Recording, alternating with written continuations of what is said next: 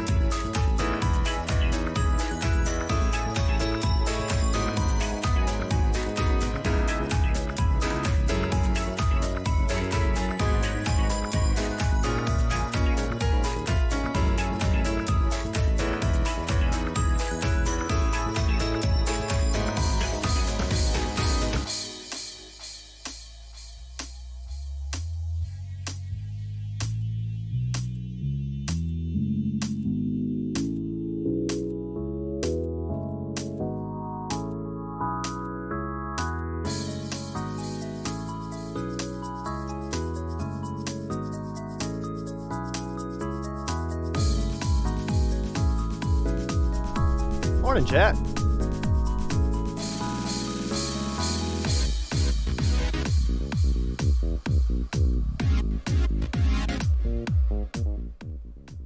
Welcome on to the stream. Good morning.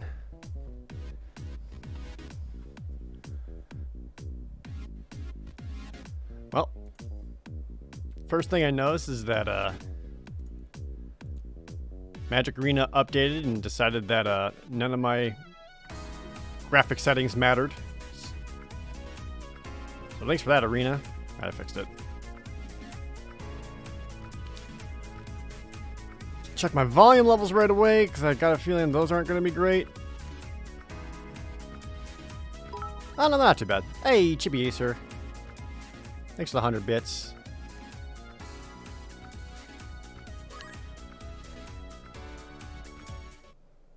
Oops.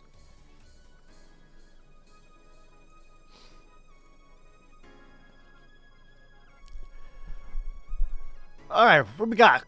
Calm Charles with the Twitch Prime resub. Oh, Damon Dan with the 1 year. Thank you, Dan. Good to see you. Sour94 resubbing. Melkor resubbing. Thank you, guys. My girl and beer. A beer with that Dollar Shave Club sponsorship? No. So I'm recording my gameplay stuff tomorrow, so I figured I'll just save my shaving for tomorrow. So I don't have to worry about it again.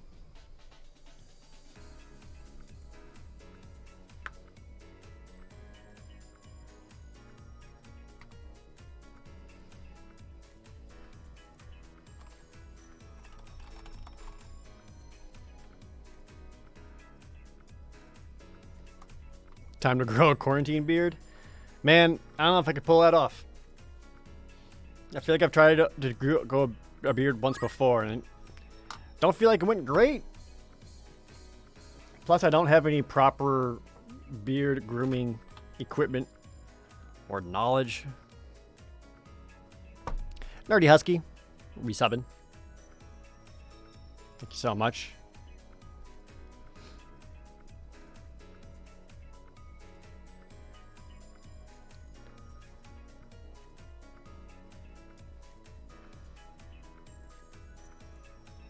Grow full wheat bread? I'd rather grow bread. Alright, who's ready to play some Magic the Gathering? I kinda am.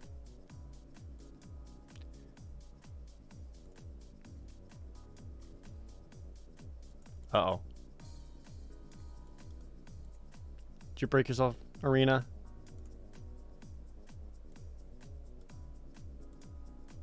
You may have. God damn it.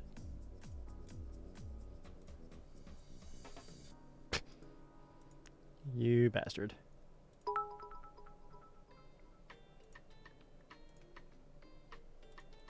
Please?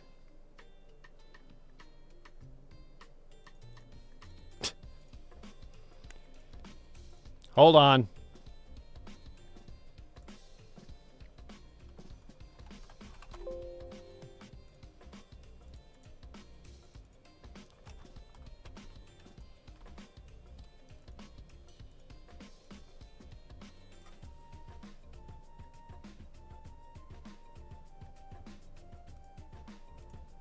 How about that? Do you see that? No?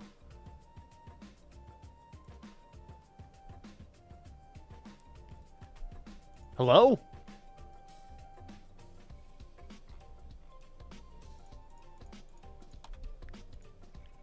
I guess I'll just make a new one? Rodney Warren, thanks for the resub. Just here to give me my Twitch Prime? Well, thank you. Alright, how about that? It's just showing up as black. What the heck?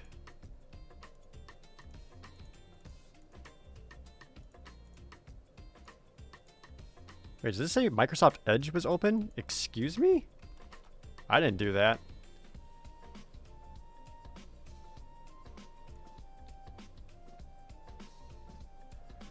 What's happening?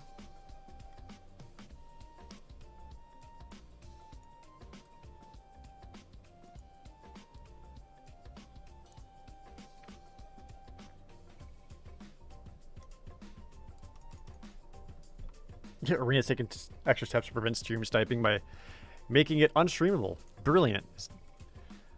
All because I did whatever update they had?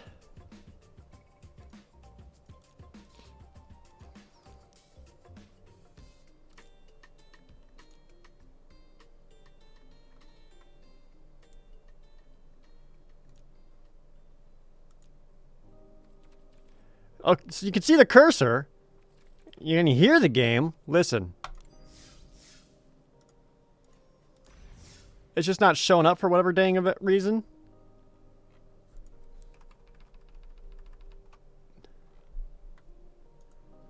I don't know what to do. I could see the game, yeah. It's just not getting captured onto OBS. Like at all. Multi-adapter compatibility. Do you need some of that action?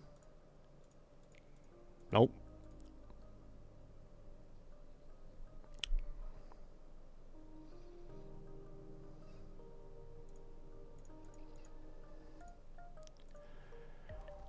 All right, I guess we're gonna go with this. It's not pretty. Just, well, I'll just do a monitor capture, I guess.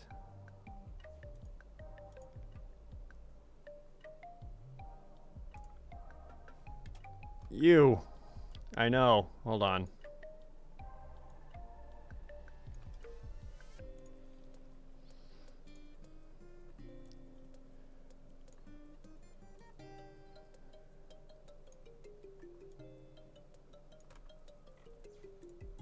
I hate doing display capture like that because it's almost never great.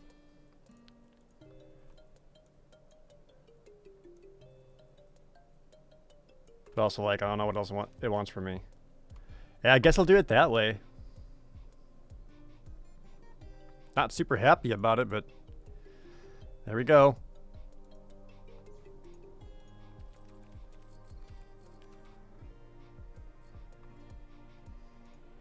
Is Cardboard Live gonna work? Yeah, it should.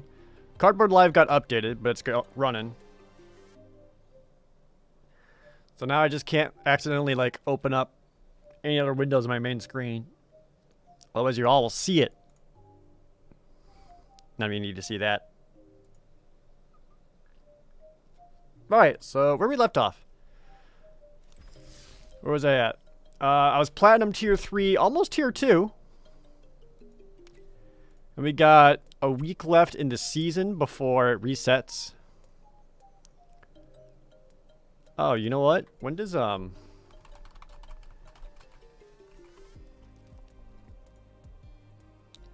when's the next core set come out?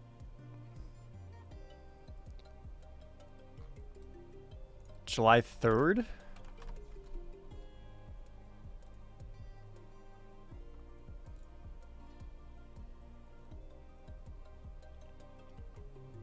I'm just showing up in Arena, though.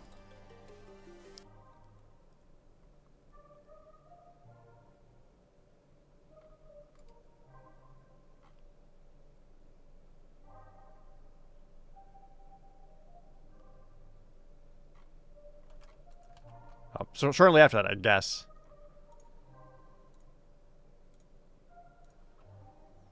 Alright, well. So here we are. I guess we'll keep on drafting.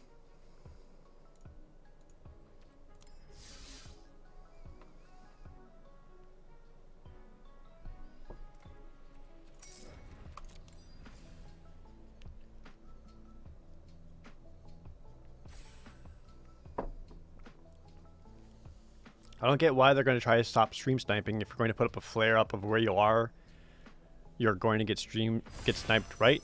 What? Wasn't completely following what you're saying there. I mean, to prevent stream sniping, all you got to do is just put up a delay on your stream. That helps a lot.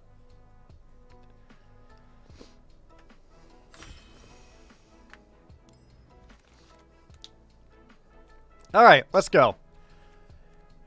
Damn.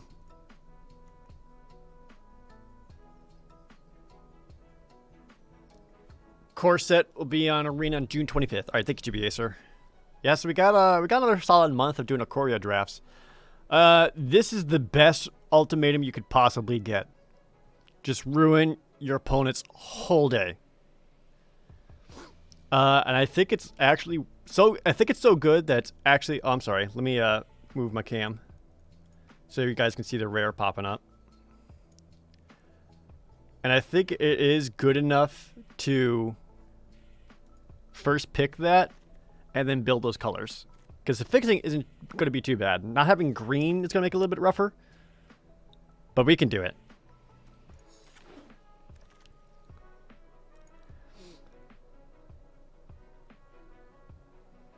We got some Fire Prophecy showing up. The rare was taken out of this pack. There's some solid cards in there, but I think just grabbing the Fire Prophecy is super good. Unpredictable Cyclone. I haven't been impressed by that. Zenith Flare got passed to me? Don't do this.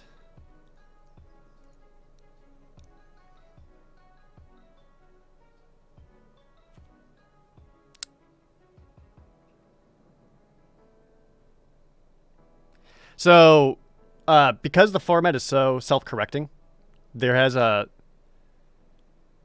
Am I desynced? Oh, when it's monitor capture, you can't scroll to the cards. That's obnoxious. Oh, it may just not work in draft yet, because it's a person draft. I'm kind of leaning towards grabbing the Evolving Wilds.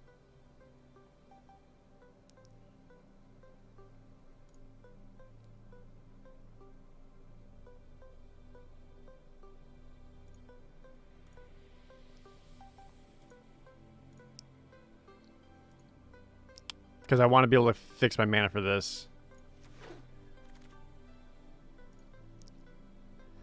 Proceeding a second Rumbling Rock Slide, and while Rumbling Rock Slides are like fine,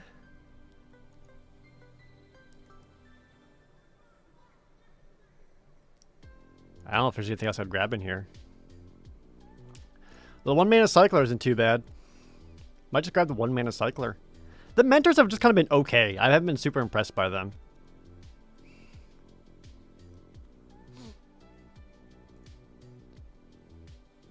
Audios. So for some people, it's... Some people are behind, others aren't. I don't know what's going on anymore. Okay. If your audio is weird, maybe you guys need to refresh. I'm going to the Rumbling Rock Slide just to keep cutting red.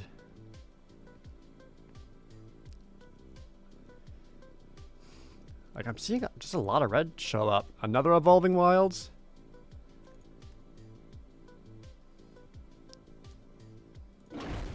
Some people saying the audio sync is fine, so maybe I won't worry about it.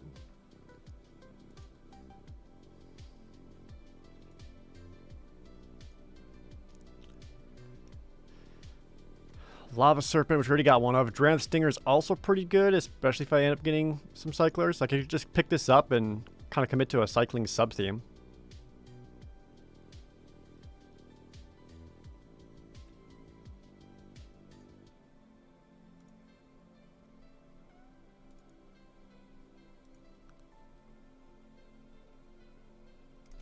Yeah, I guess. Song of Creation. Nah. However, Dual Land is great. I kind of want to get the other colors in here, though. Oh, with the white-black is also good. Just really get that mana fixing. Corpse Churn. Just because I don't like any of the other options here.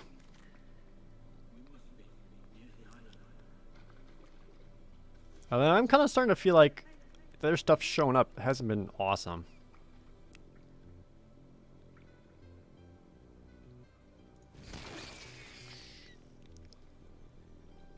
Having played with Unpredictable Cyclone, I was not too impressed by Unpredictable Cyclone.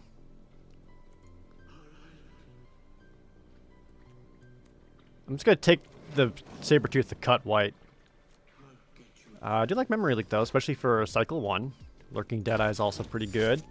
Suffocating Fumes. And a Blazing Volley. Okay. So that all came out okay.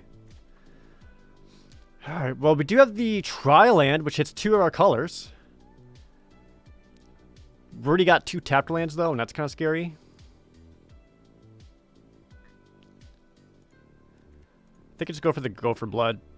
Or the Prickly Marmoset.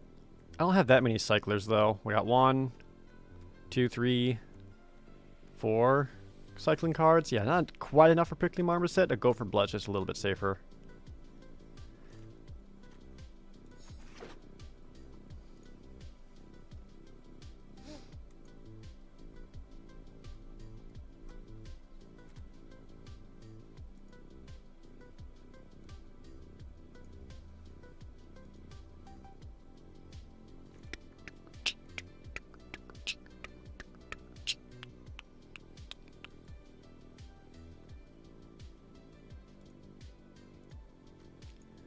Any experiments on any updates on the experiment video?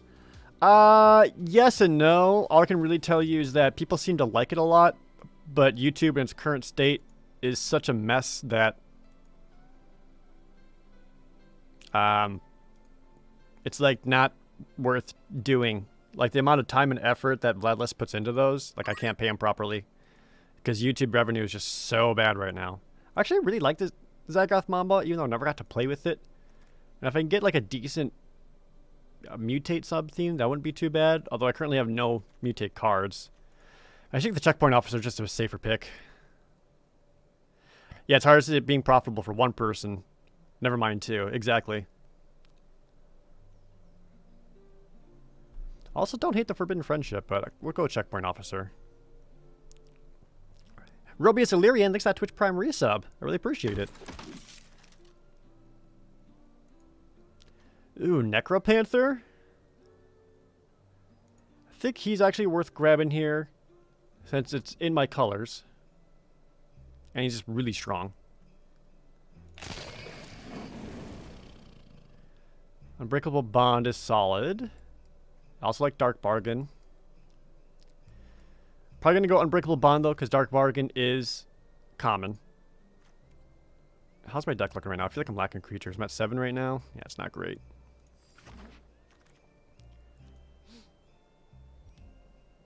Oof.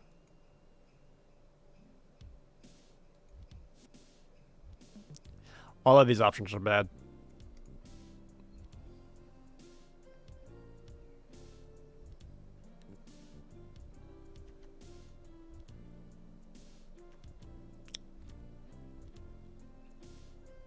Ugh, not happy with any of that.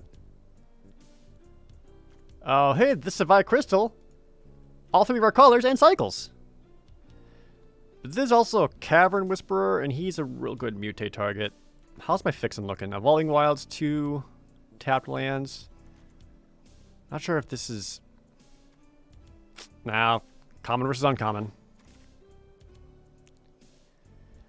There's Space Godzilla.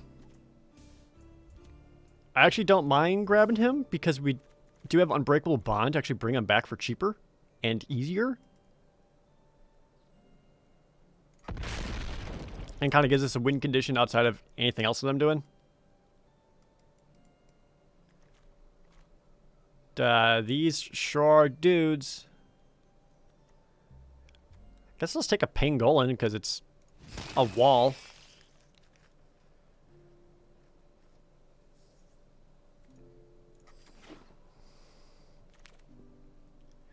Oh, Zagoth Mamba came back around. Yeah, it's not really hoping for a nice mutate sub-theme. Scorpion or Tigerilla, I guess. Corpse Turn, Dark Bargain, and Unexpected Feigns. All great picks. Gonna go with the Dark Bargain, though. Just to get them cards. You always thought about getting into a party game? Which game should you start with, and what videos should you watch to understand the rules? Well, I think Arena is the best one. It's also the most complicated, though. And the Pokemon trading card game, while I don't think it's the best, is one of the easiest to play. Space Godzilla is just like a skin for a different card, Dan. It's not... They did like a special brand deal dumb thing.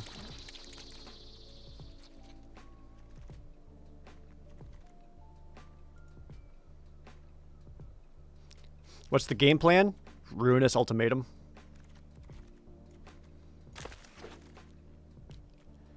Another one? Well, tempting. There's a Blood Curdle, and that's just better. Damn, both sharks in the same pack? That's kind of nuts.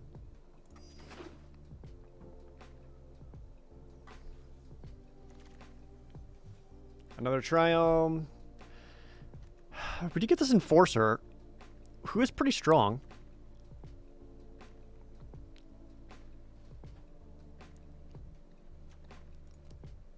Let me look at my curve real fast. Don't know if I quite grab him, though. I feel like the Splendor Mirror. Or just a dead weight. Let's see, we got... What's our removal right now? Fire Prophecy. Blood Curdle. Rumbling Rock Slide. A Gopher Blood. Yeah, I'm not going to avoid the dead weight. Just a solid 3/3 lifelink that can cycle for extra lifelink. Sounds good to me. Offspring's Revenge.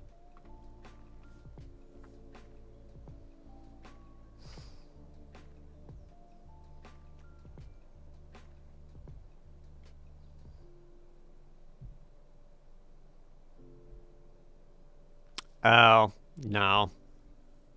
I wanted to like this, but I didn't realize you exiled the creature card from your graveyard. I thought you just kept making copies.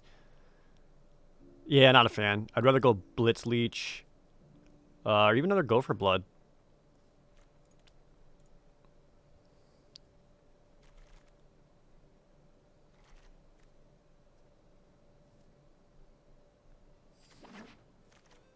Hey, Webtangler. Thanks for the resub. Any opinion on the D&D Beyond site? I don't personally use it. I know a lot of people who do.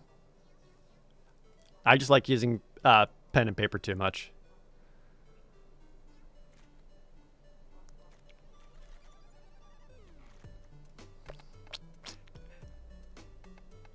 I could grab Savai's Thundermane, like I do have some cycling cards. I guess I like that than the Savai Sabertooth. Cloud Piercer. Not feeling great about the deck. I feel like I might be a little too split in my sub-themes. Do I ever get a card in draft to prevent someone else from using it against you? If I know we're going to be playing in the same pod, yeah, absolutely. Like if I'm at my table of 8 and I know my opponent is going to be someone at that table, I will absolutely hate draft cards. Like if it's more valuable for me to take away a card that's useful for them than it is for me to take like an okay at best card for myself, I will 100% prevent them from getting a card that they could use. I'm just going to throw you in the sideboard right away. Subihawk with 100 bits. Thanks for streaming. No problem. Thanks for being here.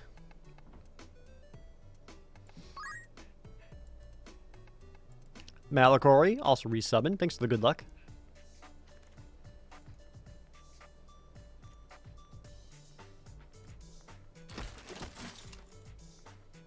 I think I might ditch the mutate and just focus more on the cycling. Just judging how this is going.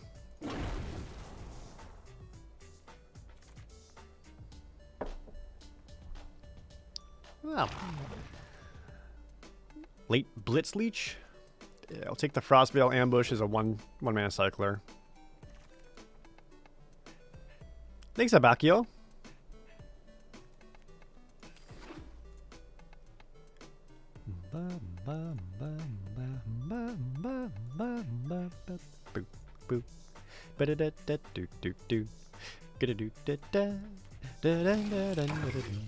Oh snap! We got a $5 GP toss. Hey Jared, great to catch a kid stream again. Have you pulled any mythics yet? We only done one draft so far. No mythics. What did we get for rares actually? Was it just the ultimatum? I think the ultimatum might be our only rare. Alright, let's try to put this pile of cards into something resembling a deck.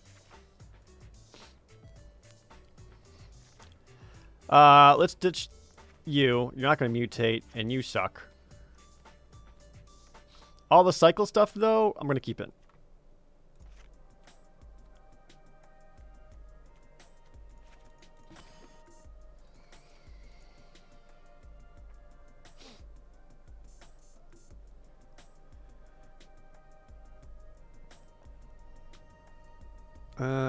Let's see here.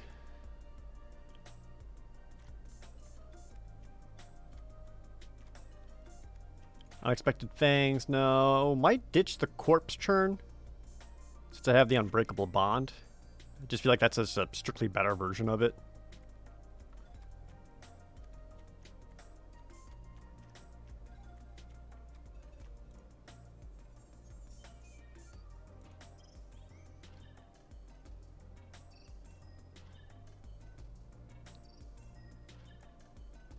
Hey Celeste, welcome out to the stream.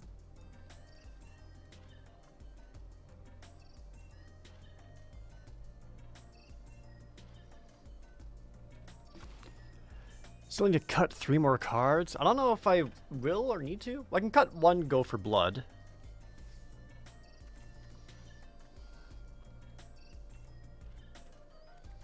I do want to keep the 1 mana cyclers in there.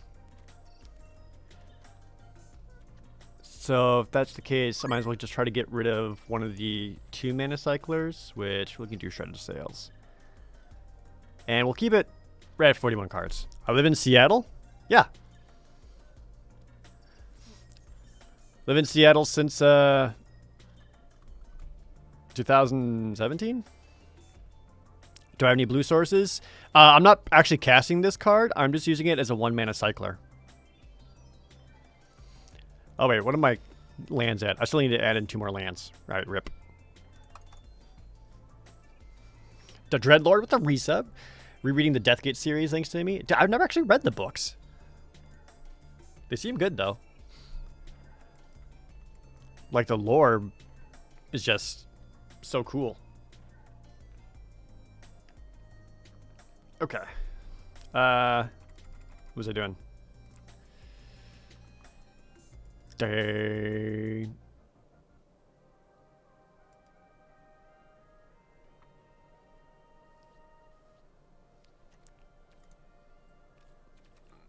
All right, let me look at these lands. So I think I might go heavier on the white sources than black because I have more early game cards that care about white than black.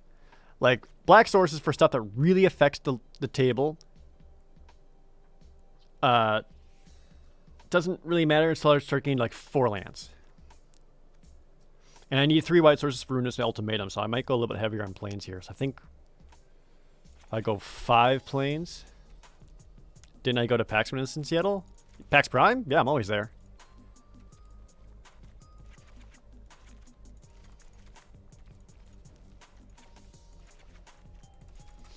Okay, so if I just do it like that, I've got 7 white sources, 6 black sources, 5 red sources. I'd rather go up on the red source. Just because, again, early game. And we also have the Evolving Wilds to help pull out anything else that I need.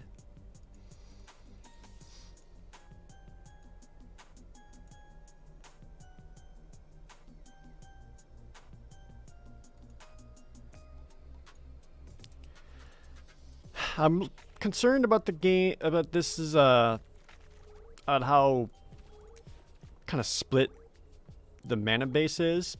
But I've got the fixing for it. Between the Crystal and the Evolving Wilds, like I should be okay. The dual lands, etc., etc.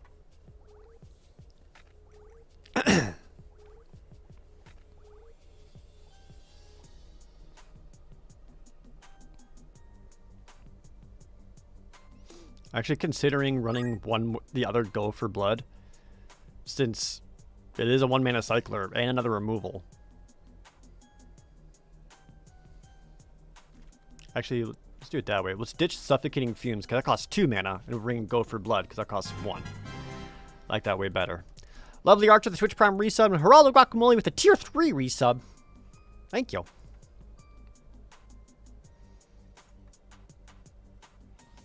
Cardboard Live isn't working. That's because Arena isn't working with OBS anymore. Arena broke itself. They updated something, and then broke it. So I'm actually... It's not capturing the game itself, it's capturing the dang...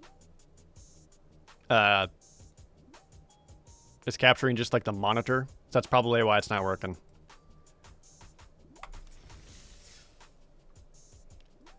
I can try again to see if it somehow miraculously fixes itself, but I'm going to guess not. Hold on.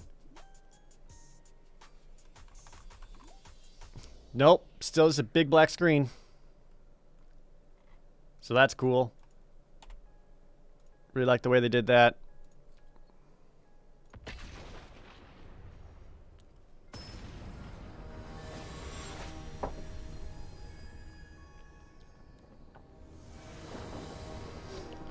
Yeah, monster capture's not great, but it's also like, it's either that or do nothing. Opponent goes first and his hand blows. We're not keeping that. Mulligan. Evolving Wilds, Crystal, Splendor Mail, a 1-mana cycler, 2-mana cycler. I like this. What do we need to throw away? Probably the 2-mana cycler. Let's go with that.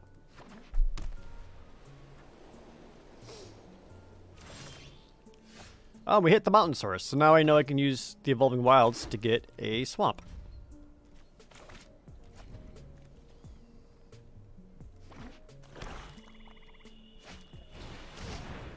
Draenith Healer. Oh, is Cardboard Live working? Oh, that's fortunate. I didn't think it would. So it's just during the drafting and deck construction part, it's not working. Which is weird.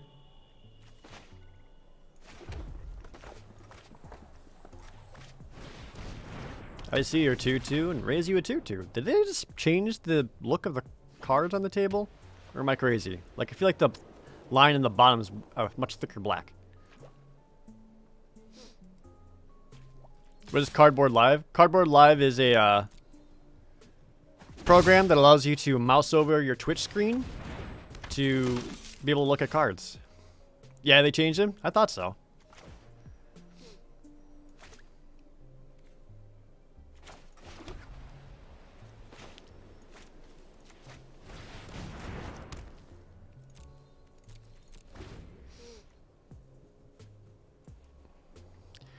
He's going to be able to get a pretty hefty attack in here. Like, if he attacks with both, he can get in for 6. I do have the Dran Stinger that I can block with. But I'm also at enough life that I think I can just kind of take the 6 and deal with it. Since I do have a lifelink card in my hand to kind of stabilize my life a little bit. I don't need to worry about this guy as much. Although I do hate the Necropanther.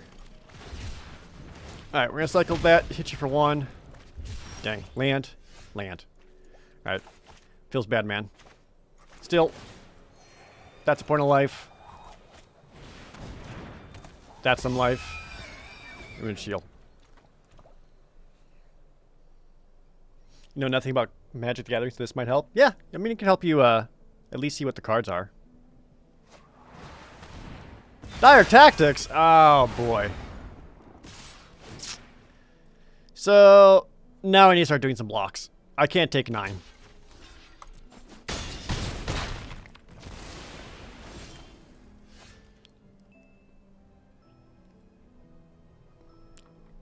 Oh, look at the way they changed the dual lands. What the heck is happening here? I don't know if I like this.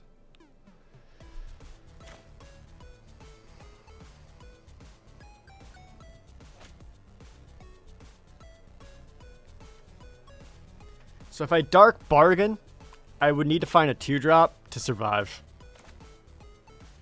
Because this is going to bring me down to 5 life. Nope, didn't hit it. I got a 3-drop and a 5-drop, so I'm just dead. Bummer. I'm dead.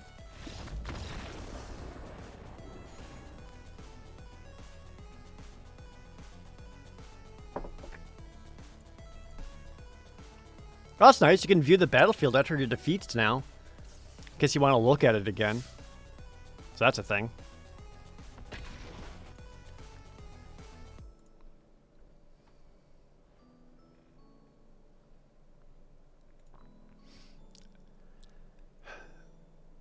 What could I have done differently?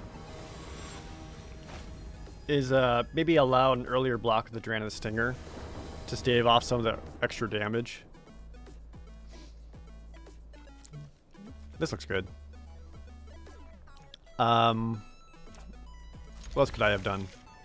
Oh my god, there are shark sleeves you can get now? Oh, I'm sorry, Chet. I totally forgot about setting up the scoreboard and naming the deck.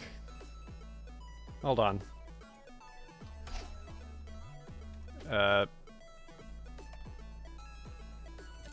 Resolve. We'll call this one is Ruin Your Day. This was what?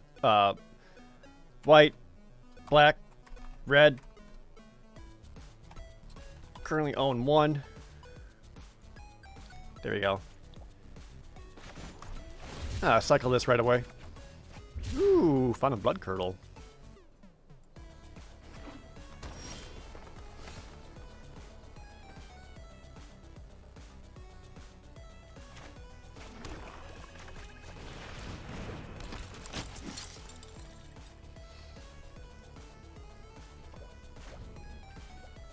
I should have named this practice deck. That's fine.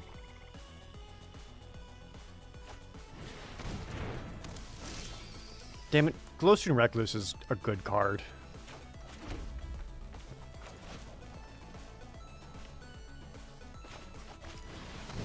But I'm going to play the Spell Eater Wolverine because Glowstone Recluse mutating and getting bigger is pretty likely here.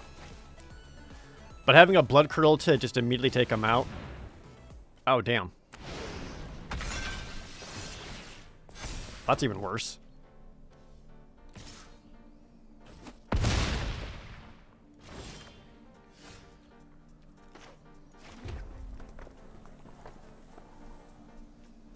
It goes back to his hand or battlefield tapped? It's battlefield tapped, huh?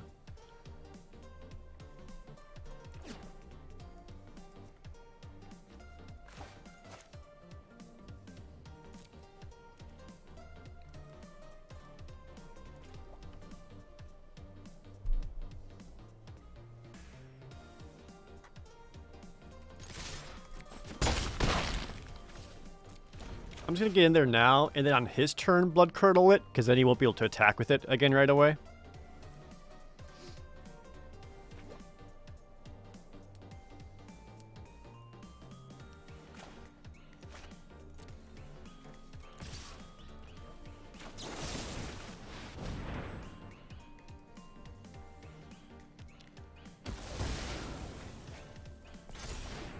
Because now if he wants to return it back to the battlefield, it'll be tapped. He can't defend with it.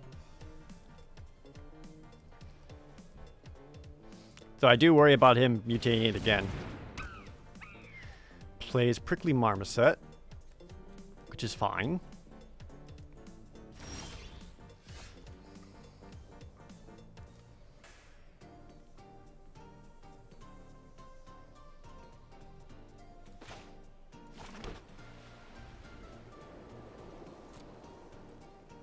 I think we'll attack with the Wolverine.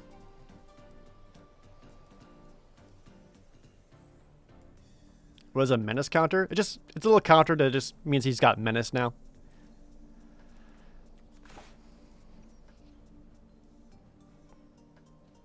So I can go Dark Bargain here, which will give him double strike again for 6 damage, and I'll draw some cards. I can also just cycle the Go for Blood, which would have the same effect. Yeah, let's do that. We're going to cycle that, keep up mana for the Checkpoint Officer.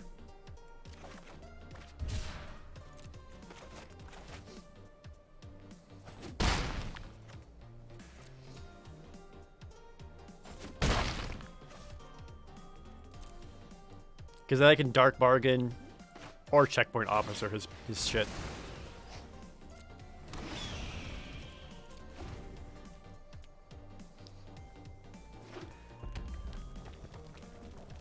Yeah, this actually potentially sets me up for some pretty aggressive plays. So I can tap him down, get rid of a defender. Tap down and... no, I'll be short mana. I was thinking about tapping it down and then playing Lava Serpent, just getting in for a lot. But I think having this double striker is probably going to be biggest. He does have Lutri up still. So you could be trying to combo off some spells. At 2 mana though, what would be? In green or black? Maybe a Ram Through?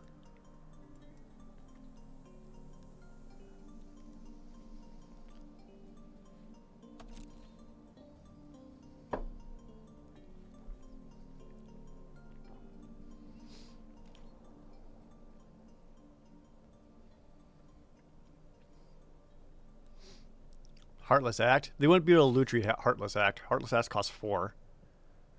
Oh, but it costs 2 less if they have a 4-power creature? They only have 2 red sources though, so they still lack red sources for that. Goes Mutual Destruction on the Checkpoint Officer? And then Lutri's that. Okay, didn't expect the Mutual Destruction. So because he's Lutriing it and the spell is already cast, he doesn't need to pay the sacrifice casting cost. Which is a fun little interaction.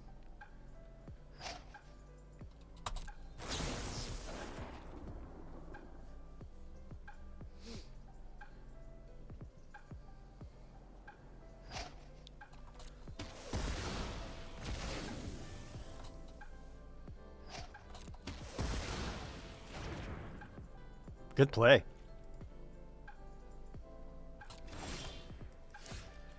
What do I need here? A Ruinous Ultimatum would be nice.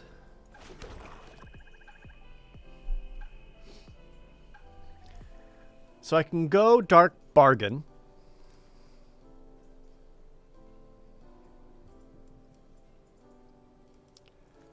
Or I think I have to start threatening his life total here.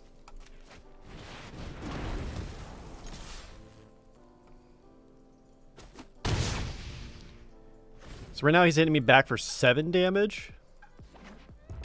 But that has to be attached with everything, and then wouldn't have a defender.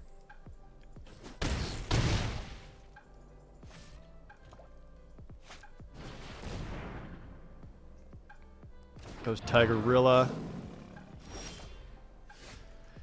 Oh boy, these draws though.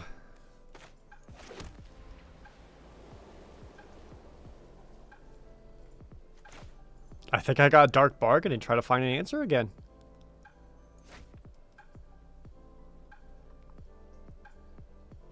Because otherwise he attacks with everything and I die anyway.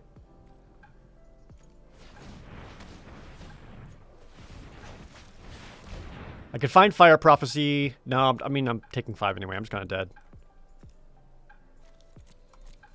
Mutate him into Reach. Nope. Lack that mana. Yeah, I'm just kind of dead here.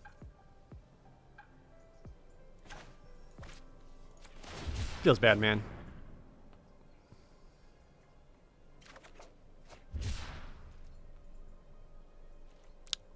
Damn. Feels bad.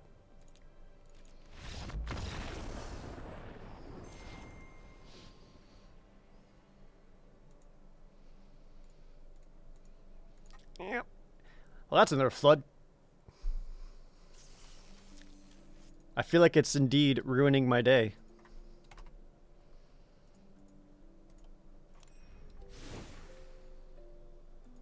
There was 17 lands in there, right? Yeah. Yeah, I don't think I need to go down on lands at all. Like, I've got enough high-cost cards and not enough cyclers. I want to go down on lands. Heartless X is the one in a black. Oh, I was thinking the, capture one. Opponent goes first. Try pile shuffling? That's what I need. There just needs to be a pile shuffle button on Arena.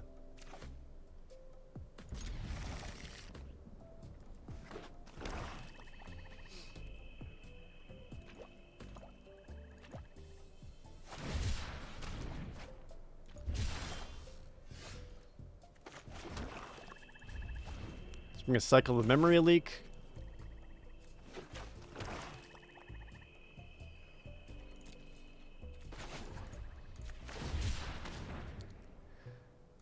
Cycle that. Ooh, hit the dual land. I was going to play the dual land now.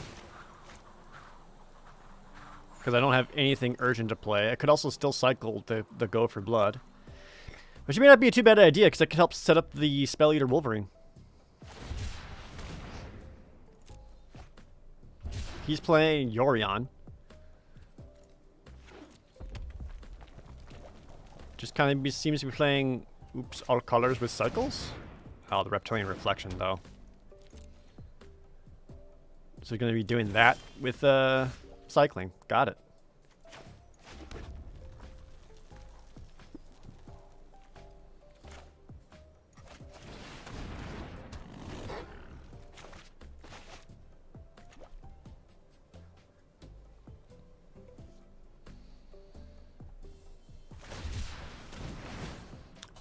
Are you just playing cycling with Reptilian Reflection?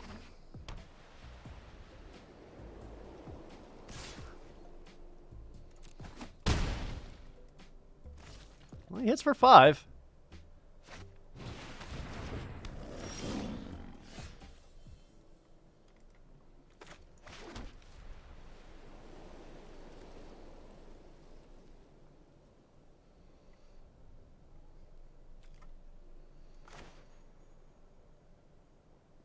I think I just... Do I just mutate that in? Actually, I don't think I do. I think I Fire Prophecy this Sabertooth. Just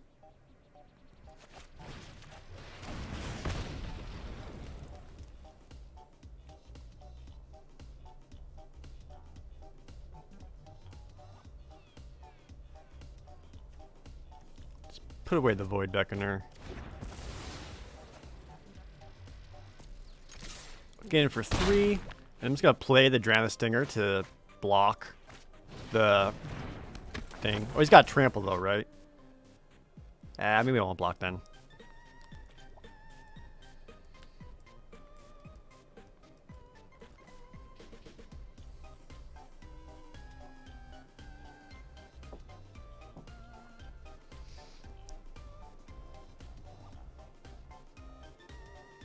You're sad Deathgate is over? I know, Deathgate was such a fun playthrough. Just plays the Beat Poacher? That seems surprising.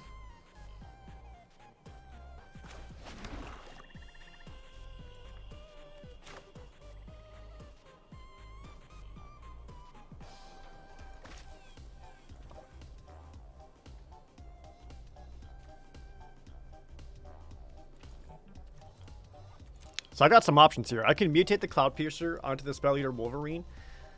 Make him into a 5/4 with Double Strike. Or I could just play him out.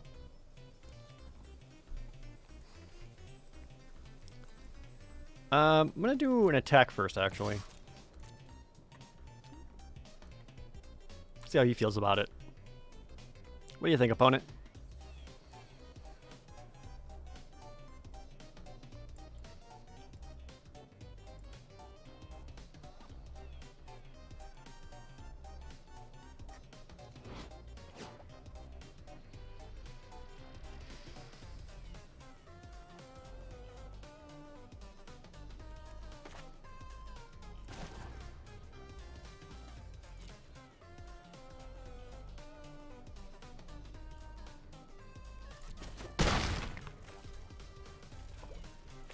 Just gonna hit him and then just play out a 5/4. Trying to go wider here. Because I still have the Go for Blood up in case I want to do a fight. And I have this Splendor Mare in case I want to cycle that to give something some lifelink.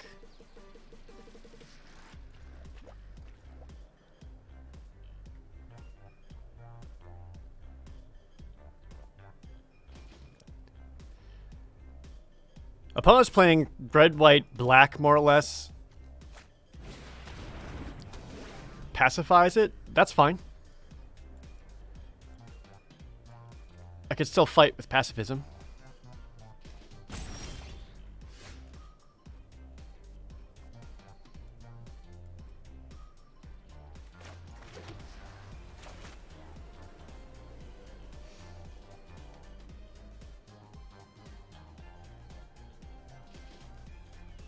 Now remember, this is sorcery speed. I wish it was instant, because otherwise when he cycles to activate Reptilian Reflection, I could just immediately do a Go for Blood to fight it.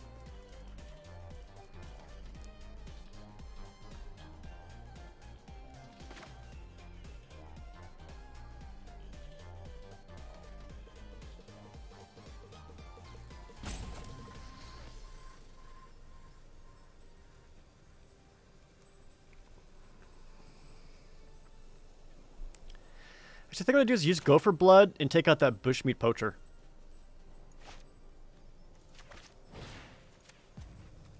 And make it so you can't activate that to set up some heals. That'd make the Spell Eater Wolverine into a Double Striker. And I can start putting the pressure on the opponent. Especially when he's got nothing to block with. Get in for 6. I'll play out this 3/3. A little worried about overextending here, but him lacking cycling cards on his cycler payoff, it's kind of a big deal.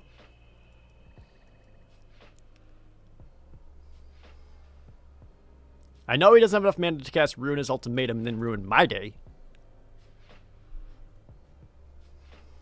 60 card deck in a draft is a bold move. He has to. Because he made Yorion his companion, he has to make his deck start with an extra 20 cards.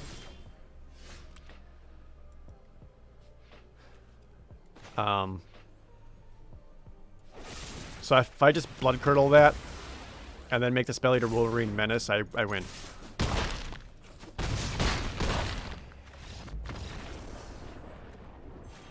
Is cycling still the way to the top? So, drafting is a self-correcting format in that as people play it and people start to realize how powerful cycling is, more and more people start taking cycling. So because of that, cycling cards and decks are much harder to put together in drafts now because everyone's looking after the cycling cards. So it's kind of like brought itself down. It's still good. Like if you see a Zenith Flare, you grab that and you grab 1 minute cyclers. But it's still not like it's not like tunnel vision draft option. Like just because it's far less open now than it ever was before.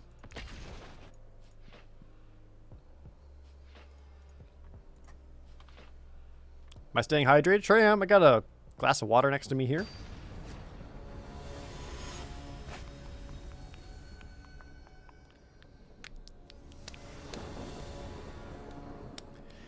Evolving Wilds, a Wind-Scarred Crag, a 3-mana, something mutate, some removal.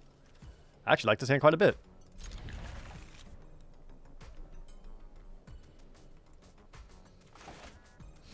So we'll need to grab a black source.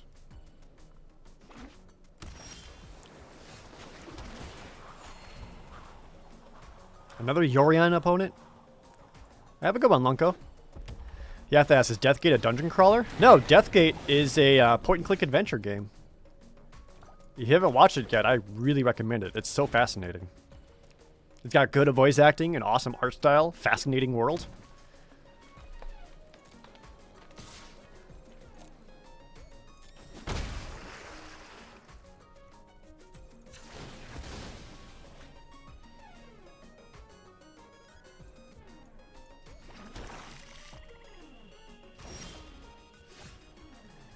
I immediately grab another black source. That's fine. He's only got a 1/3 out, so I'm just going to keep filling out the board with some mana.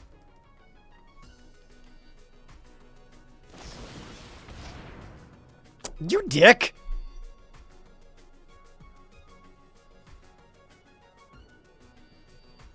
I hope you feel good about that. I know you just kept that in there's a cycler, but now something to actually play.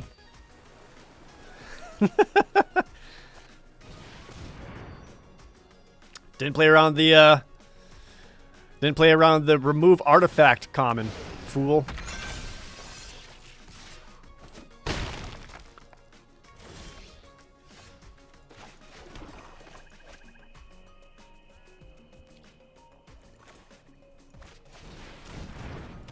I do like how low on cards he's getting.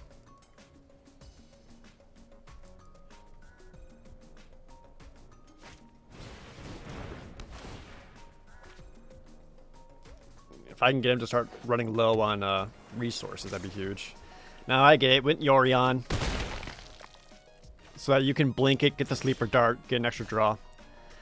That's all the more reason I want to use Blood Curdle now, so that the Glowstone Recluse and the What's-His-Face doesn't come back.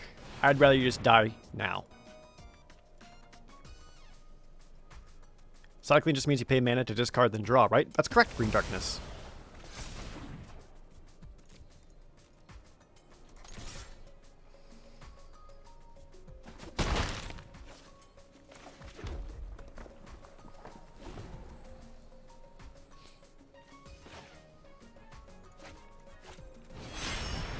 Yep, plays Yorion, blinks Sleeper Dart. Sleeper Dart allows him to draw 1 extra card.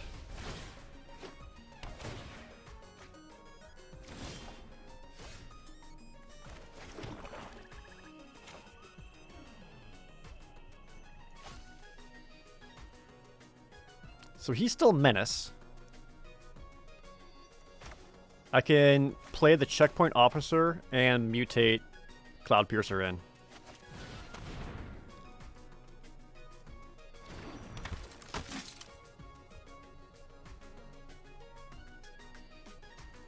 If I mutate the Cloudpiercer in, he'll definitely be able to just Sleeper Dart it, though.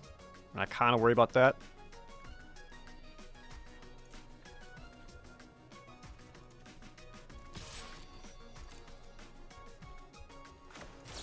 Let's go Dark Bargain, because this put 1 more instant in my graveyard. And if I can put 1 more, nope. That's too bad. was kind of hoping to be able to put one more spell into the graveyard to gain for the double strike. Didn't quite get there, though.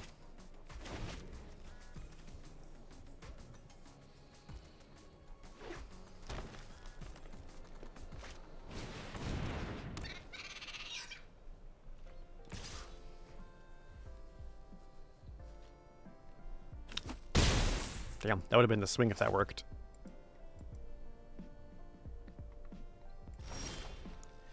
Doesn't sleeper dart it.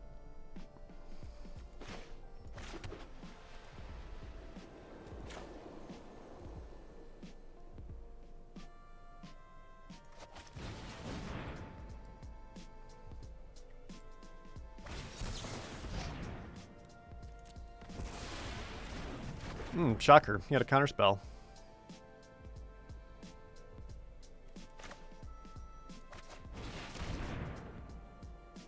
So I can play a much more worthwhile card. He still has Menace, so he can get in there.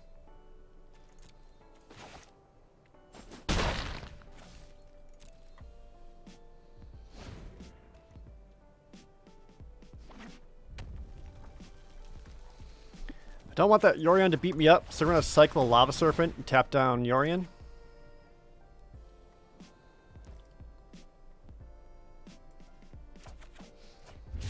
Oh, there's the Void Beckoner. Do I have enough mana for him? Currently short 1, but I can also cycle him and get some Death Touch.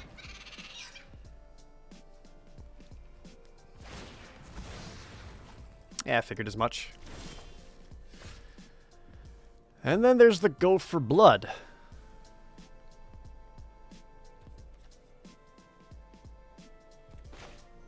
I think I just play him.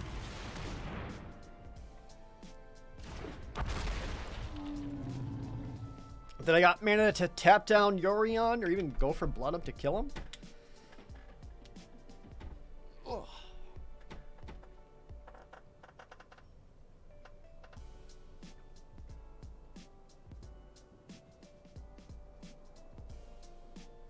I think I just keep up my mana for the checkpoint officer. Because I'm looking at what's going to win me the game, and I think using the checkpoint officer to tap down the Yorion,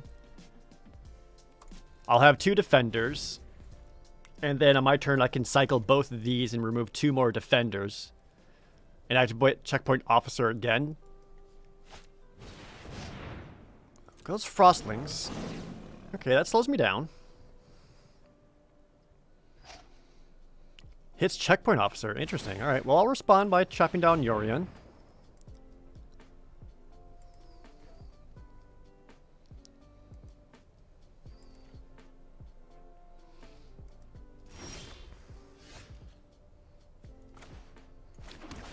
It's only 1 point of life, but that's kind of huge.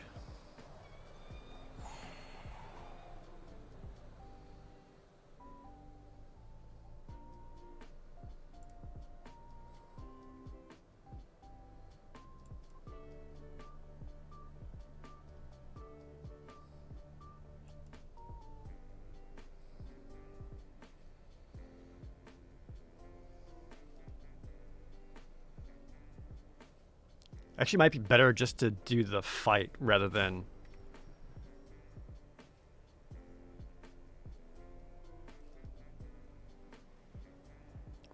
cycling it, just because it keeps him off the battlefield altogether.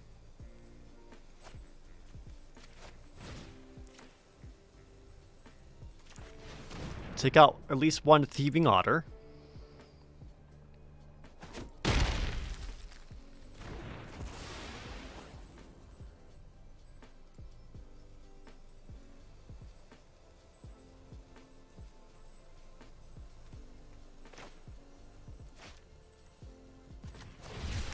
Go cycle.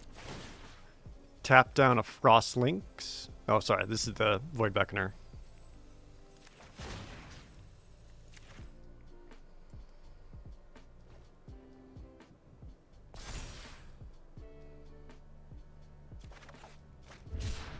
Gets Unbreakable Bond. That's perfect with the Void Beckoner. So he's gonna get in for 6. And if I swing here, it'll force his block.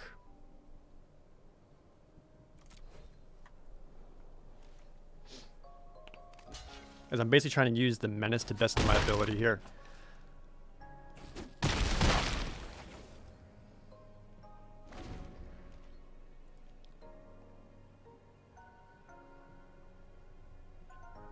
So even still having a defender, you currently can only deal 6 points of damage back.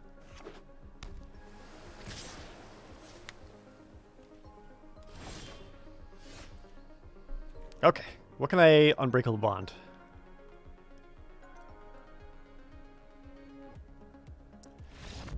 Oh, alright. Never mind. I kind of wanted an 8/8 Death Touch lifelink, but fine. I mean, all I had to do was tap down Yorion and attack, and I would have won. What's the deck's gimmick? It's not really a gimmick, but one of our win condition is the Ruinous Ultimatum, which we have yet to cast. Per usual, am I right?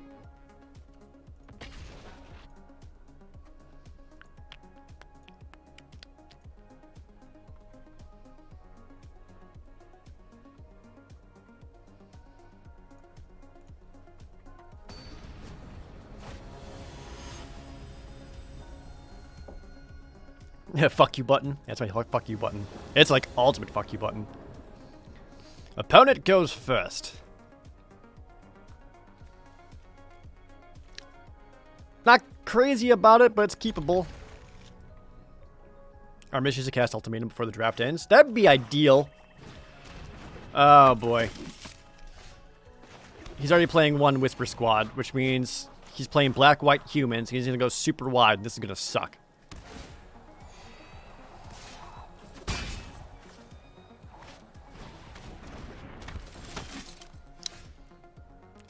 Oh boy.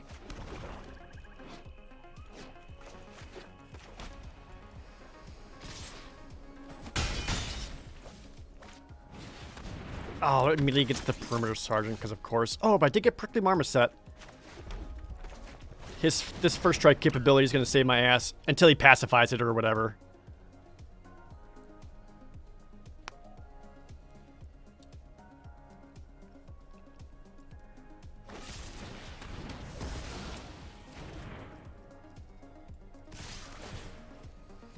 Ow.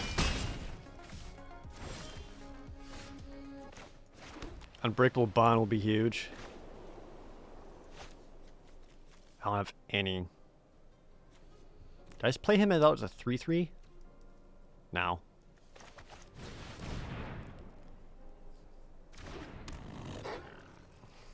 I might need to Unbreakable Bond the Prickly Marmoset just to have the life-linking first striker.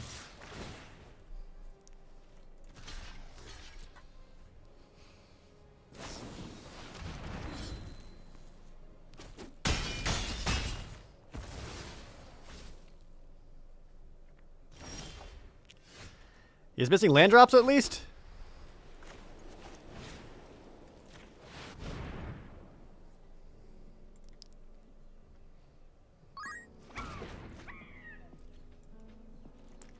Now I just gotta hope he doesn't have any other removal. If he does, I lose!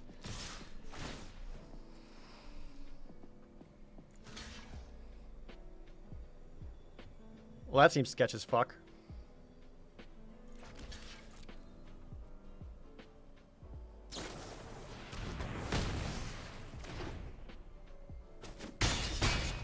I'm just dead.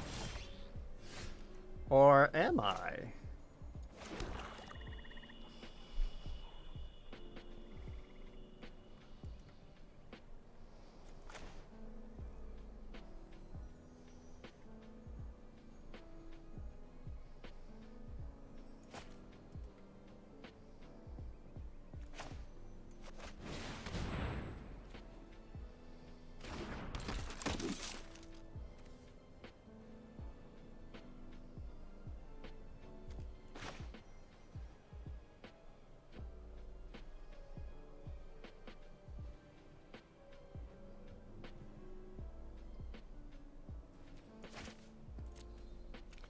Just tapping down the perimeter sergeant's a safer bet.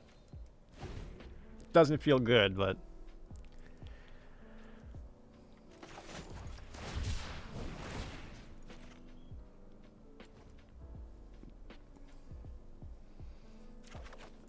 just trying to find answers here. Where's Fire Prophecy? Oh, that's bad. Can I cast him? No. It is another cycler, though.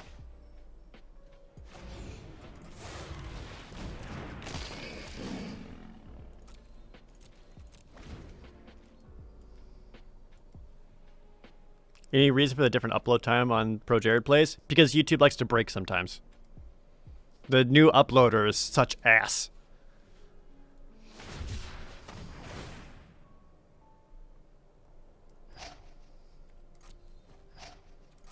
Please don't find more cyclers.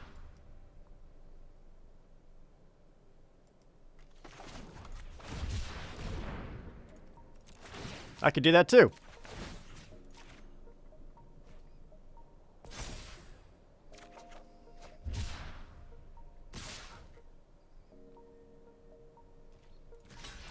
Okay. I still got Death Touch. Oh, then dead weights it? Okay.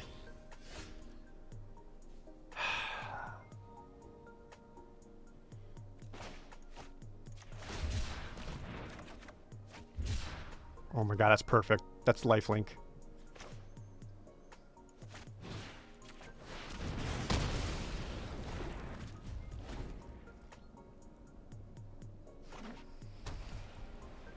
Don't do anything to him.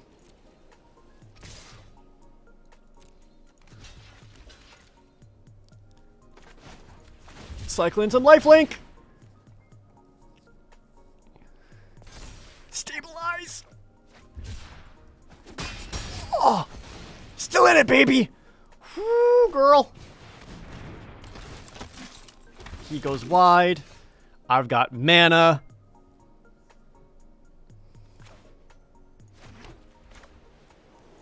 I mean, as long as I can just do this and take out his dudes and gain life off of it, I'll be fine.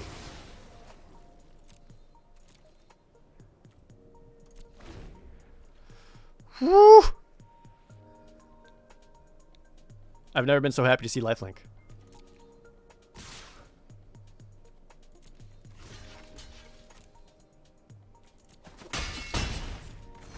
If he flashes in that guy, though, I'll be trouble. Yeah, I figured that was showing up at some point.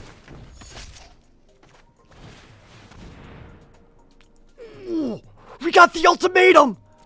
Do I have the mana for it? 3 white, 2 red, 2 black. Oh my god, yes! Yes! I'm gonna ruin your day!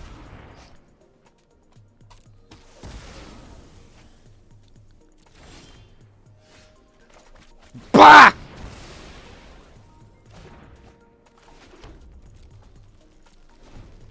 Still in it, baby!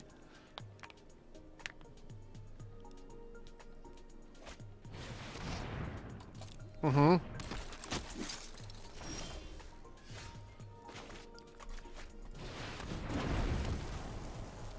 I still can't attack back. Not in a good position for that. But I am stabilized like you wouldn't believe. Oh, fucking hell. He could start exiling and making 1/1s, and that's going to be real bad.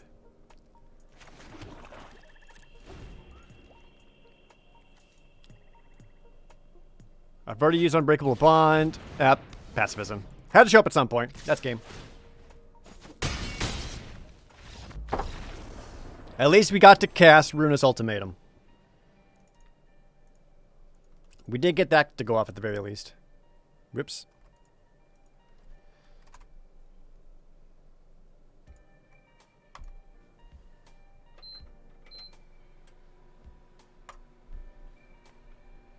Well, it wasn't a great deck anyway.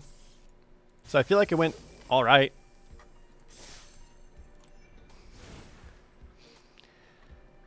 All things considered, I do feel I played that last match pretty well.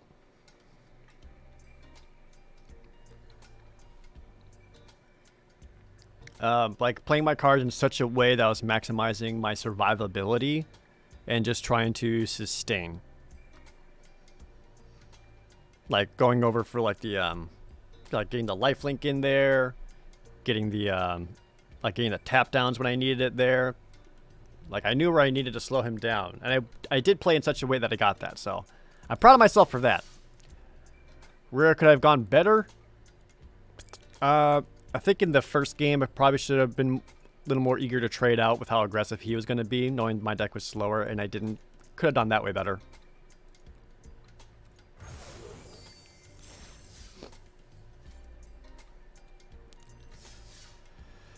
Alright, well. So, that's an okay way to start for our first draft of the day. Oh, MCS89, thanks for that Twitch Prime resub. Sorry I missed that 7 minutes ago. I was deep in the tank, as they say.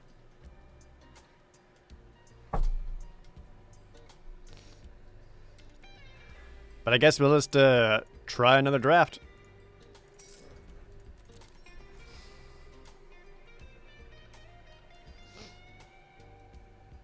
Go snack on playing something. I actually got a snack here.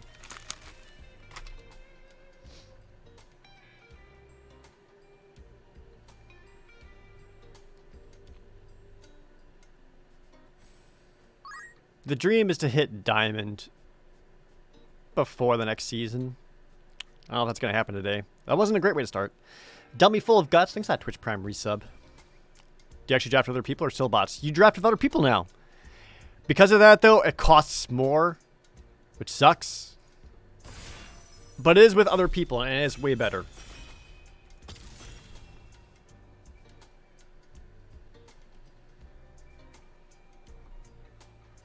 Happy Memorial Day, by the way, everyone. Does anyone have a today off work? For those of you who still have jobs? You don't get it. Why does it cost more? I don't know, man. Because there's people there.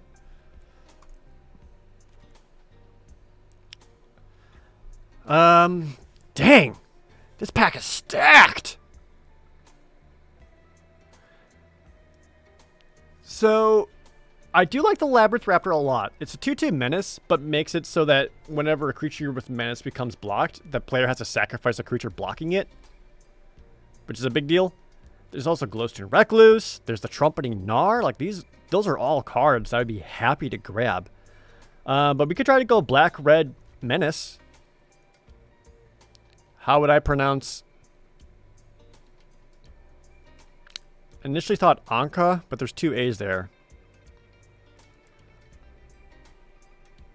Anka? I don't know. Let's try to go. Let's try to go menace, boys. Black, red. Would you have the Rooting Moloch?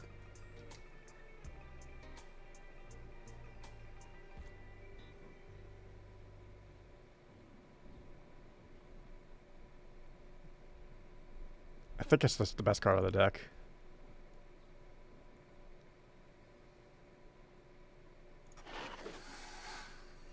Second one? Don't see any menace yet.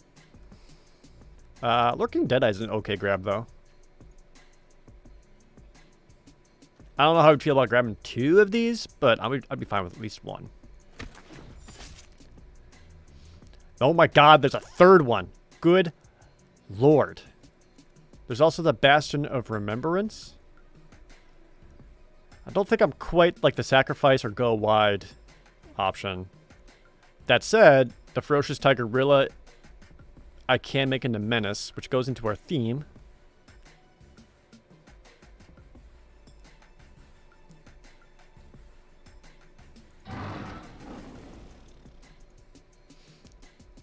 Go with that. This black might be getting cut pretty bad here. If that's the case, that's a bummer.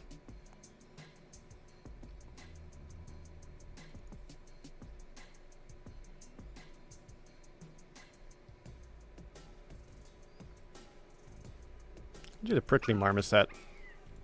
Lava Serpent was also pretty tempting, but people are more likely to grab Prickly Marmosets before they are lava Serpents. Well, all these cards are bad. Let's take the black one. Might just start cutting black to signal to my opponents to get out of it. Yeah, I really want to start seeing some menace creatures. I'd splash blue to play out one mine. That's because I like drawing cards.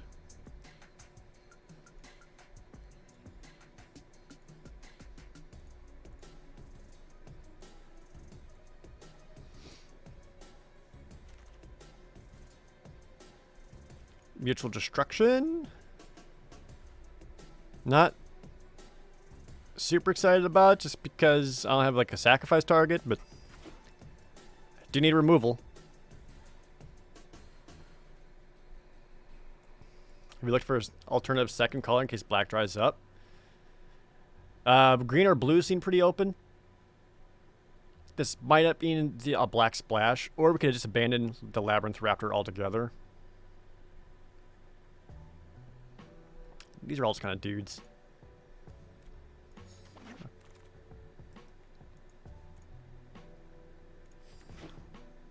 Yeah, this might be a non-black deck. Wow, Aegis, Crustacean, and Essence Scatter all showing up. I guess I'd rather grab the dual land just in case I end up needing it.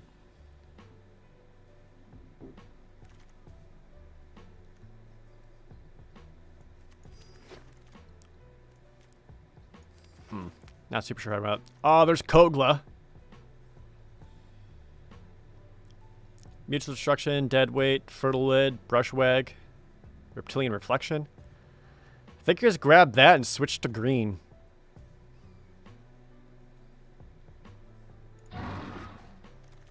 Just Kogla so strong. Eerie Ultimatum? Dire Tactics. I don't know if I can quite pull off the white, though. I'd consider playing the Gnar just as the 3 green mutate creature.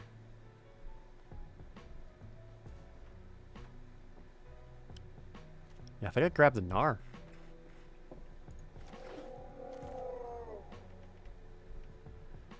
Primal Empathy if I want to keep the blue splash in. Which, considering the other cards in the pack... Ooh, Primal Empathy versus Pathfinder.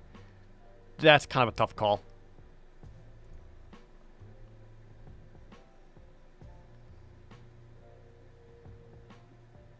Did I say Pathfinder? It's Farfinder.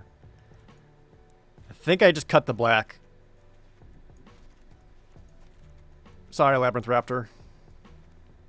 Go red, green, splash blue. Oh, I like the Auspicious Darks a lot. Like a lot.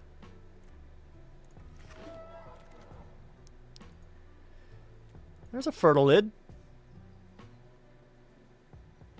Help us with our mana. There's the Mythos of Brokos. Considering other card options in here, there's a couple mana fixers.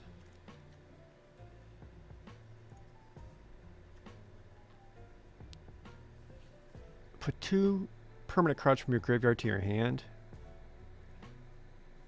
I wish it was Battlefield. If it was Battlefield, I think I would actually like it. I think it's just better to grab Evolving Wilds. If I know I'm going to be splashing colors. Yeah. Bagel Soda with the Twitch Prime resub. Thank you, Bagel. Need the Stampede. I haven't played this card.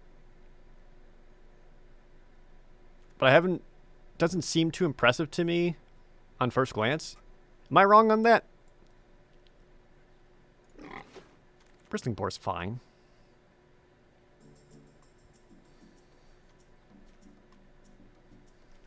I like the Migration Path. It's okay to fill out a deck. Yeah, I feel I would play that if I was running heavy on creatures. Like if I was red-green and I had like 17 creatures, I feel like I'd play it.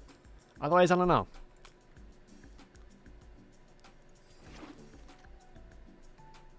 Another Fertilid. I guess I like that more than anything else here.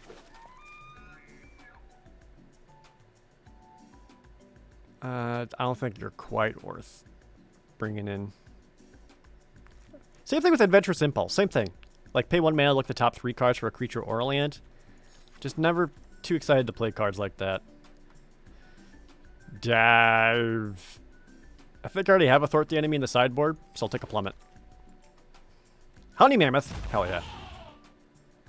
Survivor's Bond I already had one of, so I'll just cut it. Take the Cycler. Lead the Stampede would be good with a lot of cards with flash in some way. Is that the reveal the card from your hand?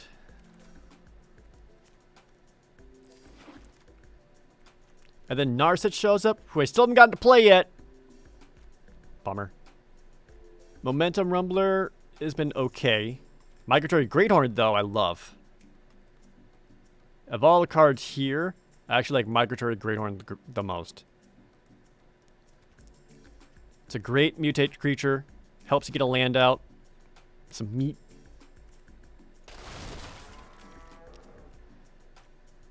Rogren Triome. Not quite what I want. There's a Firefinder, though. Alright. Here's a Bloodfell Caves. I might bring in, like, Splash and Black for, like, mutual destruction and stuff. Ooh, a Voracious Great Shark. Are you worth splashing? You're 2 blue. What else, like... no, there's a Clash of Titans. I'd rather have Clash of Titans.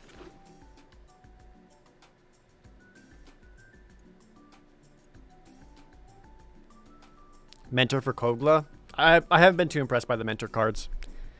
And that's also a very narrow reason just to grab him. Emergent Ultimatum. That's the 2 black, though, right? Yeah. We got a Humble Naturalist. Which I think I might grab because I am lacking 2 drops.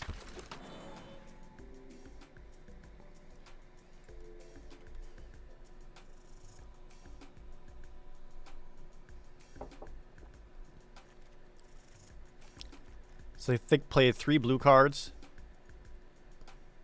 Pyroceratops, whatever.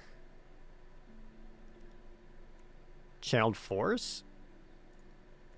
That would splash blue for. Oh, there's an Essus Symbiote and a Lava Serpent. Also fixing. Matthew is here with the Twitch Prime resub.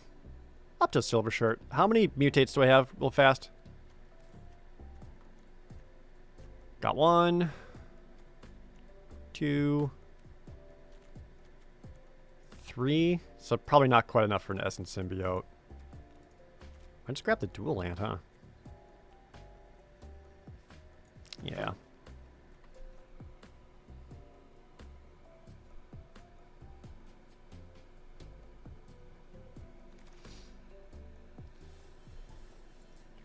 Hot shit.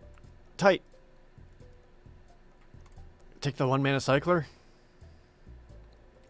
Take the 1 mana cycler. Fully grown. Or another dual land. Actually, I'm lacking creatures. It feels bad.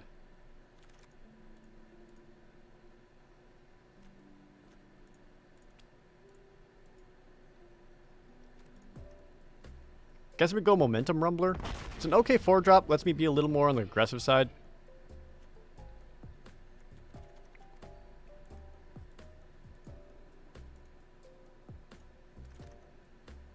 Another Channeled Force? Surprising.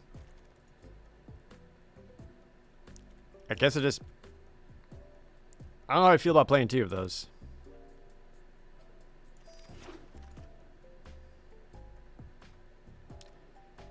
This is some stuff. I guess a Raptor. Not happy about it. They're all Cycler 2s.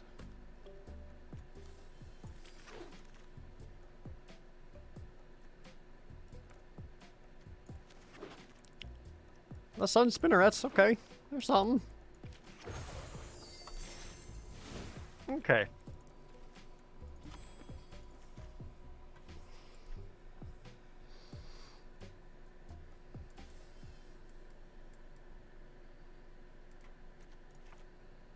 Well, I'm only gonna play the one-channeled force.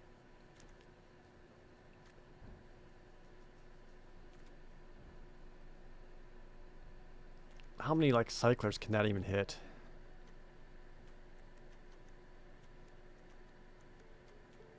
Not too many.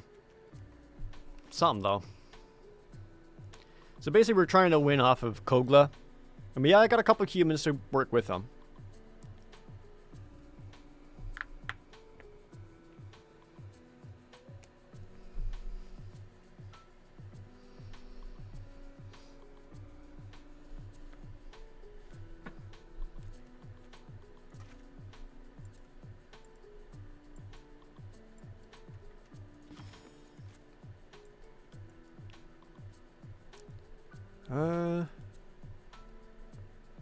Survivor's Bond. I actually want to keep that because how many humans do I have? Just the Humble Naturalist. Alright, well. That's alright. There's plenty of other stuff I would want to take back with it. What's the cost of the blue splash with the added benefit? Primal Empathy, 1 Mind, and Trumpeting Gnar. Not that I need blue for Gnar, so it's basically for 1 Mind and Primal Empathy. That I consider worth it. Even the Channeled Force. So if I know I'm drawing too much, because like these are all cards that I don't need to play early, so I don't feel I need to worry about hitting those right away. Plus, with between 2 Fertilage and a Farfinder and an Evolving Wilds, I'll hit my blue source. The auto land generator says I should have 5 blue. I think it's doing that because of the Frostveil ambush, but that's probably just going to end up being cycled away. So I probably would go down blue sources just to go up a little bit higher on the others.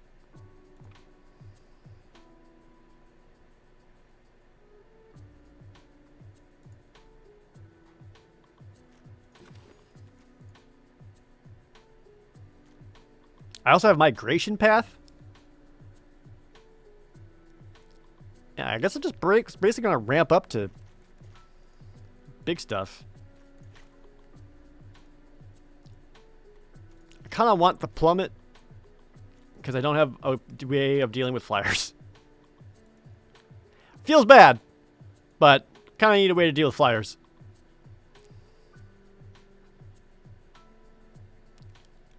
I'm just going to ditch the Frenzied Raptor. Fuck him. Arena season ends in 5 days. I know. The dream was to hit Diamond before the season ends. We're pretty close. If I could play well, we might get there.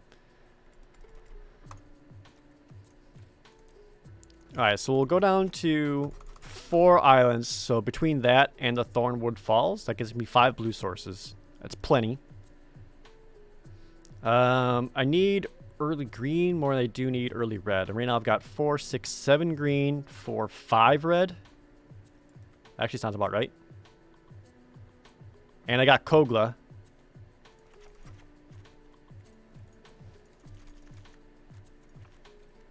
So I might even just go up to 8 total. Definitely just accidentally cut a land I didn't mean to. Here we go. 5, 6, 7, 8 green. That sounds right. Do you always stay diamond? Does it drop you periodically? At the end of the season, you get dropped roughly 1 whole rank. So if I was like gold tier 1, I'll go down to like silver tier 1 or silver tier 2 or whatever it is.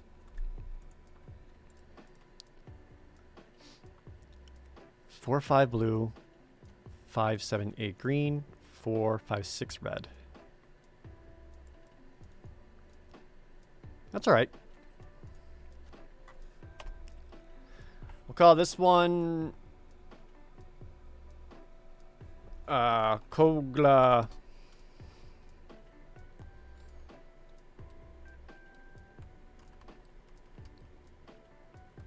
I don't have anything clever.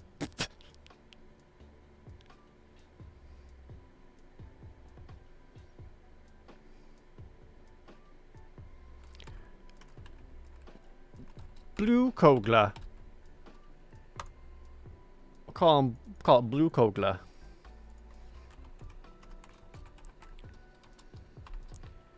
Red, green, splash blue. Currently 0-0.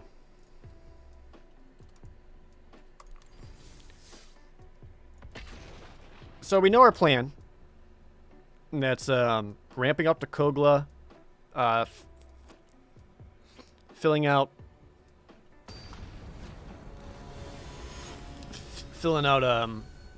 our board with lands as much as possible between Farfinder, Migration Path, etc.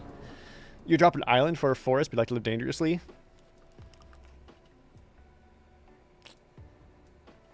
I don't think that's unreasonable. That's honestly not too bad because, again, all the blue stuff is like later cards. Opponent goes first. Well, we hit both are blue, no red, but we can fertile it out a red. Build a mono blue deck in Ikoria. Hey, it's Kogla. You mean draft or in constructed? Constructed, no problem. Draft, it'd just be bad blue.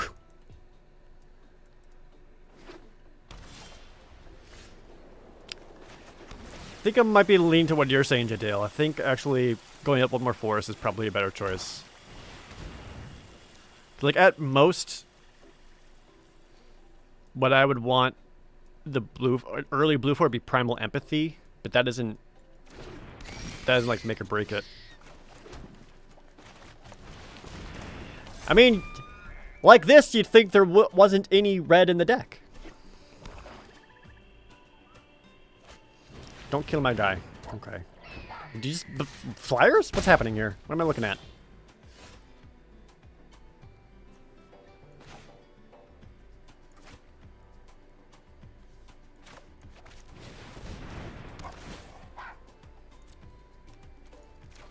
Give me the mountain.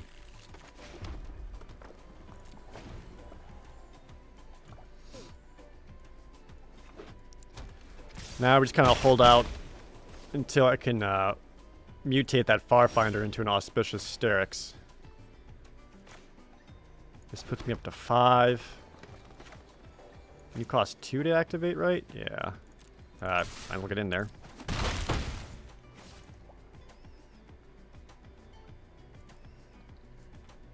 I should go straight to Kogla and do a fight. Damn, I think I should just play the Bristling Boar. Because I don't really need to activate the Fertilid that much. I've got the mana for Kogla. I'm just going to keep affecting creatures on the board rather than filling out my mana. I've got mana in hand.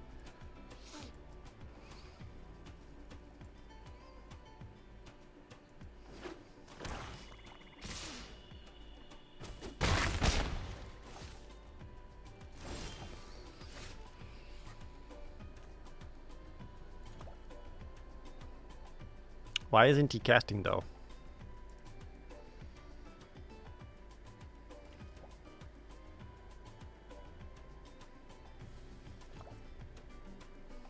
Why isn't he casting?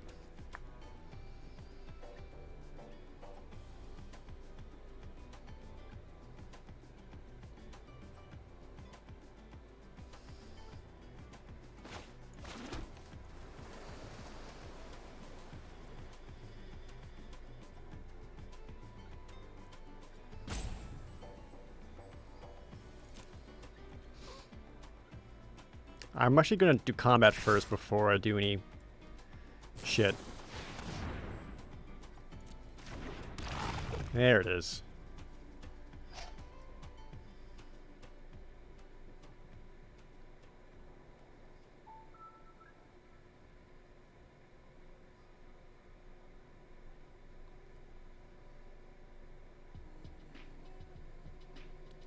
I think I just let that happen. Because no block the Flower Finder. Yep. You're a 5/1? Yeah.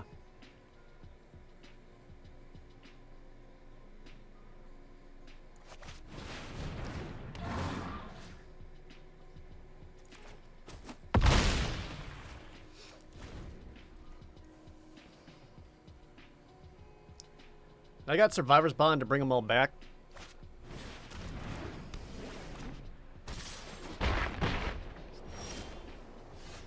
Sure.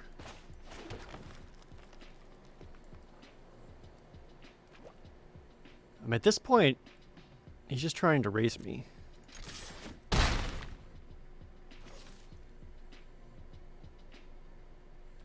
I mean, just gotta do some math here. Pay 2. Dude, nope. I can't quite Survivor's Bond and mutate stuff in, can I? Yeah, I'll be short. But I can't play a Tiger Gorilla and give him Menace.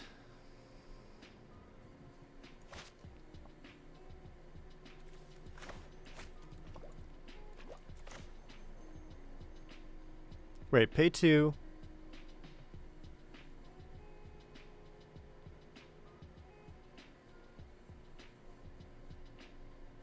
Maybe I can.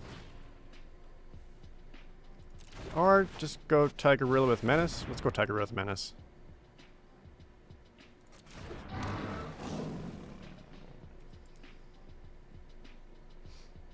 Might just mutate it right away just to get another land out. Ooh, yeah, actually, we're gonna do that. I'm gonna mutate him to get another land out.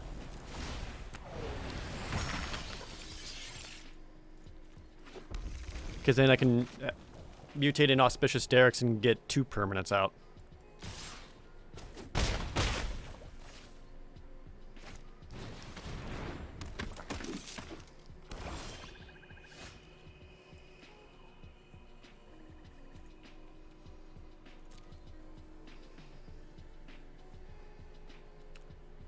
So currently I'm dead next turn.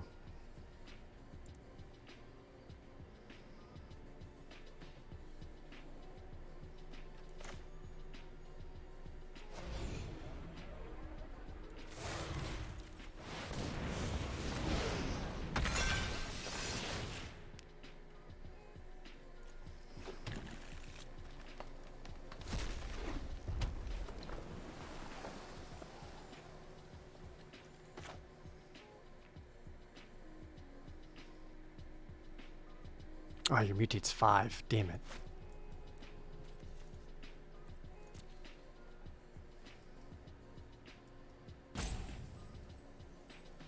I think I just died of flyers.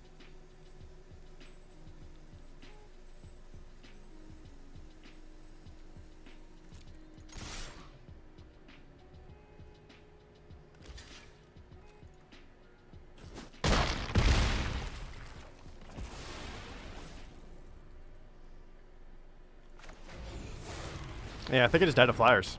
Bummer.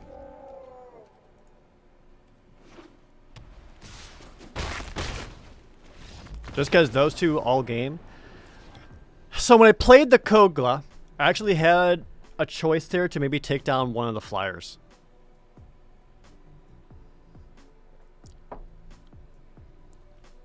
And I chose to take down the Blitz Leech, thinking that if he had pacified that, he could have been attacked in for hard.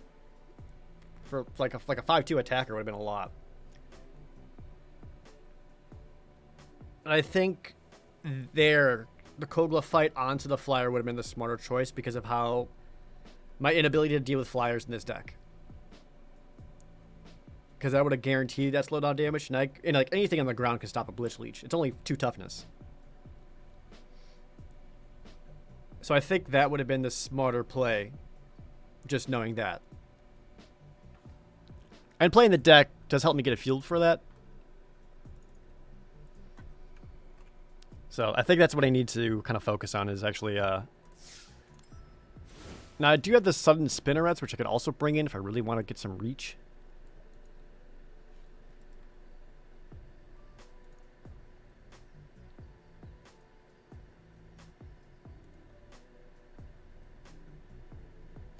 Like I could ditch the Frostveil Ambush because it's a cycle 1. And just have sudden spinnerets for more reach.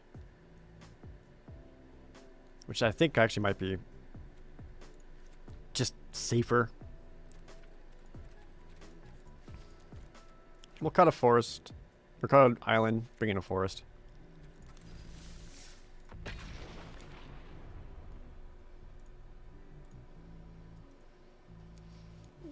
At least I tried. I mean, I'm trying all the time, but I'm trying to go beyond just trying. I'm trying to learn and get better.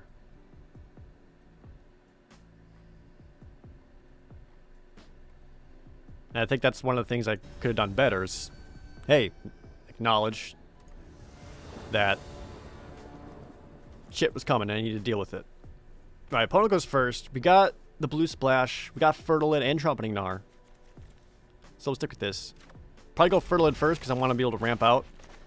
Again, like, the dream is mutating him and not just playing him.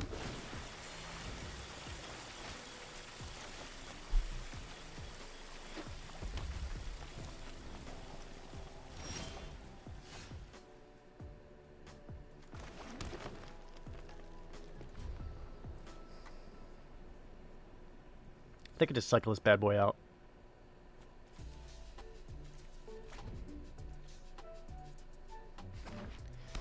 Here comes cycling.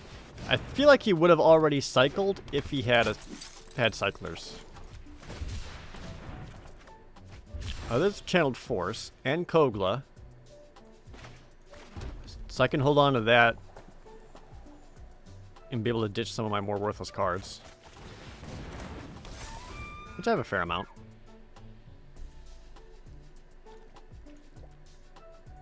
Looks like he might be going just kind of red-white aggro. He probably has some snare tacticians. I would anticipate that.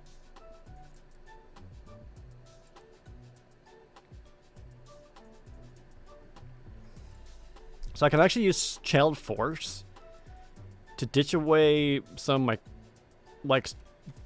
I don't know. I can use Channel Force to get rid of some stuff, and then use Survivor's Bond to get it back.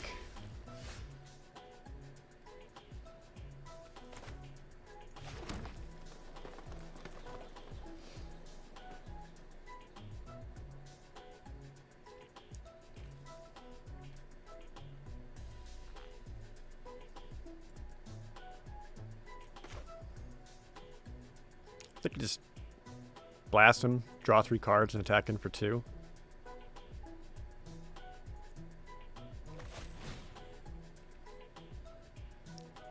Yeah, I'll ditch Sun Spinnerets, Survivor's Bond, Island.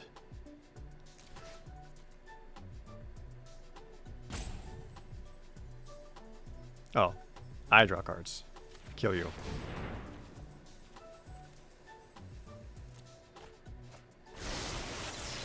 Draw 3 fresh cards, go pew.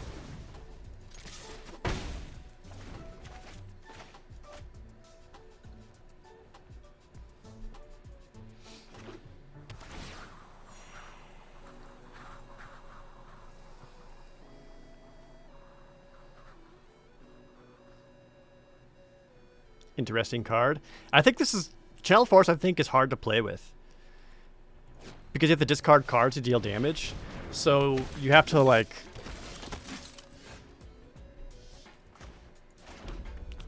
You have to, like, you want to keep some cards in your hand to be able to ditch them out, you know? So here's an interesting choice. I can actually mutate in the Trumpeting Gnar, make him up into a 5/5 with a 3/3 defender. I can also go Forbidden Friendship, make 2 1/1s, and then be able to cast Of One Mind for 1 mana. But I can also do that next turn, so I think just going here I like more.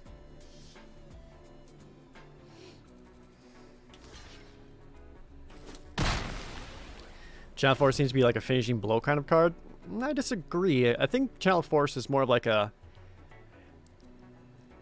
If your hand's full of dead cards, it'll help you find stuff you need.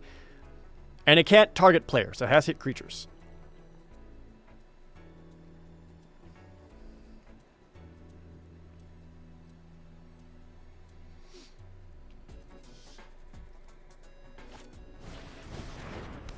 Pacifies him? Okay. I can still activate his ability to get lands out. I actually have the Forbidden Friendship with Kogla in hand. And the Forbidden Friendship does make a 1/1 human for Kogla.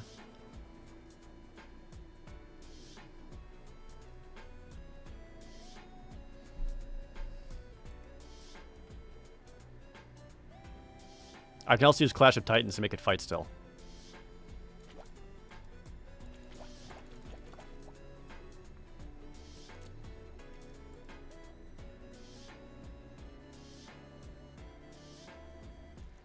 Could you fight this? Or trade this out? Sure.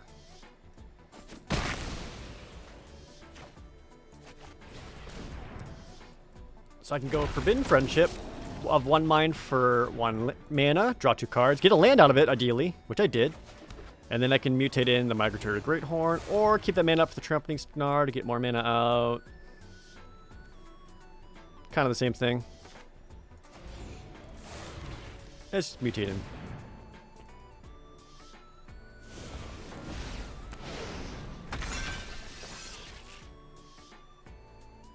Forest.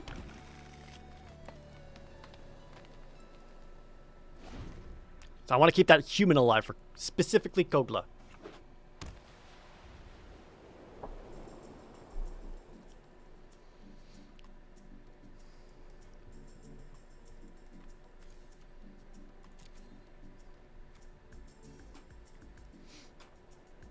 I think Plummet's just going to be a dead card in my hand.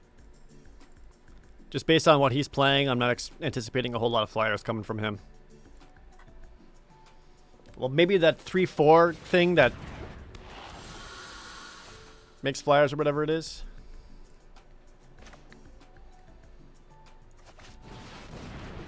Rare.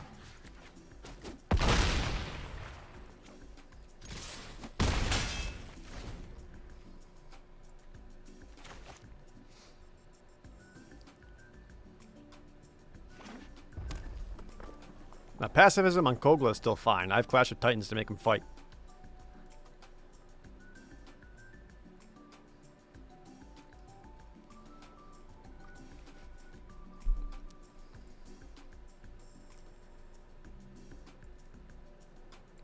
Blade Banish would be more of a bummer.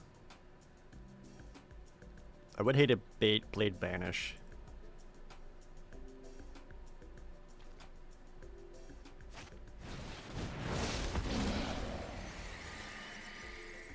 I have a plummet target.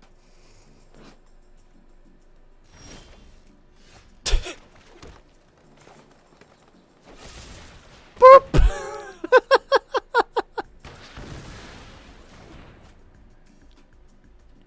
He's gotta be mad, right? Flying, you say?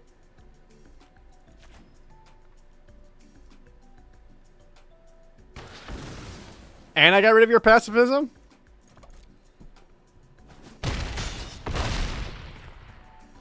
I'm going to keep mana up for Clash of Titans. Just in case he does something to ruin my whole day. Har har, Hearthstone expansion. No one's ever made a Hearthstone joke before while looking at Magic the Gathering. God damn, that's funny. I could make those two fight each other. Like, even if he blocks Trumpeting Snar and Kogla, he's still dead, though. You two, fight for my amusement!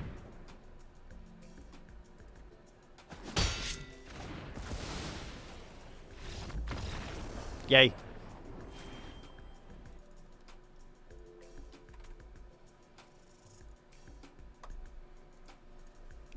The forbidden friendship. So forbidden that they had to kill each other so no one would find out.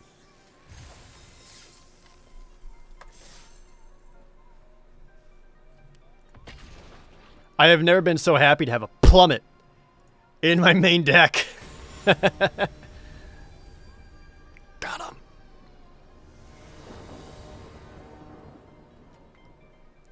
Opponent goes first.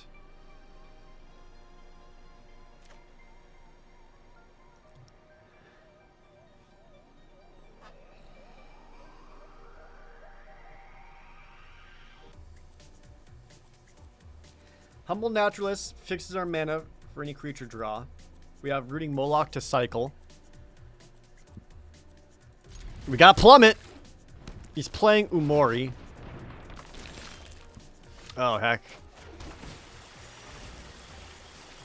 If you're playing this, oh, straight into a Fiend Artisan? Alright.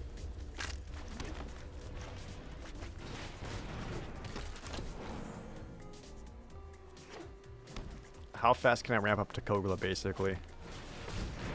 There's Dustfang Mentor. Turning from Mysterious Egg into a Lifelinker. That puts me at 4 mana, and I need 6. I got the green sources. Everything else is just extra. Now, do I cycle this, or do I actually just wait the turn and play it so I have a 4/4 out at 5 mana? I think I might just try to play it, maybe? Or would I cycle that?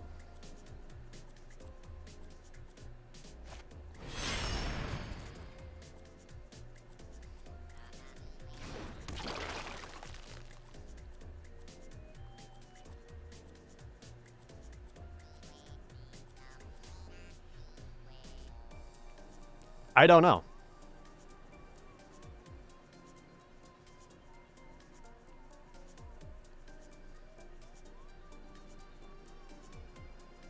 I guess I'll keep it. Even though I'm not super sure if that was the right play or not.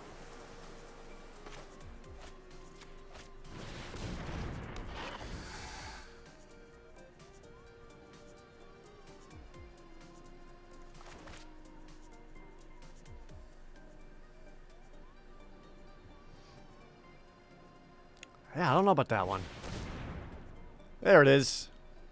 So you're gonna get 4 +1/+1 counters. Do I have that right? Up to a 5/6. So Kogo's gonna fight it. I'm just gonna have to take the 9, which 6. Even worse, everything I kill is gonna power up that Fiend Artisan.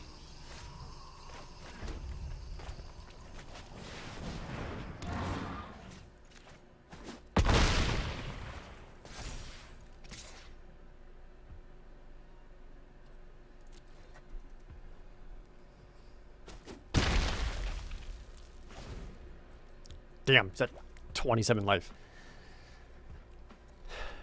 So if Kogla goes down, I'm in trouble. So I do have Survivor's Bond to bring it back.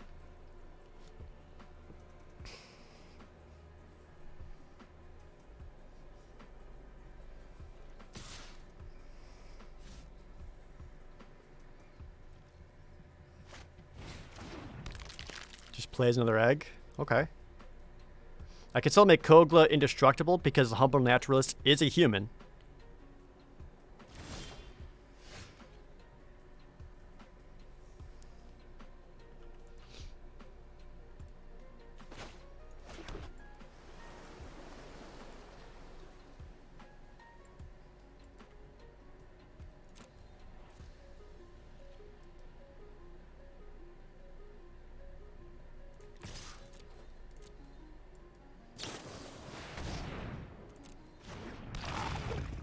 Blitz leashes it?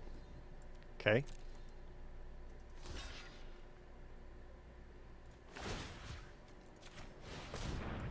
I'll just make him indestructible. Kill him anyway.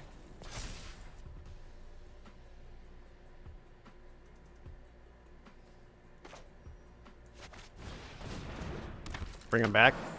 I still have the mana to activate Kogla.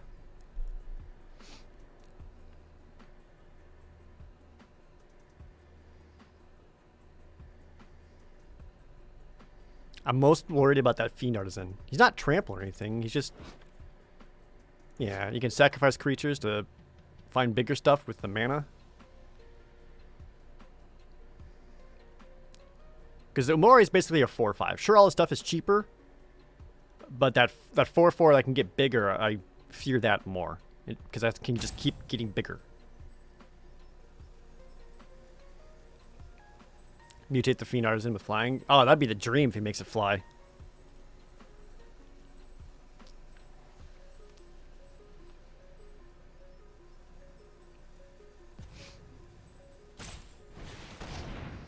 Goes Necropanther to get a creature card with mana 3 or less back. Glowstone Recluse, I guess. It doesn't mutate, it just comes back. It does bring him up to a 6/6. But he takes the creature out, so now he's onto a 5/5. And he plays out the rest of his hand. Okay.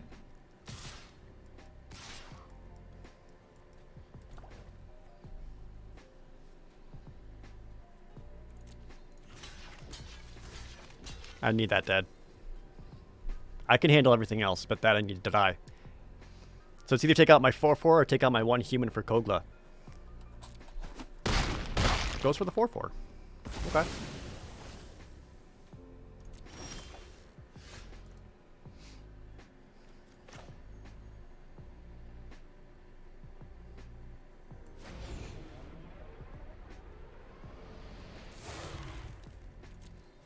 think I just play this as a 3/4. Get a point of life. And just chill for a second.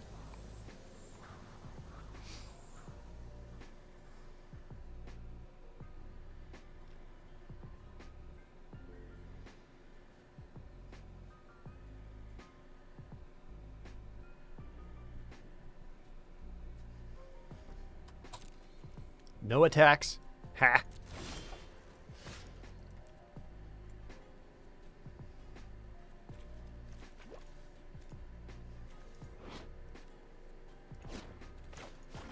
I'm just going to go to the Evolving Wilds to help thin out the deck. That's not the most exciting thing in the world.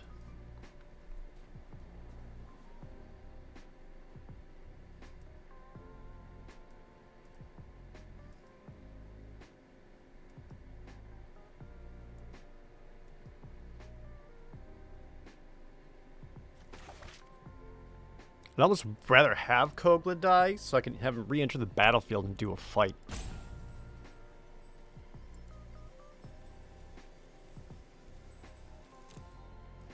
I don't think I'm in a position to attack quite yet. With one more creature, I'd feel better about attacking. But as of now, not quite.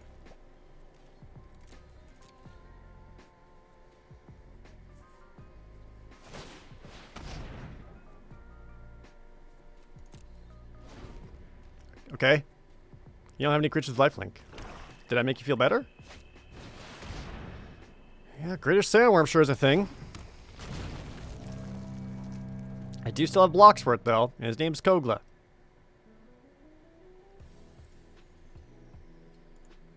What's my favorite mechanic from Ikoria? I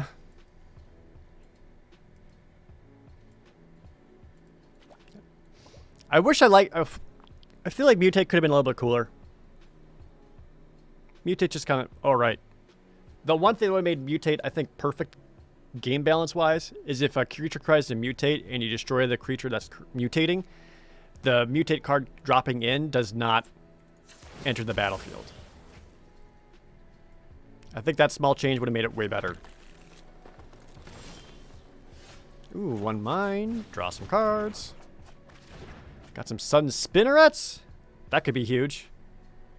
Give me a creature +1/+3.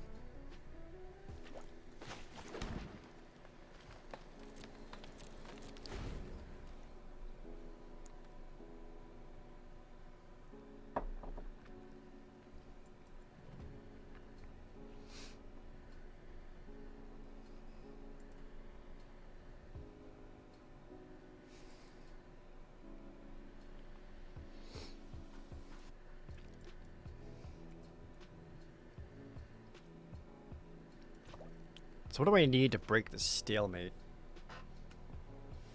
What's in my deck that would get me through?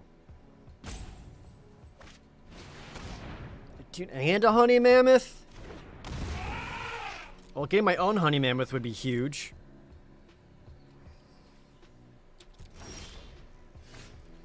Momentum Rumbler? Finally another creature, honestly.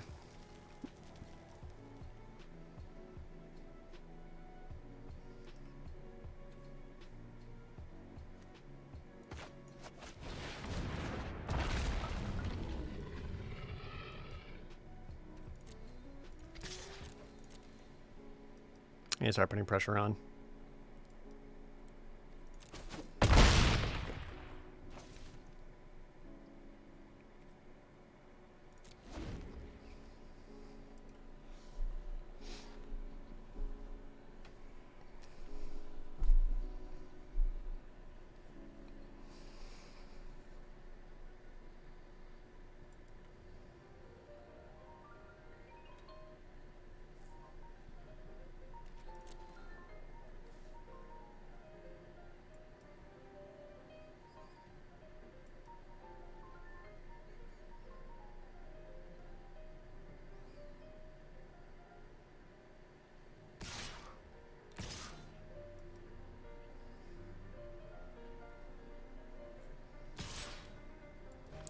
All right.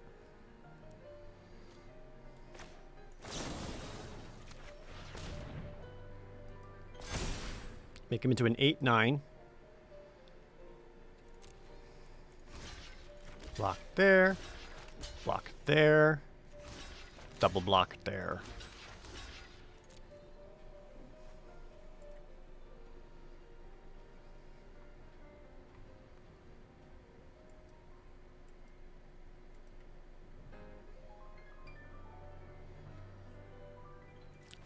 Still activate the Kogla. Just bounce him back to my hand. Make him indestructible for good measure. That stops all of his attacks. And now he's out 2 big creatures.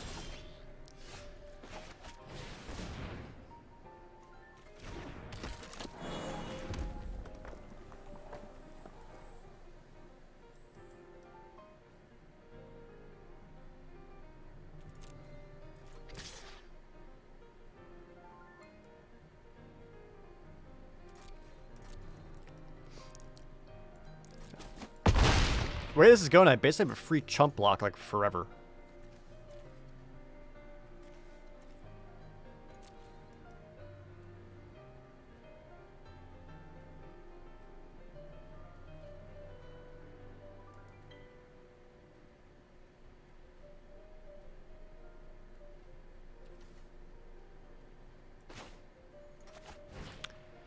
Yeah, I just kind of want to get a guy back.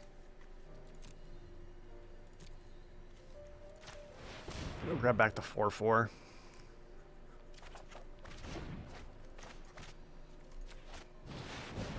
I still have 2 mana left over for Plummet and activating Kogla.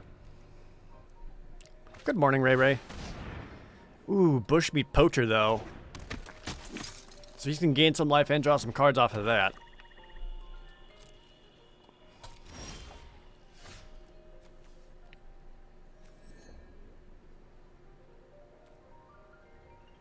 All the more reason why I need to keep attacking in. What would help me a lot? Auspicious Sterix would be a good grab.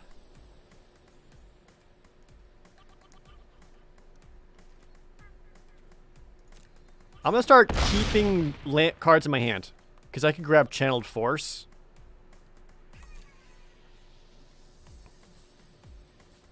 Yeah, I feel like I've been playing too much lands. And I'm going to start sandbagging them so if I can get Channeled Force and just be able to like nuke one of his larger creatures.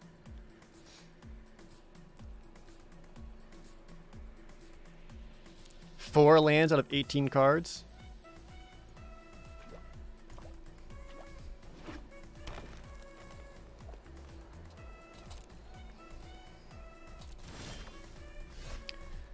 There's Farfinder, which I might just play so that it's another creature out. So I'm gonna attack with the Kogla. He'll block with something and then activate Bushmeat Poacher.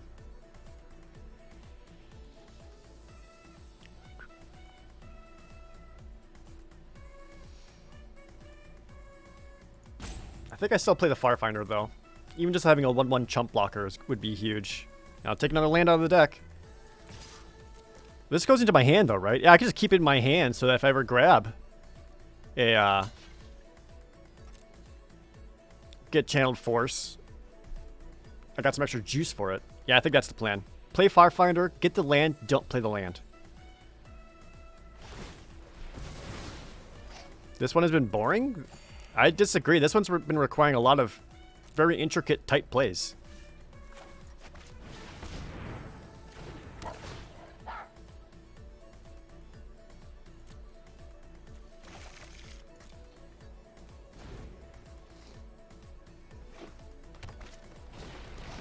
Ah, he got the Durable Coil Bug. That can block forever and get sacrificed. Damn. Hit the Starix.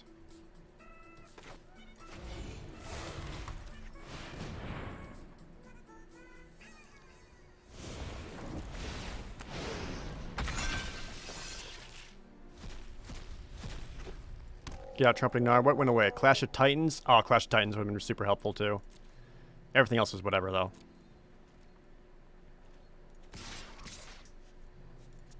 I think now I just start getting at him.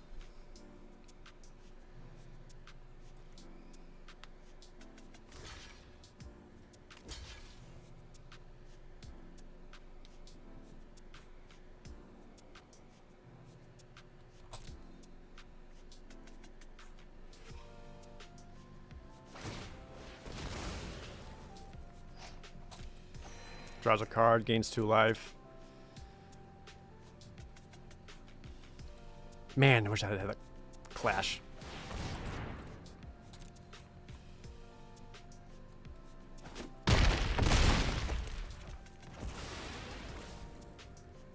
At least brings him down to 6.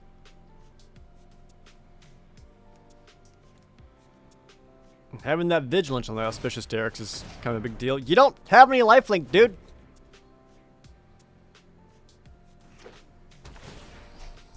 Now, stop getting life. If I get any removal, I want to kill the Bushmeat Poacher, but I don't think I have any removal left. Oh, the Almighty Brushwag is a problem. He's got a lot of mana to pump that up with.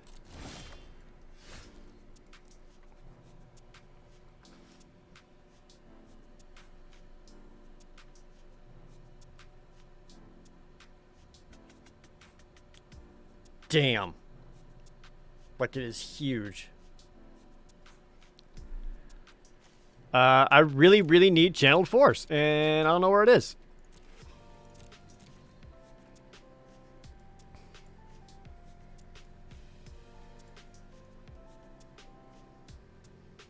Channeled Force is the only removal I've got left. Well, damn.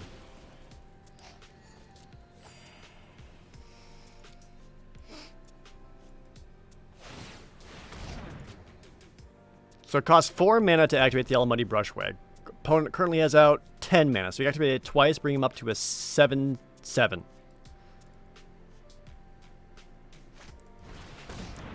Oh, damn. Mutates in the Boneyard Lurker onto the Glowstone Recluse. That's going to become a 6/6. He can get a permanent card from his graveyard back into his hand. Probably grab Necropanther, because he can mutate Necropanther in. Grab another guy. Oh, dude, he got the best draw.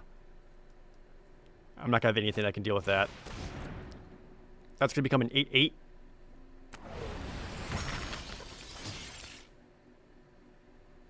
And he just gets more and more creatures out.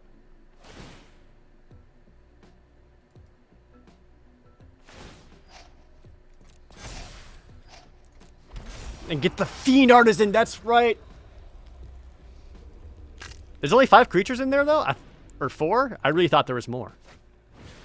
Mutates it again! Jesus Christ, now it's a 10/10!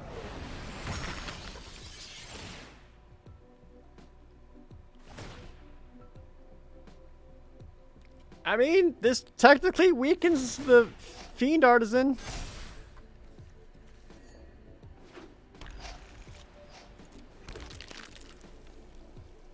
Okay. Got Greater Sandworm in hand. Has got the Blitz Leash in hand. That's some shit. Prickly Marmoset. I dare you to make it fly. I dare you to make it fly. I believe at this point, if you just go swing all, I'm dead. I believe.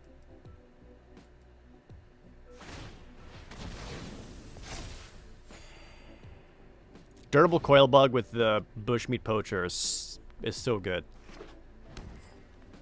Well, his deck is finally caught up to mine in terms of how much is left. Plays a Boot Nipper? Boot Nipper with Death Touch. You little shit. But he doesn't have mana for the Blitz Leash now. That's important.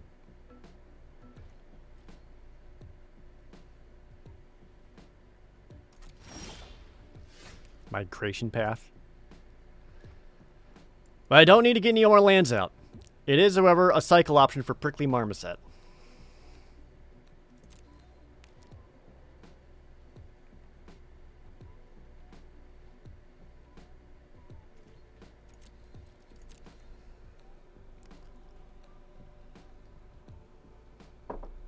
If only makes it flying. Right? Just come on, man. I see that white mana. Why do you have white mana? Pacifism? He hasn't played any white cards. Does he have one of the ultimatums?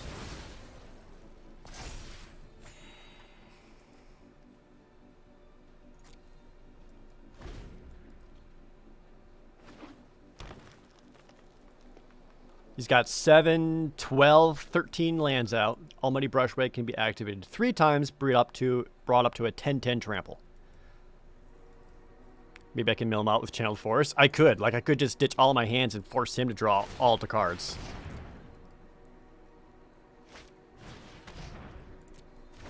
How many cards do you have left? He's got 10. I have 9.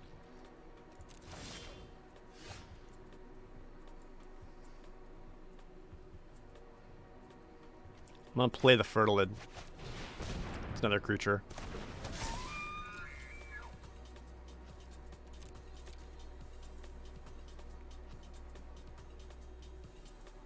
Yeah, Umori was the companion, so all he has is creatures.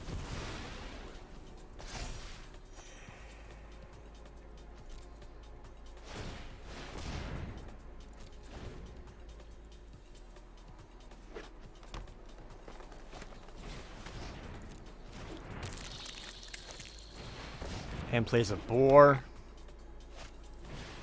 A second bushmeat poacher. Well, I'm not going to be able to stop 2 bushmeat poachers.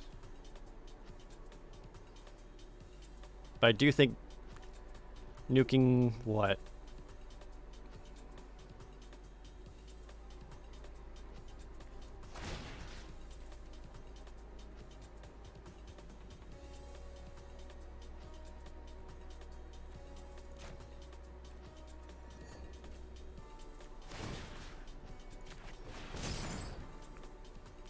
I think I got 1 land left. Honey Mammoth, Primal Empathy, which I'd rather... I got 2 lands. There's a Rugged Highlands in there still.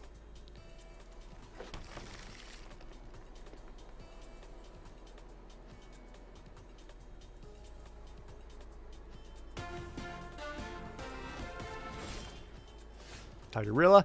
Board draws. Thanks to that resub. Up to a silver shirt for 6 months.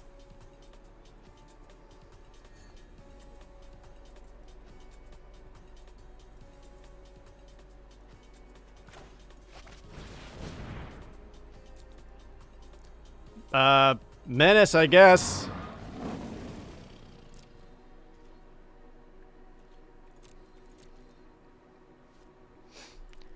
I don't know if I'm gonna... I need Chilled Force so badly. This is rough.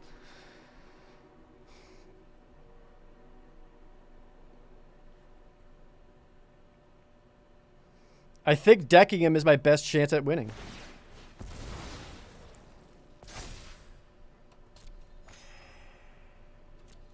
Especially if he keeps doing that to draw cards. Does he think he can deck me? I don't know. Maybe.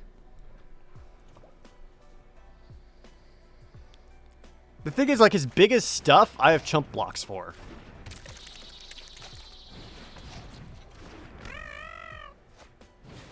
It's the trample that I fear.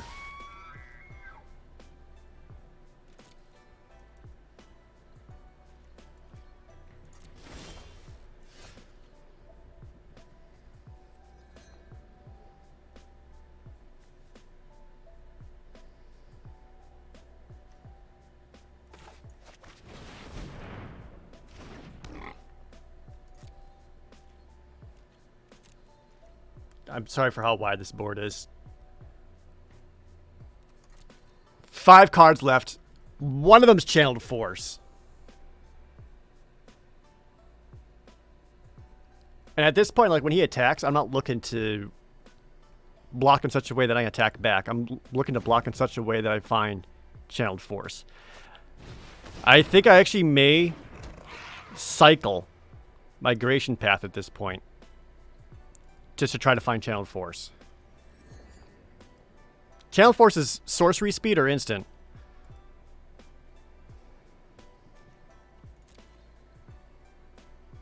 I think it's sorcery, right? Instant? Surprising.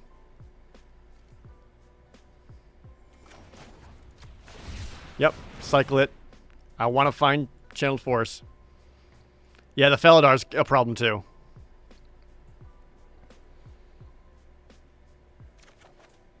There's Honey Mammoth, not what I wanted. Channeled Force. Jesus Christ, game. You know what I need. 3 cards left in the deck.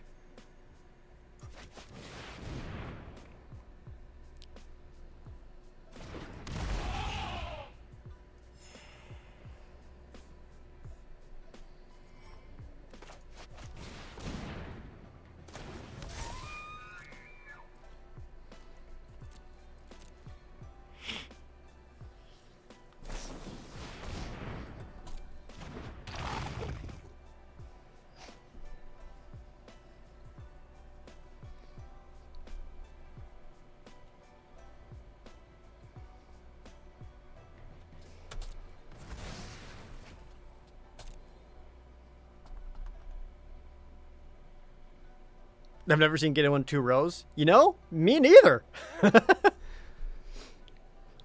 I think he just starts tapping down my dudes and then tries going for a swing.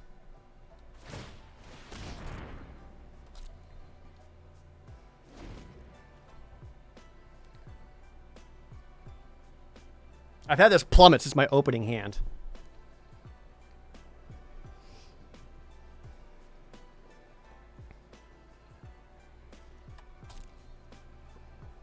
Can fertility be used to make opponents search for land? It gives them the option. It is a May, so they could respond with not looking for a land.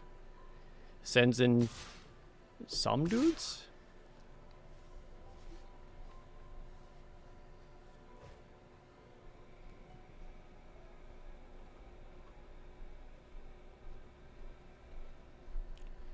Eight, 11, 12, 13, 14.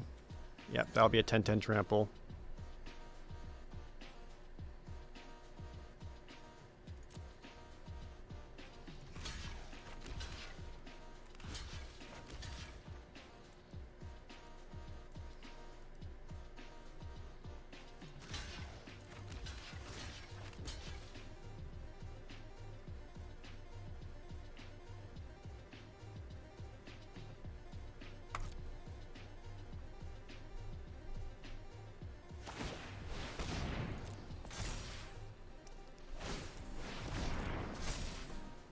If he was smart, he would have just swung all, attacked with all his vigilance creatures, and in response to attacking with vigilance creatures, tap down my guys.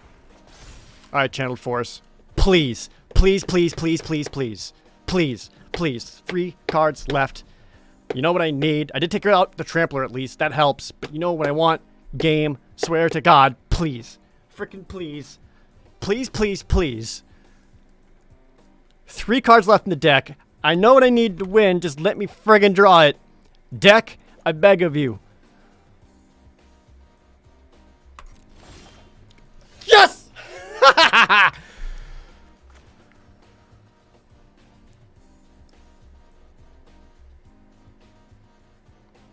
Oh my God, can I actually do this? I don't think it's instant.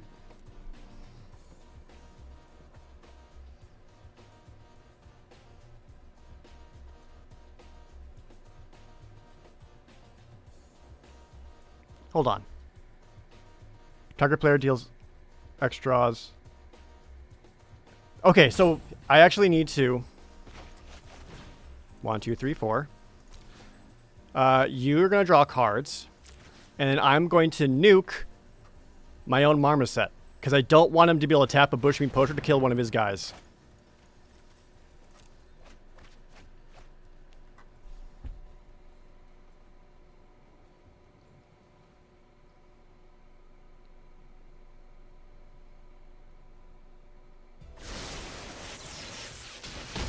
You're out of a deck, my dude. Frickin' GG.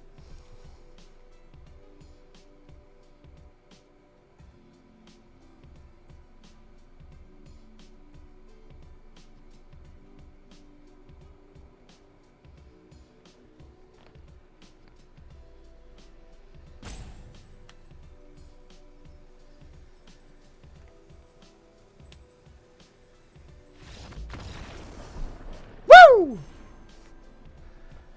Got him.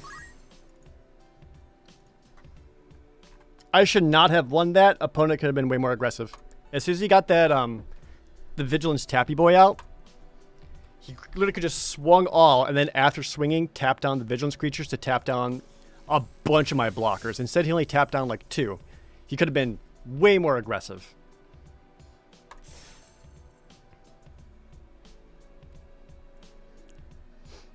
Mike the TV. Thanks for the resub. Oh, good old red-green mill deck. My favorite.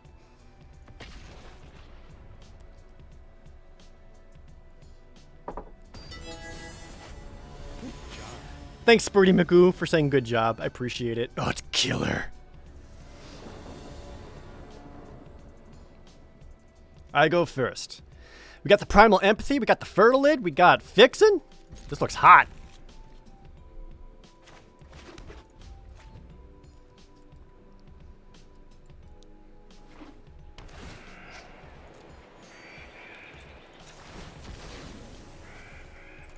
I'm going to grab a Force because I know I need at least 3 Force to play anything.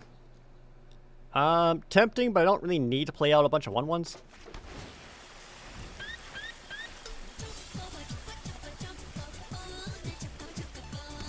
Chocobos in the chat!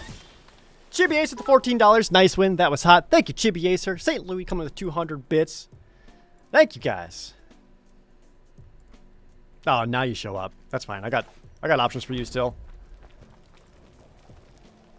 1, 2, 3, 4, 5. So I can't quite do that next turn, so we'll go Fertilid.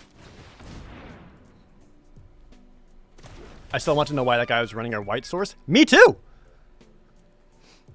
He had it in his hand at the end of the game, that's for sure.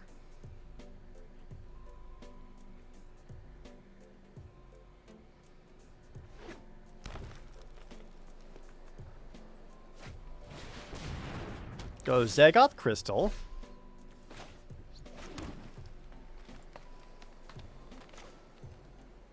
I'm going to play the Primal Empathy. And that'll work out great because if he plays out something bigger, I'll get more +1/+1 counters on the Fertilid for grabbing more lands. And if he doesn't, I'll draw cards. With all the packs you've opened, you don't have a Great Horn? How many packs did you open? They're common. Dude, that happens to me a lot, though. Like, I'll buy 2 booster boxes, and I'll be like, I am missing uncommons. I have more rares than I do uncommons. It's just, like, weird stuff like that. And before Wilt, don't, that's not funny. Don't jump. Yeah, so like that. He plays the Bristling Boar, so now the Fertilid's going to get bigger. Or he immediately swallows it whole. What a dick.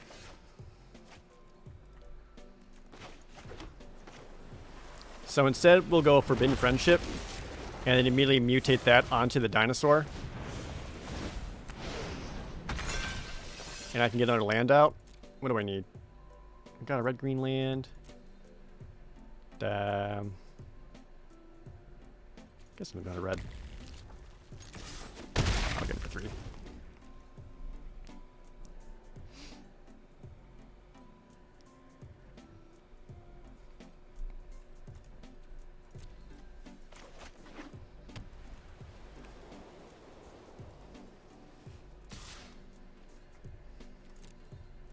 I could take the 5. Can I make this human survive long enough to be an extra target for Kogla?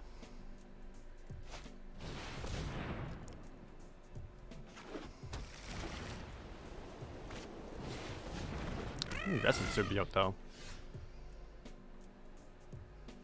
I can also start putting counters onto the human. But nah, I don't need that. Take an extra point of life.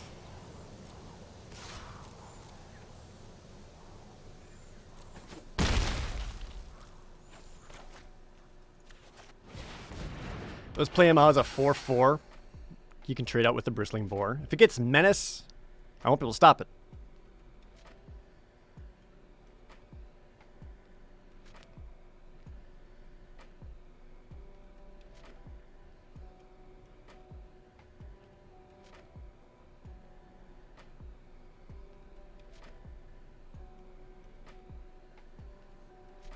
You love when Arena crashes during matchmaking. This is my favorite. Arena crashing is the best. A recent glitch I saw was whenever you like look at a card like this or in your opening hand or whatever, all the cards are just black. Those are my favorite. I like those.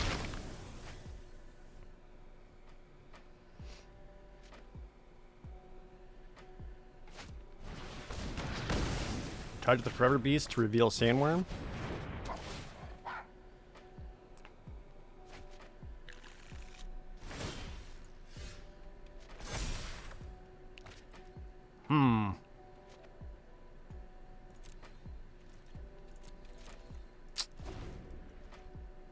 This is bad. Again, keeping these lands in my hand, though, in case I get Channeled Force.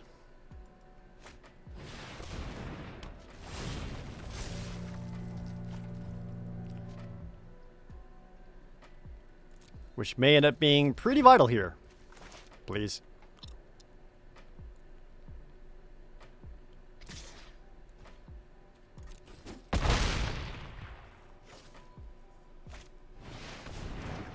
Oh, and the Fronland.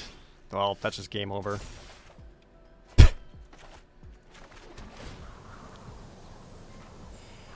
I just lose here, right? Yeah.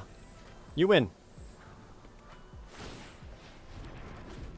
1, 2, 3, 4, 5, 6, 7, 8, 9, 10, 11, 12.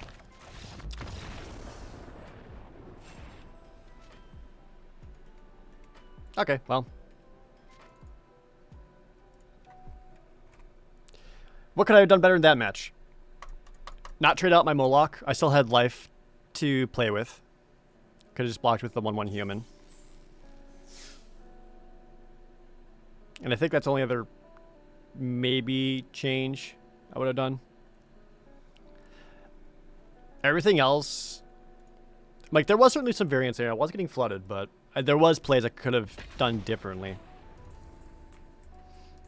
And I think blocking with the human and going back more aggressively, see if I couldn't get him to be on the defensive side, might have helped a little bit more.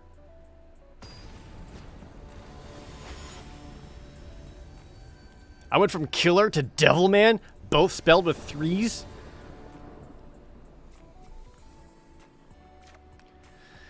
Opponent goes first. I have all my colors. I have a card draw on turn 3. And if I get a creature, I can Migratory Gridhorn. Migration Path. So as long as he isn't like overly aggressive. Which I don't think that's the case if you just played a mained Serval.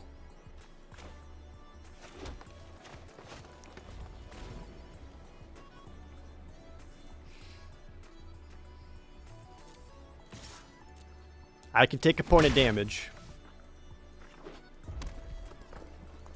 He's got Kahira. I also found the Farfinder though.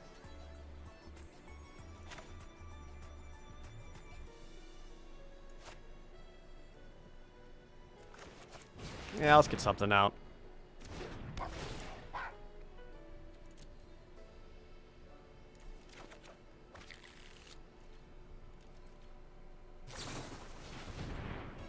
Anticipate? I'm not a big fan of Anticipate. I'd play Anticipate with Lutri because that's an easy one to combo off of Lutri, but I've just never that impressed with them.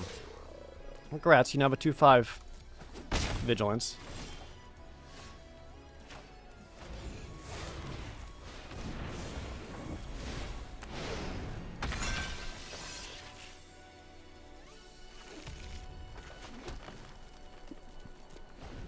I'll keep back this 3/4 Vigilant Defender.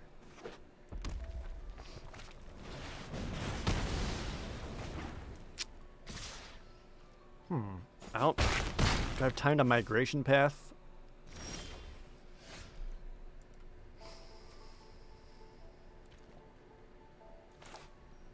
I don't think I do. I think I just go Momentum Rumbler. Play the tapped land for point of life.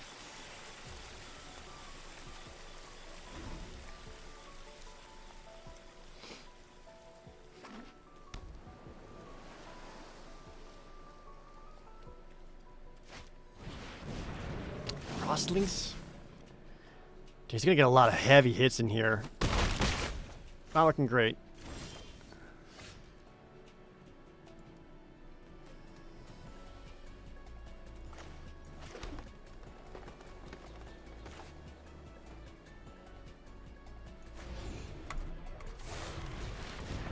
Need to start protecting my life total. And I have so many lands out, I think at this point I just cycle the Migration Path rather than trying to play it out to get more lands. Like, I just need more stuff that affects the board. I'm down to 9. He's at 21. He's got just so much stuff. He's just nailing it. This brings me down to I can't win. What could I get? Clash of Titans. Like Clash of Titans saves me and that's it.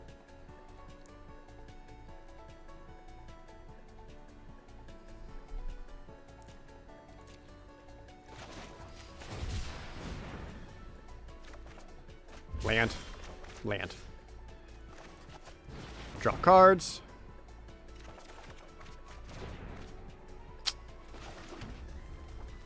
Nope, I'm dead.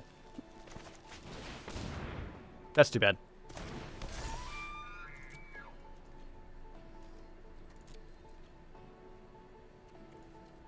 I don't know if I could have played anything different that time around. Outside of cycling Migration Path earlier. But I don't think I made the wrong choice based on what opponent was showing.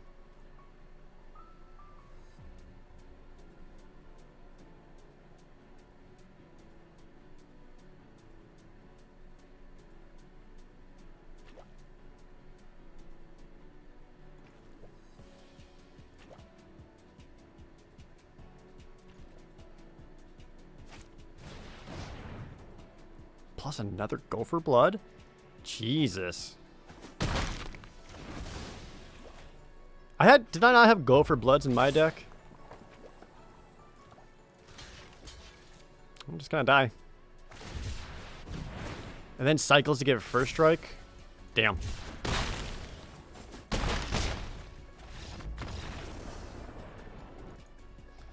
Okay, well, the opponent's hand certainly played out just much smoother than mine did. But again, I don't know what I could have done different. The only thing I could think of is just cycling out. I think it's just cycling out that Migration Path earlier.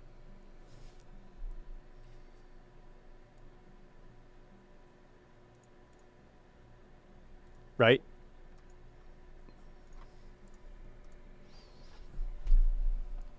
Is it just a deck difference in that one? That was more of like who had the smoother draws, and he got like, he had turn 2, turn 3, turn 4 plays, and like I wasn't affecting the board until turn 3, and as soon as I got stuff out, he was immediately just popping them down.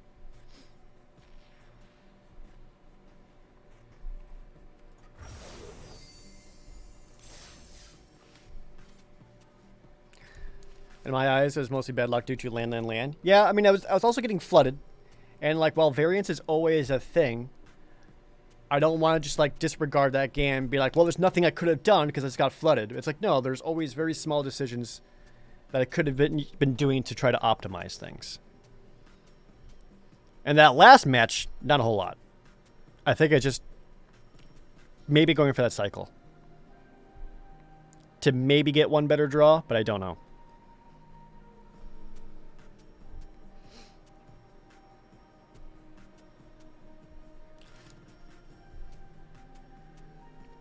Yeah, but still. I mean, that's what... I mean, like... If I spend all of my effort and mental energy blaming something that was out of my control, how do I get better?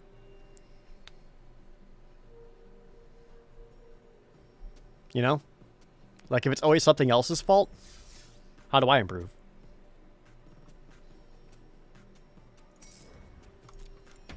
Oh, well. Do the draft, though. Jeremy Zeiler! Taking the top tip of the stream like the smooth criminal you are with $25. I just started playing Magic because of you, and this morning I managed to hit Mythic tier in Best of 1 Standard running a mono white deck? Holy crap, I've never hit Mythic in Standard. I've hit Diamond in Standard, but never Mythic.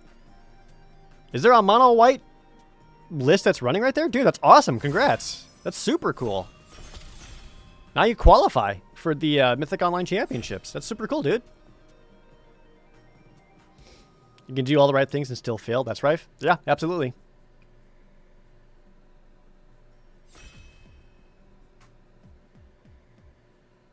And that's also why I don't want to beat myself up and be like, you piece of shit, Jared, you idiot, you've just fucking lost. God damn it, you suck so bad. Jesus Christ. No, I was like, well, could I have done some things better? Yeah. But it wasn't a, but it wasn't like, I can only do so much. Do you get reward when playing draft? Yes. Depending on how many wins you get gems and boosters back. Well, we opened the Voracious Great Shark, and he is blue, and I love blue, so I think I'm just going to take him.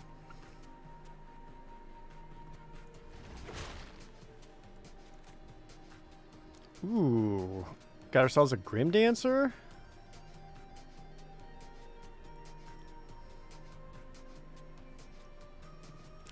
Or Reptilian Reflection.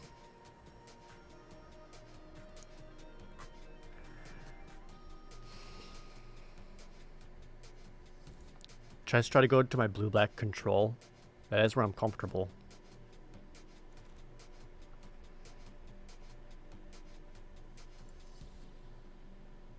The Reptilian Reflection is also kind of tempting. Passing that, though, I feel like everyone to my left is being like, I'm going cycling!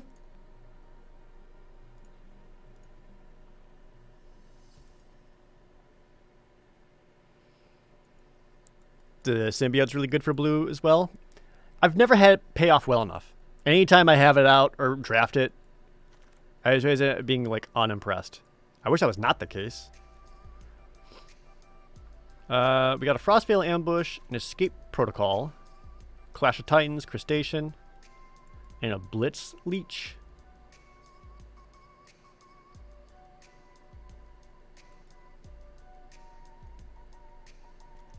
Kind of lean towards the Frostveil Ambush.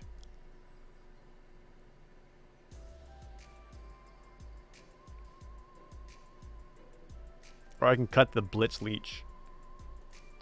And just show there's no black. Which came first, my love of blue magic or the blue shirt? My love of blue magic.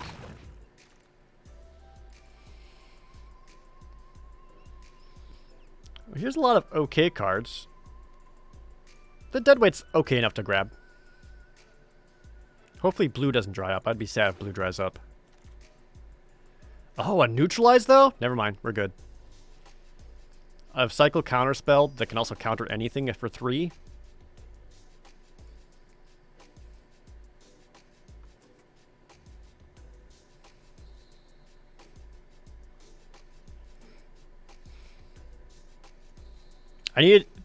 Jack, I need to do a stream or just go through all the cards you gave me.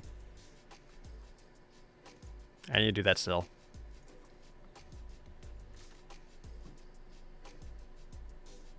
Exuberant Wolf Bear, Thieving Otter, Jubilant Skybonder. I think I just take the Mutual Destruction.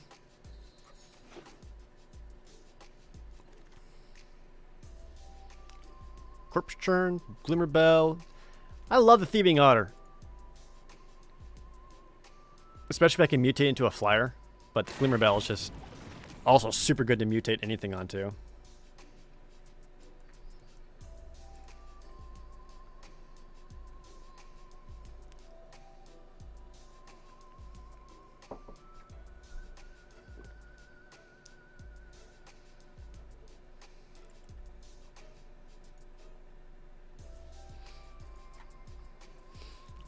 What would I love to see? Dreamtail Huron. There's the Facet Reader. I actually like that guy quite a bit. The Memory Leak is also pretty good, just for that 1-mana cycler. Or if you need to, you can hit an opponent's hand. I feel better having a Facet Reader, though. Yeah, I know it didn't seem like anything crazy, but like they're all in great condition. All the lands, if nothing else.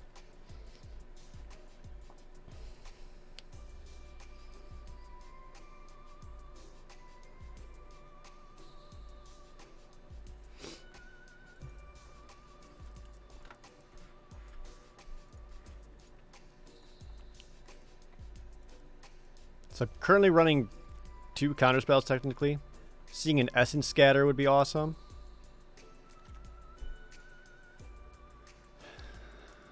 Not great here. I guess I'd rather have the Sonorous Howlbonder as a 1 black 2/2 menace than anything else. Do you get to keep the cards you pick the deck from? You do. Convolute, Otter, Night Squad Commando. Night Squad Commando I don't think fits in this deck. I feel like I can see more Convolutes. I'd rather guarantee having a Thieving Otter.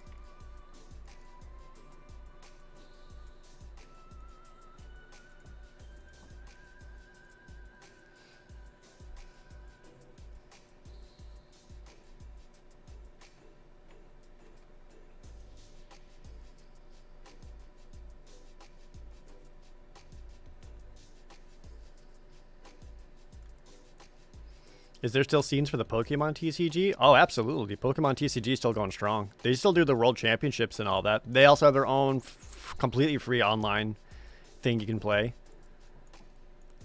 I feel like Yu-Gi-Oh! Is big in certain areas. When I lived in Los Angeles, Yu-Gi-Oh! Was massive. It was bigger than Magic and bigger than Pokemon by far. There was like no... There's like Yu-Gi-Oh! Was just so big there.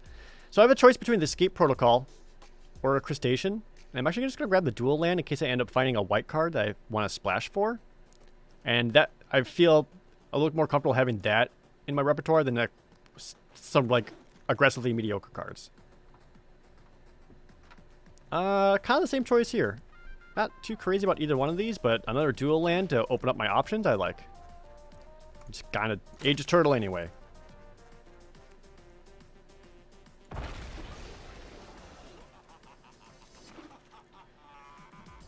Okay.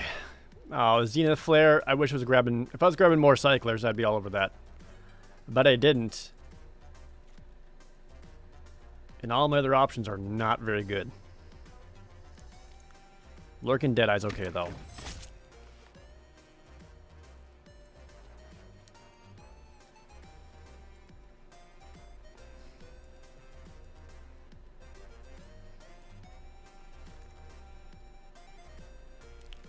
I do like Boon of the Wishgiver a lot. Ooh, but a Parcel Beast?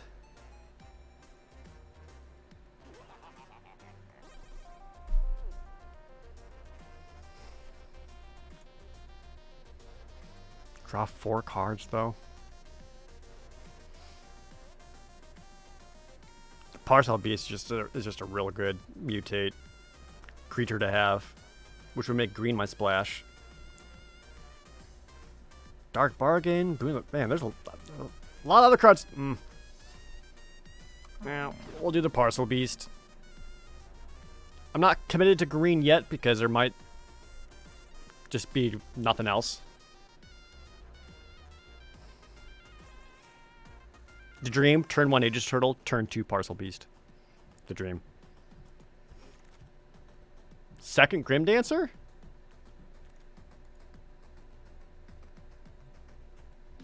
Over what? Maybe another Boot Nipper? I'm fine with having another Grim Dancer. That kind of rules.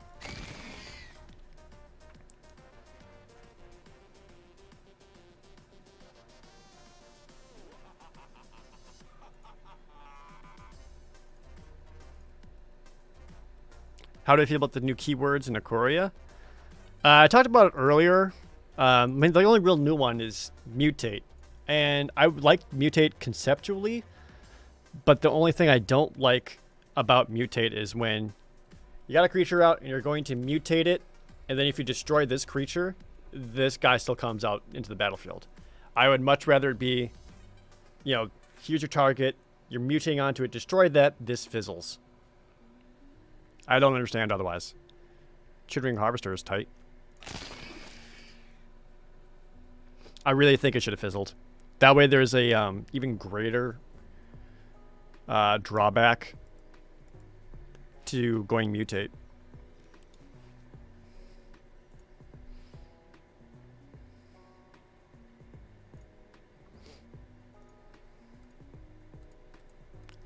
Yeah, because like the idea, like this creature starts to mutate, but then if you destroy the creature, how can he still become something else? I don't understand. Does the mutate effect activate? It doesn't. So all you're really doing, you're slowing down a enter the battlefield effect, but still, I don't know. Hey, a Capture Sphere showed up.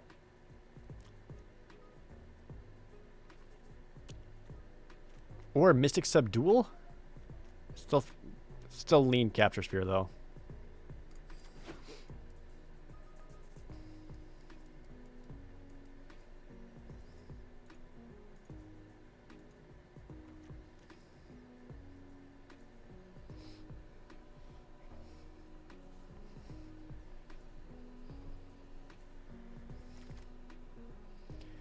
There's a Slither Wisp.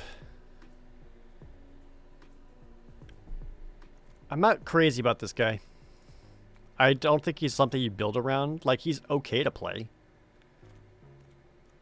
I have a few other flash cards, but I don't think he's going to be so good that's going to be like, yeah, this is going to get him. I'll still play it, but I'm not like... I don't think it's the best thing in the world.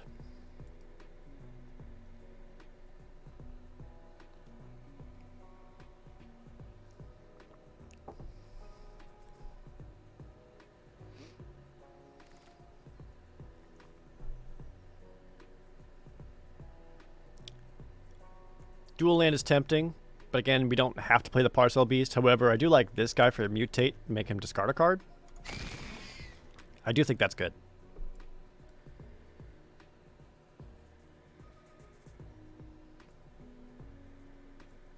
And he's a menace, right? Yeah, tight. So that gets me a total of 4 menace creatures at the moment.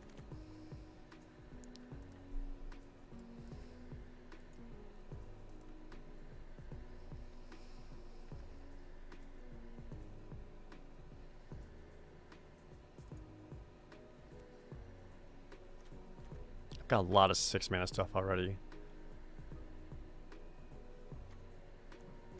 Guess we'll take the Corpse Churn. I might end up grabbing a Crustacean later on simply because it's a big meaty wall. But I do already have Aegis Turtle. Yeah, I don't like any of these. I'd rather have Unlikely Aid than Anticipate.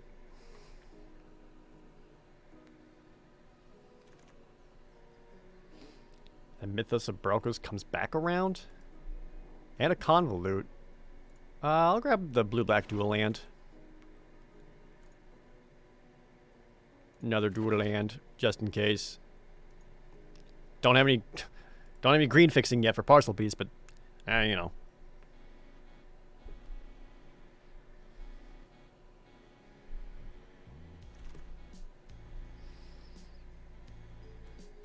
Anticipate or Keep Safe?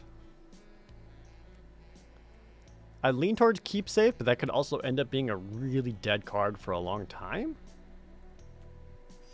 Yep, I guess I'm taking that one. Oh, and there's a second Keep Safe. Well, rip. All right. Third Keep Safe. Jesus Christ.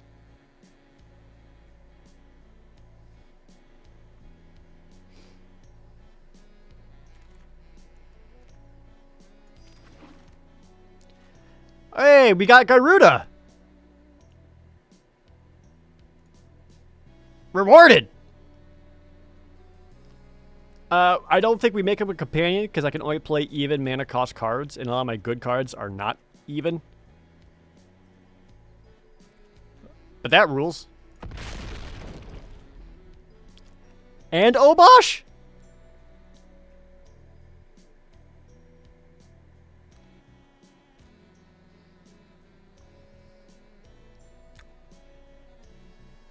But there's a Blood Curdle.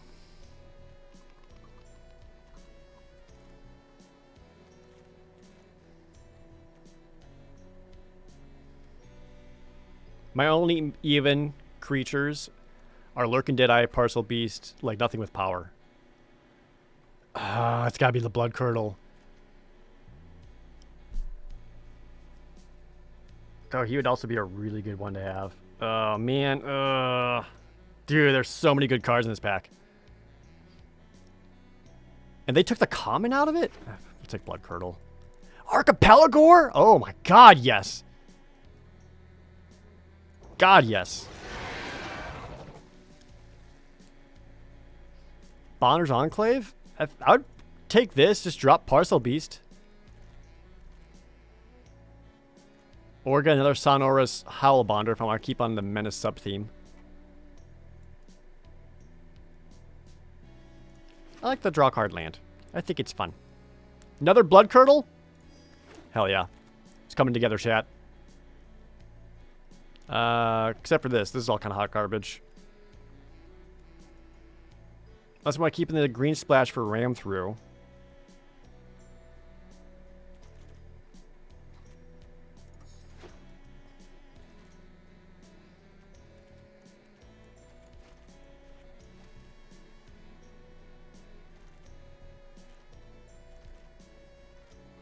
Otter's pretty good. I've already got one otter. I don't like playing more than one.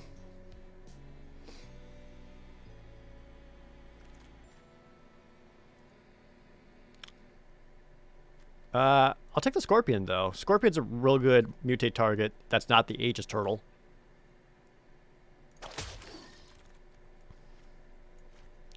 Have we talked about double masters yet? We haven't talked about double masters. A gust of wind? Or another dual land? Another dual land.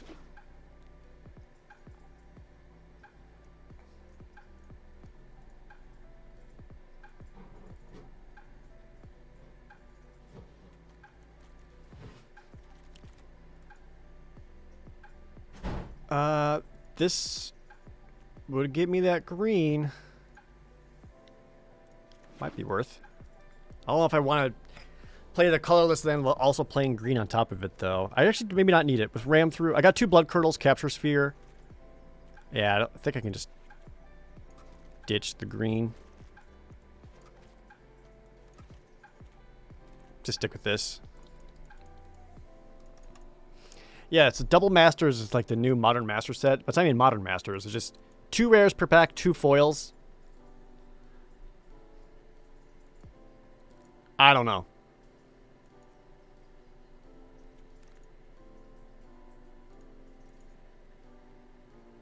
I don't have any card draw spells. Guess I'll take the Dark Bargain then. No one with mind? Sleeper Dart, I guess.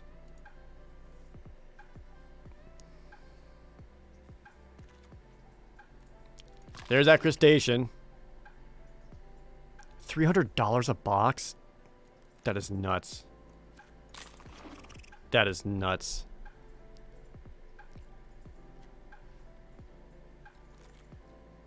I don't play modern anyways. But also, like, damn, dude. How much is a regular booster box? Like 105, 110 usually.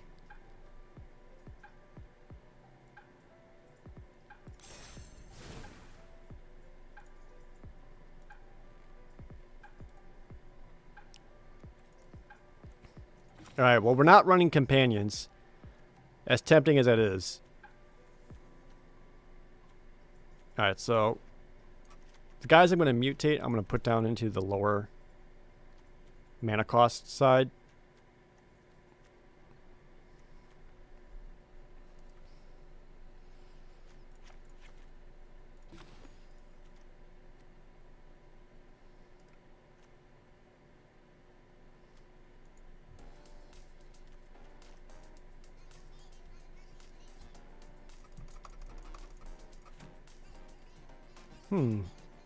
So you only hit creatures, right?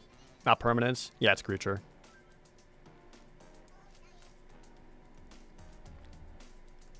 Chat, should I buy boxes of Ikoria? I've been not buying them just because quarantine is weird. But it's also like, at some point I'm going to need to play the games when quarantine is over. And I feel like it's going to affect more than just this set.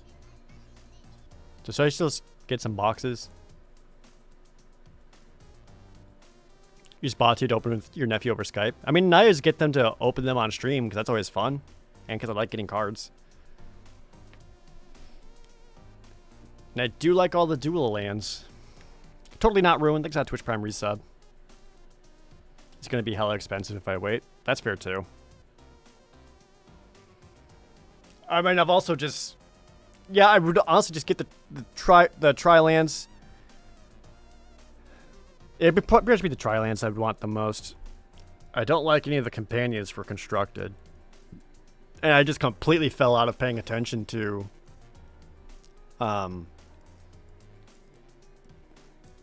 and Standard.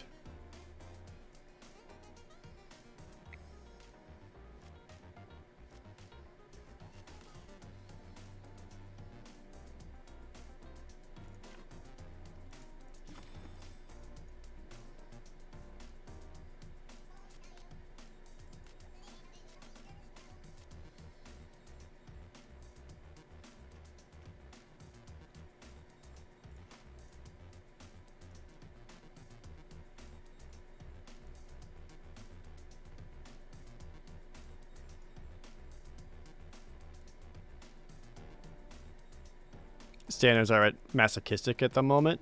Is it?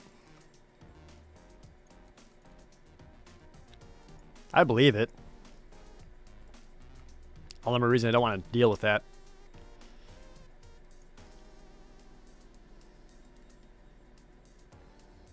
What would I rather have in?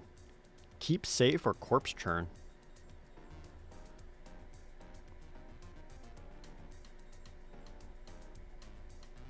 What do those dots above the cards mean? It means I'm how to have. Like, there's 2 Tranquil Coves here. There's 1 Unlikely Aid, 2 Crustaceans. Just how many I got.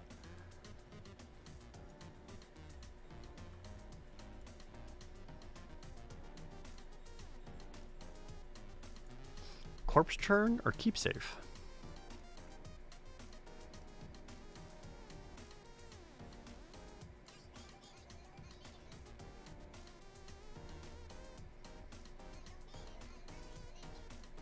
Guess rather go corpse churn.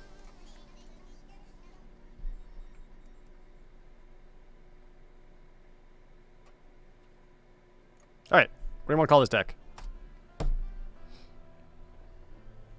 We'll call it um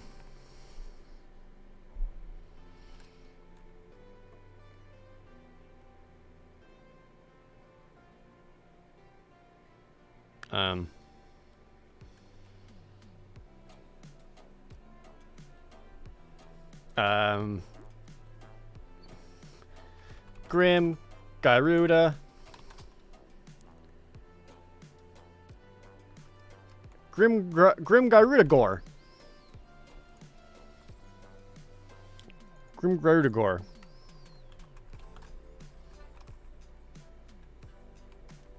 I can spell.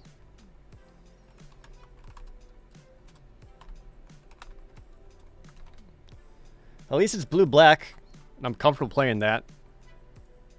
Rotten Blueberry. Also pretty good. We gotta fix our lands.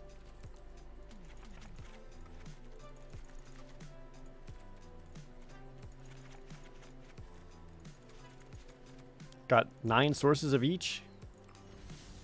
Some opportunities for card draw.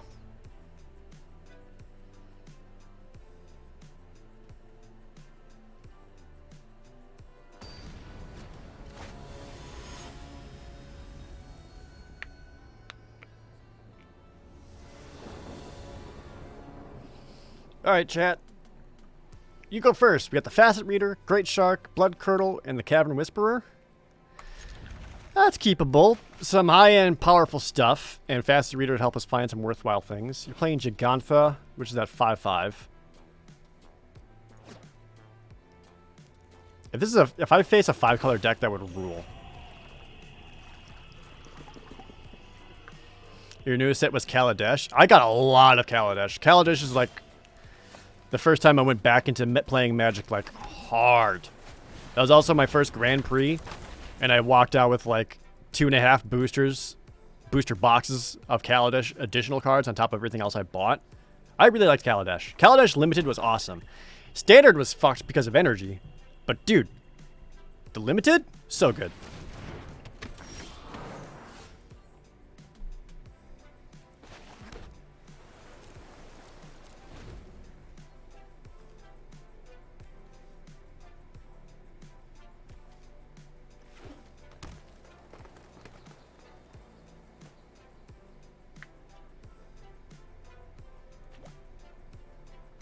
The first Planeswalker we got when we returned to Magic was Ral. I don't remember what mine was. It was something from Core Set 2015, which was also awesome. I really liked Core Set 2015. I think I just opened a box and saw them and didn't understand them. This is probably like, what? Garrick or Liliana? I don't remember having a Jace.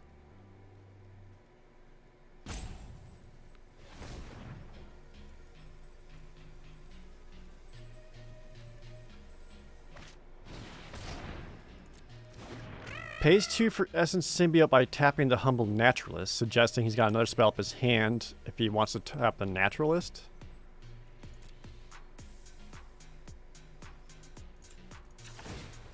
Since he can only use that on creatures. Green and a black for what? I don't know.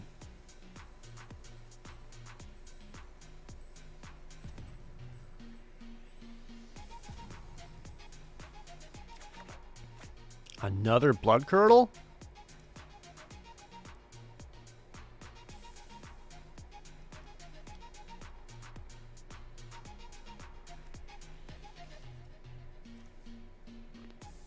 I think I ditched the Chittering Harvester here.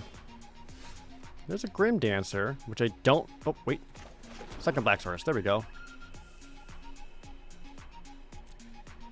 But I know whatever I play, he's just gonna probably blast, but also, like, what choice do I have?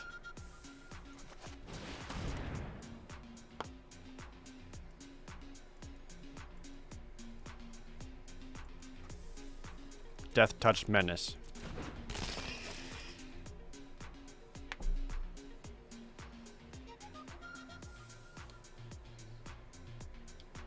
So the blue and the, for green and the black, it could either be ram through or destroy target creature that has no counters on it.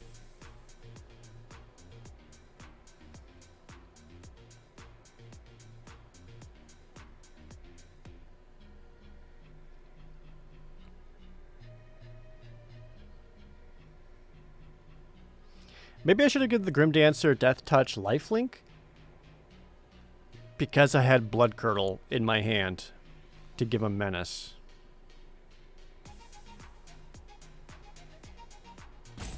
Or is it better just to give him the Menace in case I don't have a Blood Curdle target? I don't know. Not sure about that one. Or even making him... I could also mutate him into the Cavern Whisper to give him Menace. Yeah, maybe I should have... I have 3 ways of giving him Menace. I should have given him Lifelink. I mean, I don't feel like it's going to end up being that big of a deal, because it is only Lifelink, but, like, I don't know, man.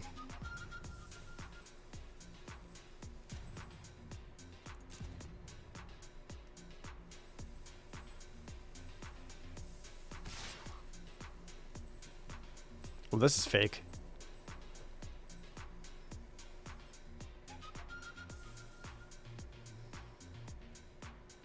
At 2 mana? That sounds like dead weight. I can take 2.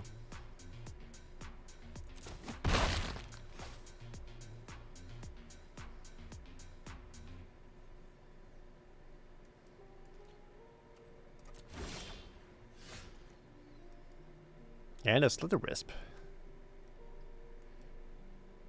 Didn't hit the land drop though, because I'm well allowed to get Voracious Great Shark out. Let's attack back for 3.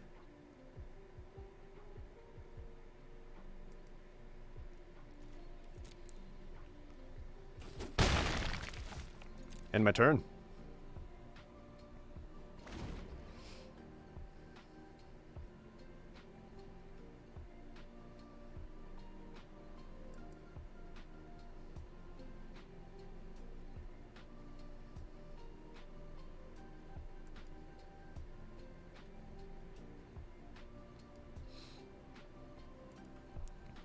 So I think I go...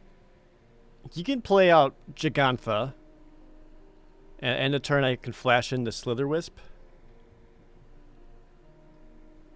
Blood Curdle Gigantha. To give Slither Wisp Menace. I'm not going to block.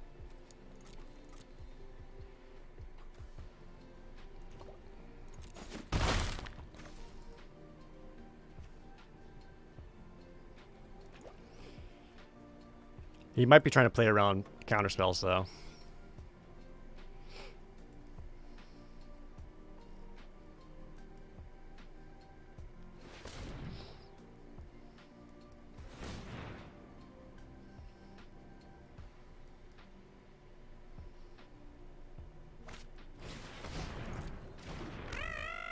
There's another Essence Symbiote.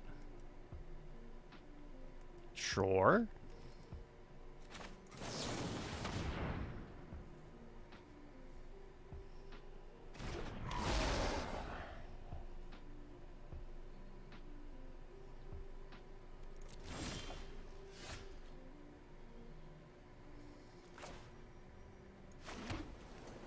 So I can mutate him. He's got 5 cards left his hand though. I don't think it's going to do much.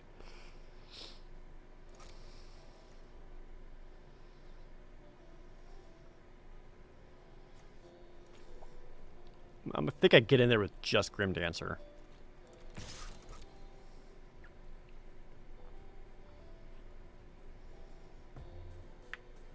Keep up mana for Blood Curdle, potentially Voracious Great Shark.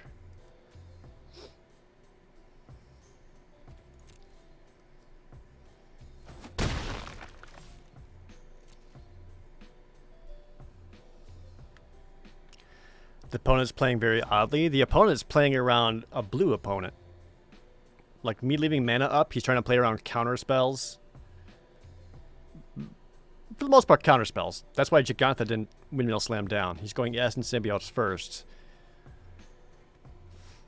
And even though he's missing land drops, he does have the natural humbleness to get larger creatures out. So for creatures at least, he's still at 5 mana.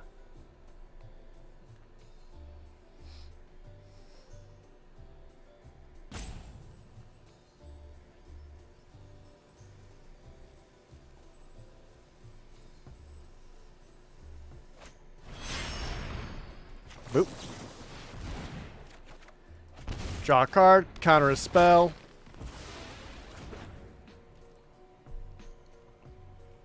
Now he should be worried.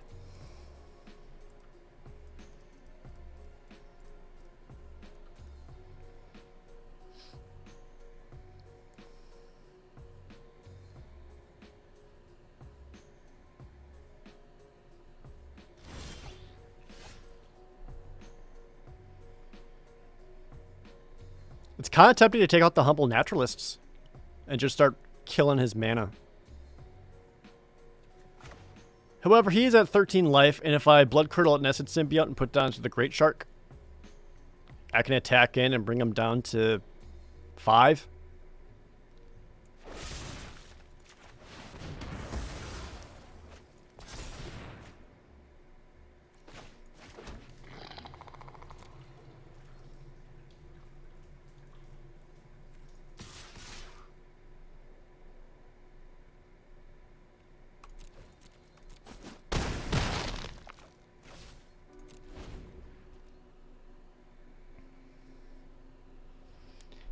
The Cavern Whisper is also a menace, so I may end up mutating that onto the Slither Wisp to help get rid of more defenders. I'm at 6 mana though, so I can't Blood Curdle and Cavern Whisper on the same turn. I am going to activate Facet Reader, draw a card, probably ditch the island.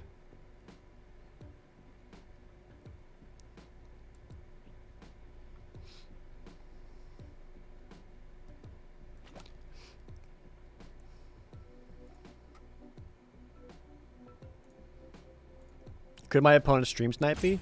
They could. But if they have to do that to win, then they're not very good at Magic. So, you know. Oh, thanks, Calm Charles. I appreciate that.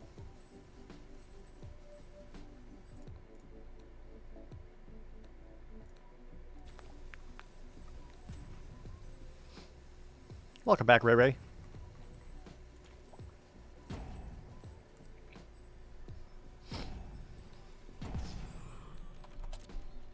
Did he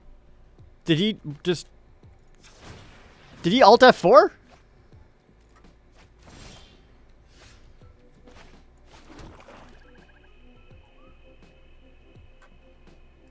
I feel like he just alt F4'd.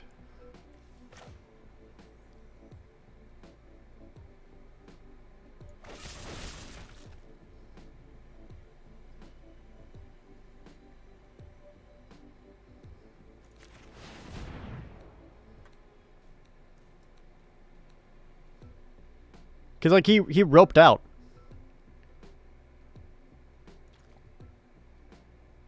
You slam down your headset and just walk away from your computer and not come back? Oh, no, he's still here. Okay. Goes unlikely aid. Sure.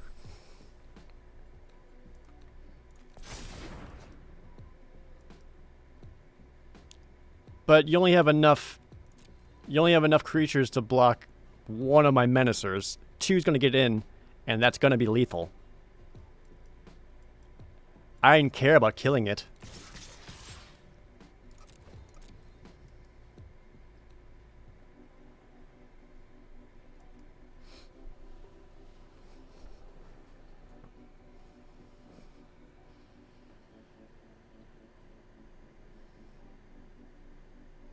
What would save him? Another ram through?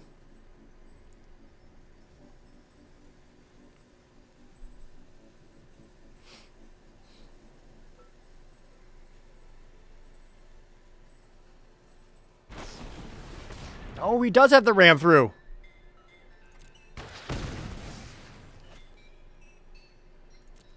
Okay. We still got a match, so we can double lock the Great Shark and kill that. Slither-Wisp gets in for 3.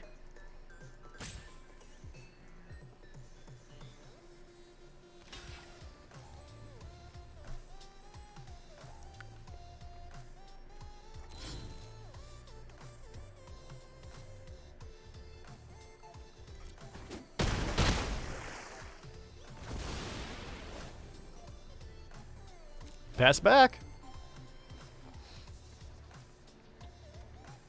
I did take out one of his mana sources. So that at least slows him down there. If he doesn't play a creature, I'll get in for lethal. If he has to tap a Humble Naturalist to play a creature, I can get in for lethal.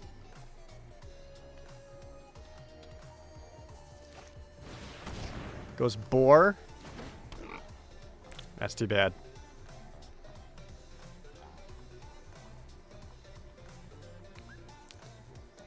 Has all his defenders left.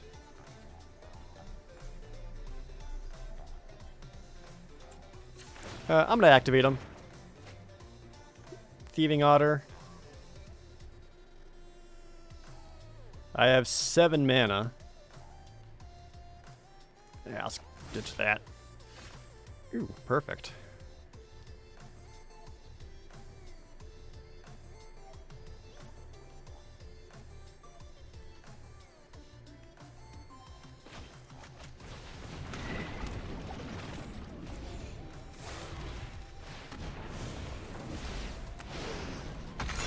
Just make him a 4/4 Flying Menace. Good job. Forcing to discard a card. I finished a video game. Donated $10. Thank you. Never donated to any stream before, but I want to say thanks. I'm doing my first proper stream tomorrow night, and it's been a huge influence on me. I've been a lurker here for years, so thanks so much for inspiring me. No problem, dude, and good luck. I really appreciate it. I hope you get to finish more video games.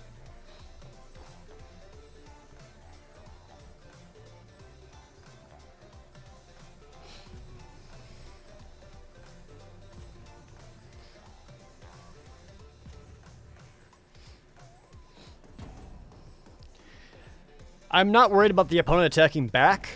I have enough life that I can take hits. And I don't think he's actually going to because he needs every defender he can possibly get right now.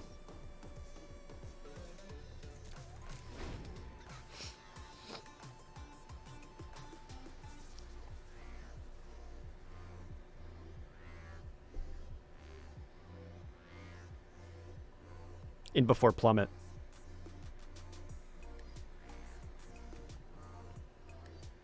You think I had lethal the Capture Sphere? I don't think so. Tap down Bristling Boar, Ice Swing in, he double blocks Slither-Wisp. If you attack with the Facet Reader, I'll get in for 1. He would go down to 1. That's not lethal.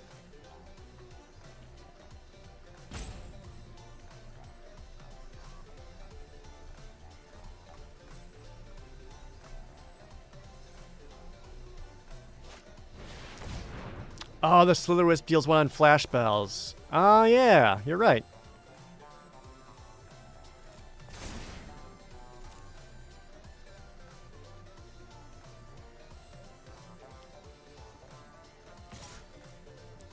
Well, this still works out. But I did forget about that ability. You're right. This is what we do. Is, boop.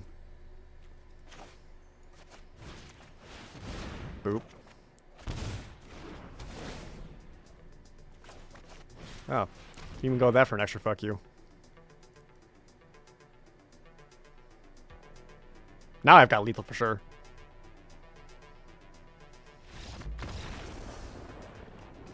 You're right. I could have done that sooner. I always forget about the flash bonus part of Slither Wisp. I guess I just have not played him enough, so.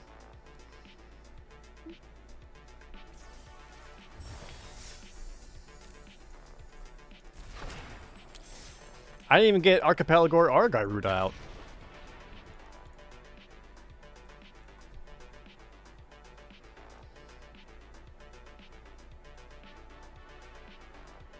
Magic's hard. There's a lot of stuff you gotta remember.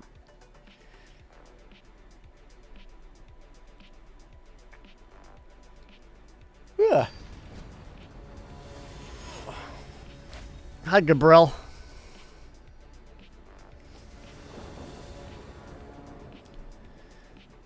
Opponent goes first.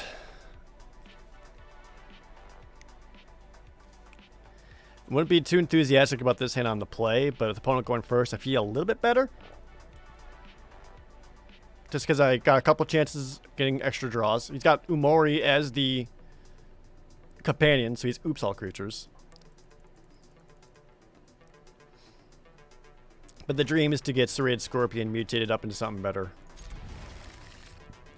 And I also have Corpse Train to bring him back. Worst comes to worst, I can block with Serrated Scorpion. And then use Lurking Deadeye. I'm going to play the Swamp here and go turn 1. Just because I don't have a good turn 2 play at the moment. Then I can use the Dismal Blackwater.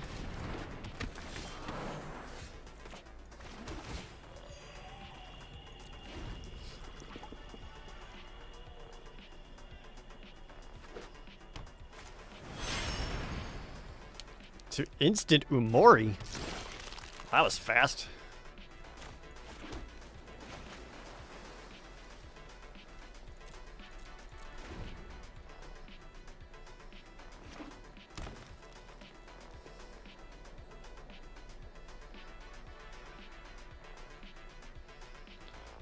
Green, green, blue, splash, white. Oh man, and the Freezy boy.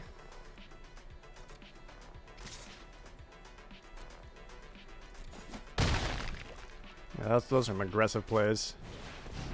And the exuberant wolf bear. Damn. Alright, opponent, you got it. You got some shit.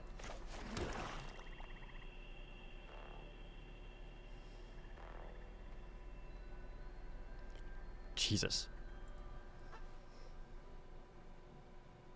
I'm looking at taking what? 4, 8, 12, 14 damage next turn.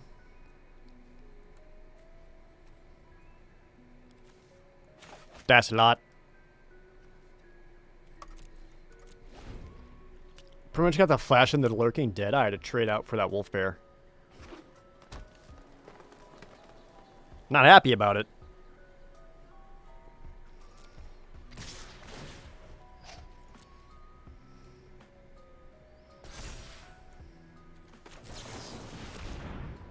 Please don't counter hit.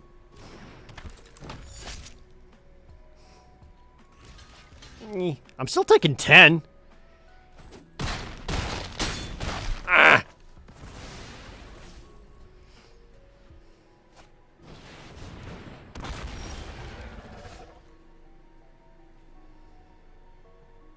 Missed the land drop. Feels bad, man.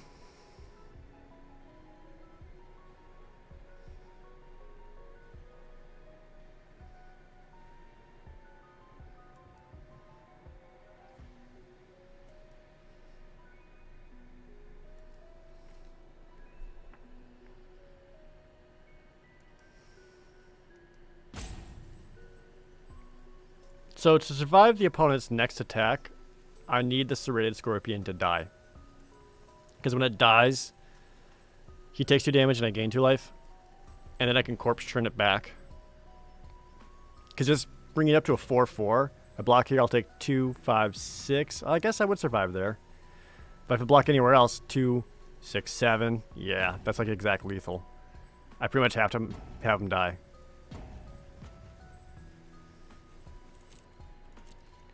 And then hope I draw mana.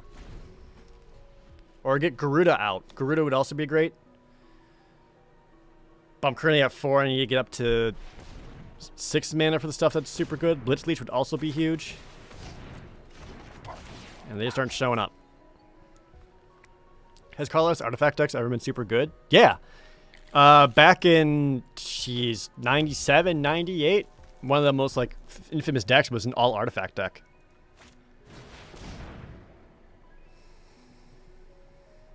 Well, I'm just fucking dead.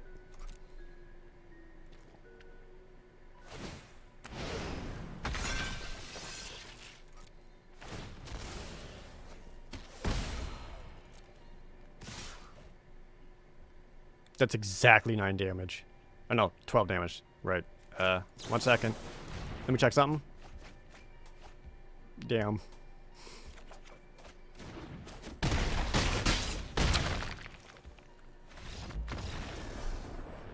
Well,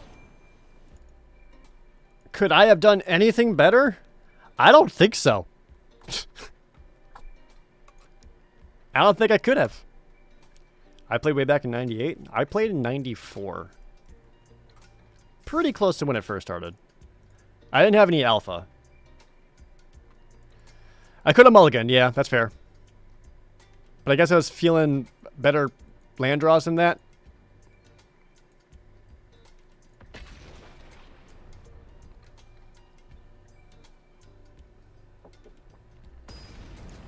Yeah. And then sometimes the opponent just gets the nut hand and you're just like, well, alright.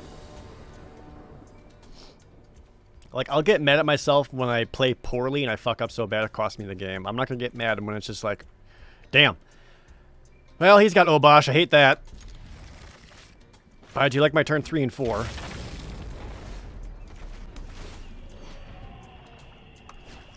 At least it's certainly red-black. Yay.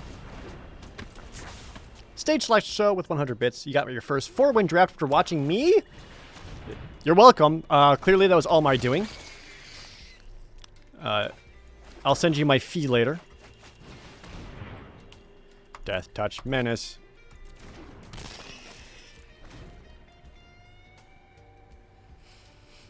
So he's playing all odd cost creatures.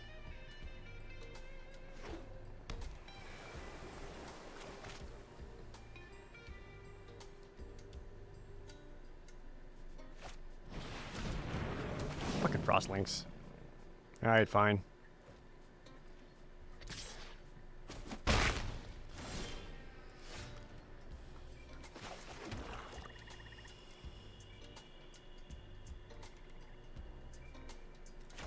Capture Sphere isn't quite good enough to deal with stuff here. I think just go Serrated Scorpion. Use the Facet Reader to filter out some better draws here.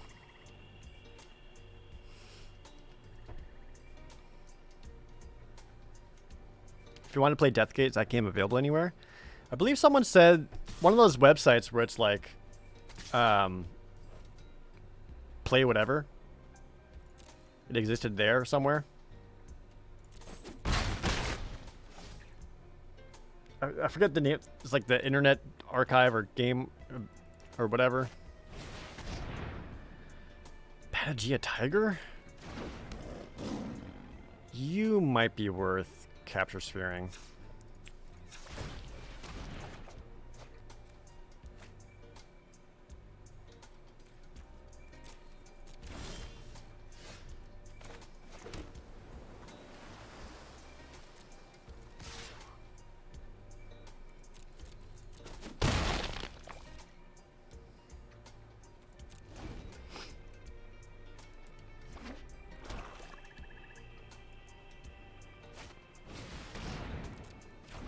Yeah, he's just filling out the board before he brings down Obosh. Just buy my time.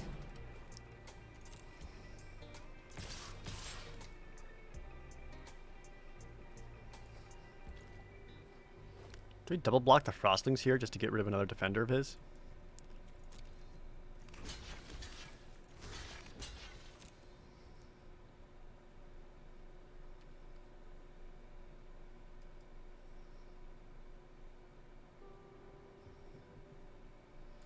I'm gonna use him. Make sure I find him my last land. Ooh, deadweight's pretty huge. Deadweight takes out another guy right away.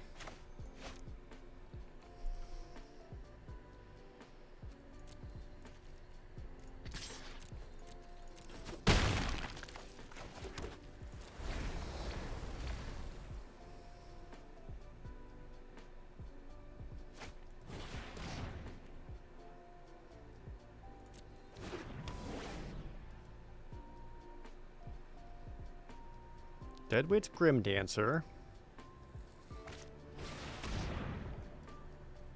This will force me to discard a card, and he becomes a 4/4.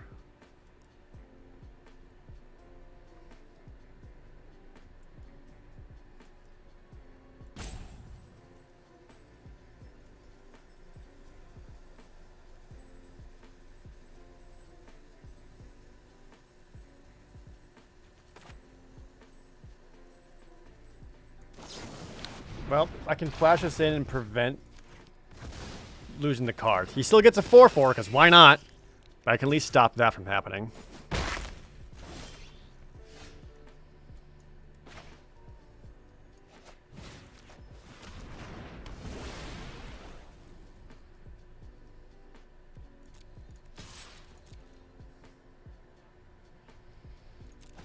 Now at this point, I feel like I've answered enough of his large threats. I'm actually doing okay. Because if he plays Obosh, I got the counterspell ready.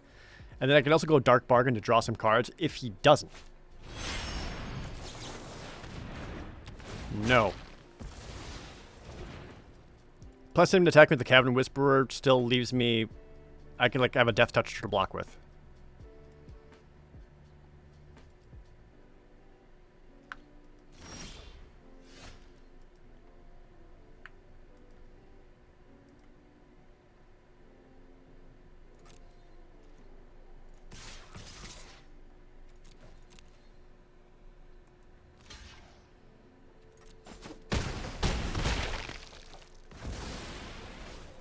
Then I just play one more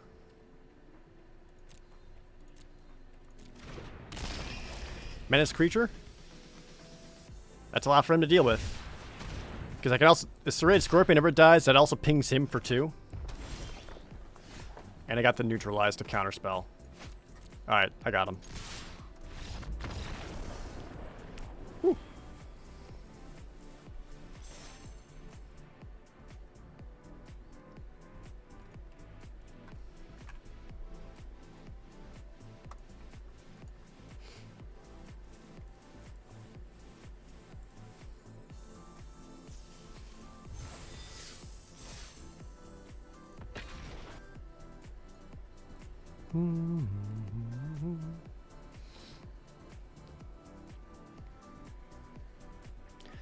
So I feel like I played that properly, not losing that discard. I could have just lost the... Oh, it's a diamond opponent. I could have just lost the Dark Bargain, but I wanted to keep that in my hand just in case to draw extra. Or I could have responded with activating Dark Bargain to find a worthless thing to draw up. I guess I had a couple options there. I'm not sure what's best. I go first. Thieving Otter, Grim Dancer, Capture Sphere, Neutralize? Yeah. So, the Dream Thief does nothing. Do nothing. Until I play my Thieving Otter. Do nothing. I want my Otter to thief you. Yes! And go Otter! Now, still do nothing. Wouldn't it be cool if you continue to do nothing? That's the Crystalline Giant. Don't get hexproof. Alright, I'm just gonna make you not a problem forever, because I hate this thing. Go away. Woo! Boop! Hee.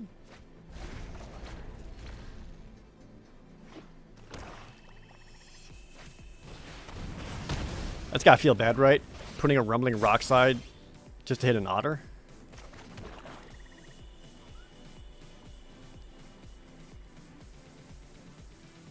I'm gonna keep up mana for Slitherwisp and neutralize.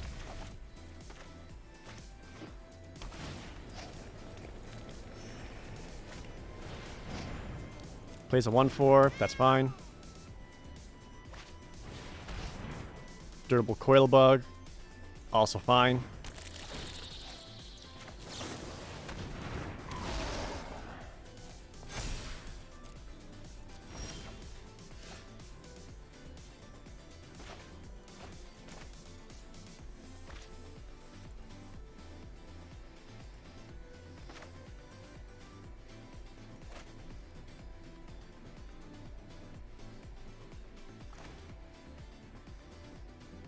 They can go Facet Reader, keep up. Neutralize. Not sure what to do here, because I can keep up Neutralize. He's got 3 cards left in his hand. I don't feel like he's played his best stuff yet. I can also Blood Curdle the main Serval to gain it for 3. That seems like the least exciting thing. Let's go with the Facet Reader. This leaves up mana to cast Neutralize, and because I've got a flash creature in play, I can flash in Mutual Destruction. Should it really come to that.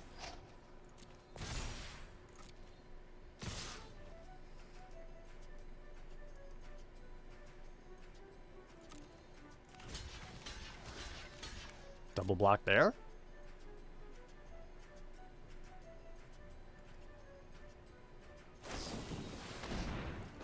No.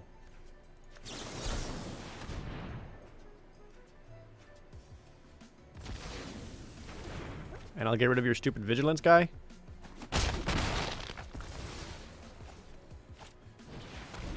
Night Squad Commando. That's why I want to get those guys out. Okay.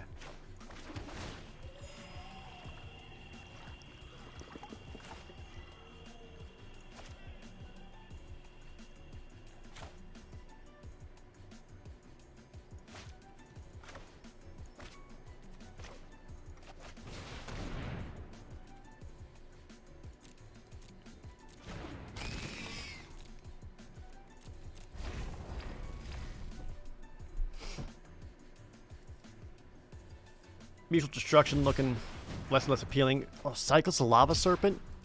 So he missed a land drop for it.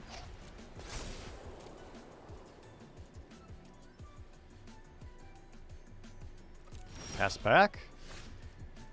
Hit one more land. I think I actually keep this in my hand for the Facet Reader.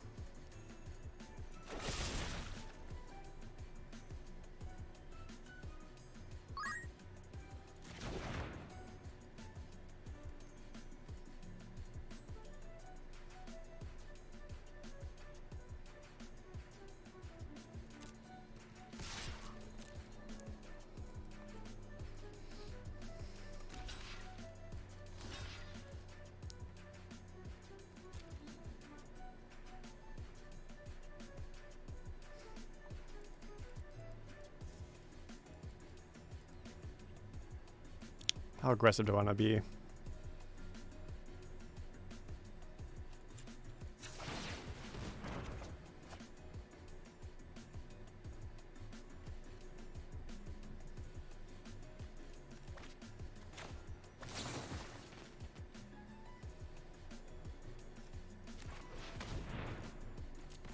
I don't know about that one.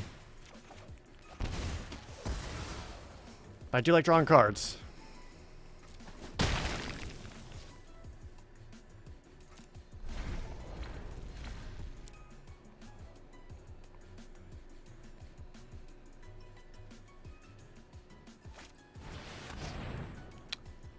Damn.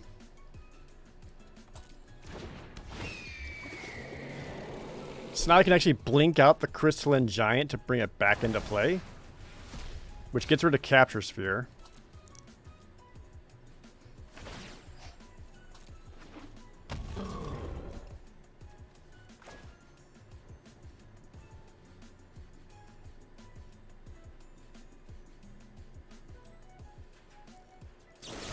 So here's an interesting choice. It's kill Yorion to get that 4/5 flyer out of the sky. Or take out the Crystalline Giant before he starts upgrading himself to the point where I can't handle him.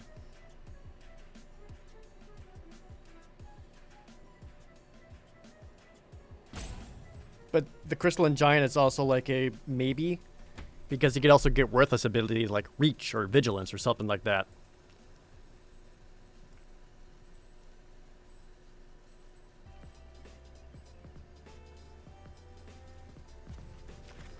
I'm gonna take him down now, but like even just him getting first strike would ruin it.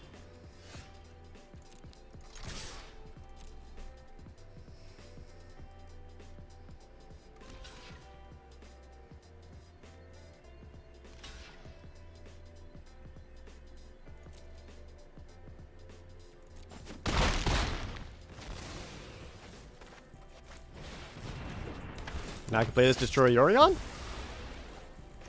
Gain a point of life. Can't it eventually fly? It has a chance of that, yeah. It has like 9 different abilities you can get. Sleeper Dart. Aw, you butt.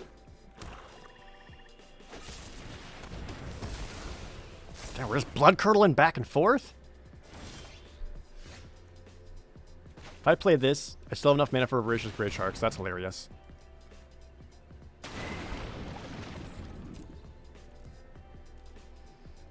He can always have 2/2 defenders because he's got that stupid durable coil bug. Alright, I think we just chill here. Keep up the Great Shark to counter any bigger creatures he plays. And then just kind of hang out until I can mutate the Glimmerbell into something that's a threat. I could also just counter the coil bug to get the Great Shark down and start attacking with the Great Shark. I don't know if I like that as much though. Because he still has a Sleeper Dart. That's not that aggressive of a play. I think I just kind of hang out until I can make the Glimmerbell mutate into something bigger.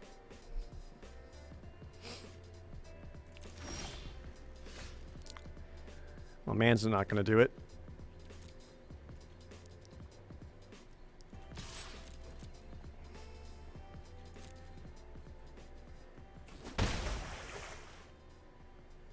Have I played Dark Bargain yet?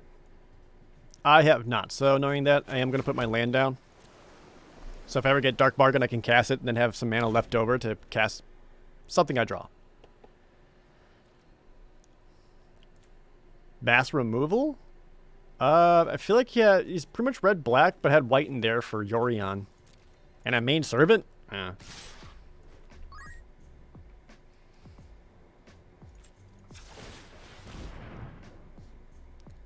I'm still at 20 life. I think I just block like this.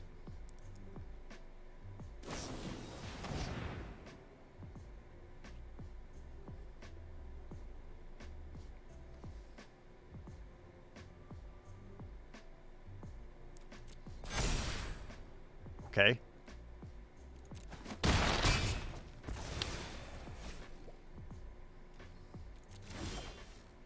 Hey, Dark Bargain.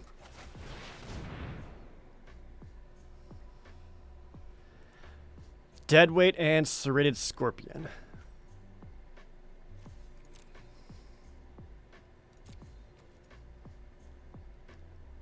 Deadweight's the most helpful here. I'm gonna grab a Swamp, because then I still have enough mana to be able to cast Voracious Great Shark. And I can slap him down and block the Durable Coil Bug, and he'll just lose his precious lifelink.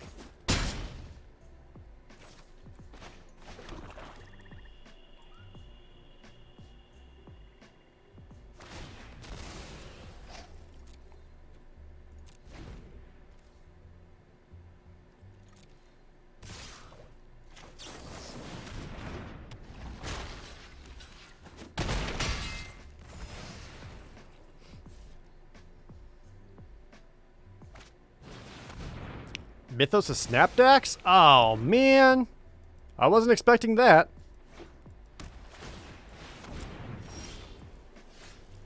That's fine. I can manage. How am I doing on life? 14. I guess I don't quite need lifelink yet. But I can go Menace Death Touch.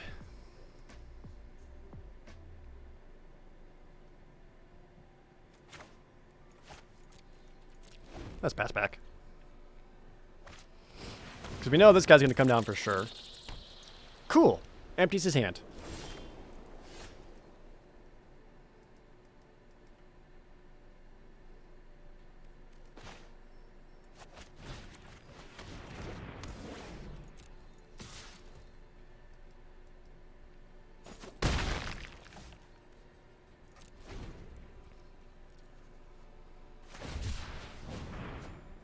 Cycles coordinated charge. Gets his own dead weight. Again, if he wants to race, he's going to lose that race. He deals me 2, I'm dealing him 3. What? I could still get Garuda. I could still get Archipelagor.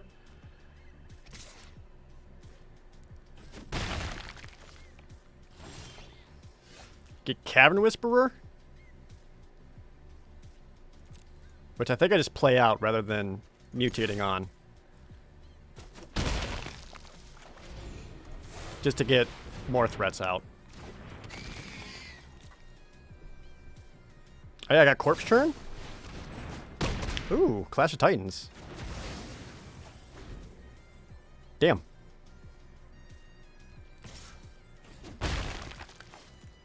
Uh-oh.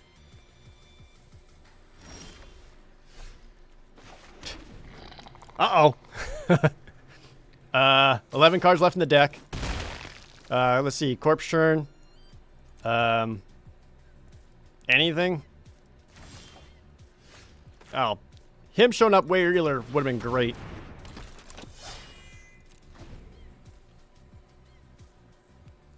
I kind of worry about doing Garuda at this point because I might just run out of deck.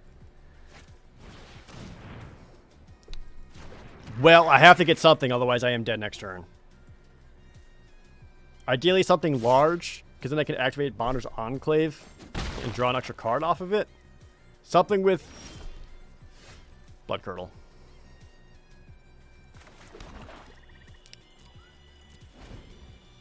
Something.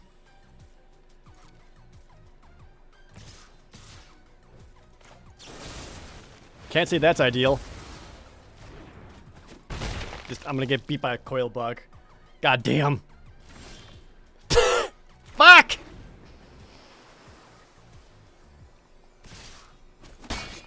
None of them showed up. Feels bad, dude. That's one I would love to go back and watch, because I feel like I could have done that way better. Like, I don't feel like his deck should have beat mine.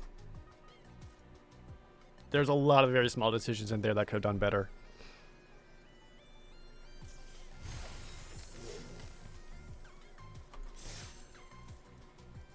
Maybe I should have mutated in. Just again, because he was holding on to a card for a reason. Maybe I should have mutated in just to get rid of it. I don't know.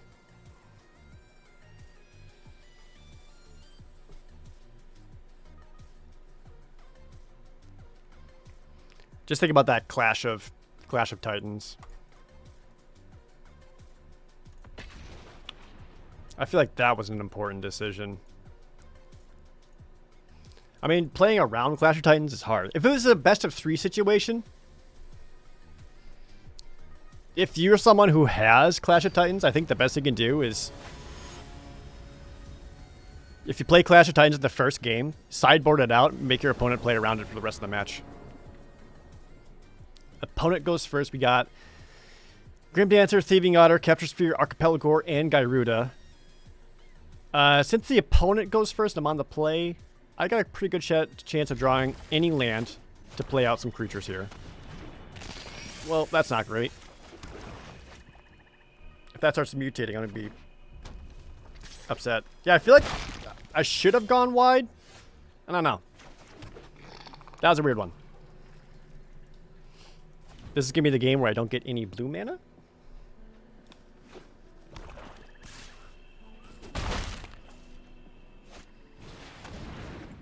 Prickly Marmoset. Oh, there's blue. Okay. We're still going to go Grim Dancer and set up that Death Touch.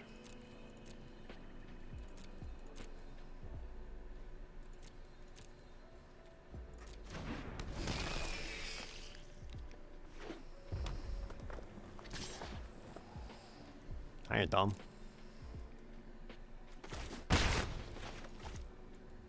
I would absolutely capture sphere that marmoset though.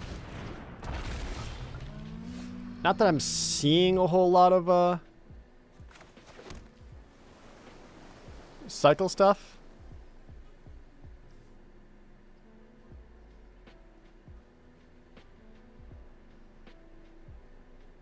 So we're capture sphere on momentum rumbler. So when he attacks, he gets first strike.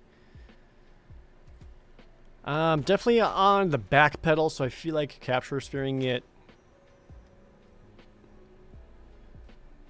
might be worth it. He's down to 3 cards in his hand.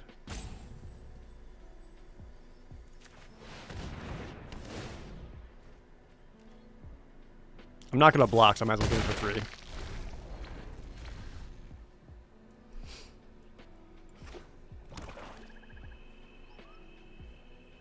You cost 6 to get out. You cost 6 to get out.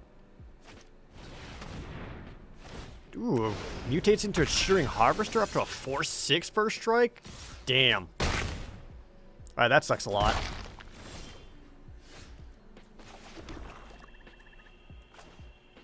I can't keep taking 4 damage, so I lose the menace counter, but I take out a hefty creature on his side. And taking out a hefty creature is super worth it.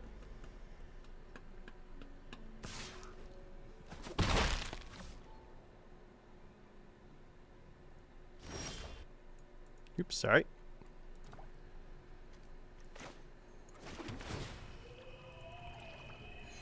We hit a corpse turn. So I could get Grim Dancer back and then immediately play it. But I think I just go Otter. And potentially corpse turn at the end of his turn. The Adaptive Shimmerer. I've been very unimpressed by the Adaptive Shimmerer.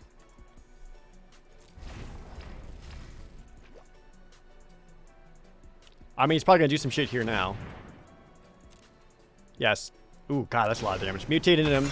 Kills the Thieving Otter. And he is swinging for 8.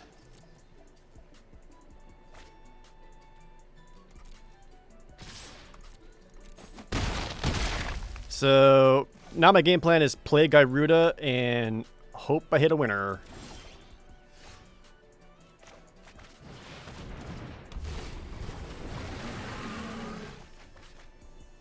He's got the Draenei Stinger. I got the Lurking Deadeye. Lurking Deadeye it is.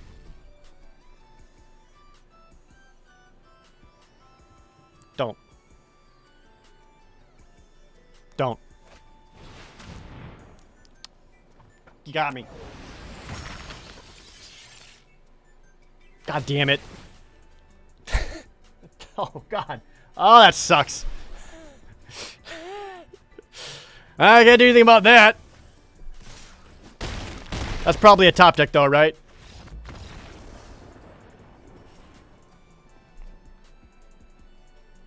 Damn, another 2-3 today? What is happening with me? I was almost tier 2 at the start.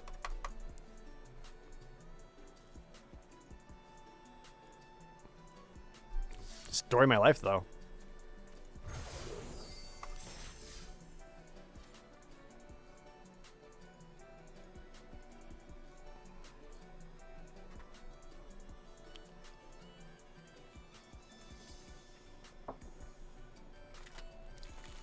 Take a snack break. I'm still here. I'm just opening up some almonds. I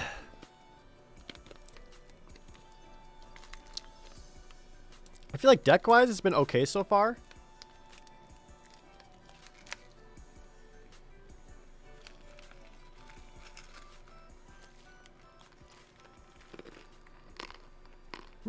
Honey roasted almonds.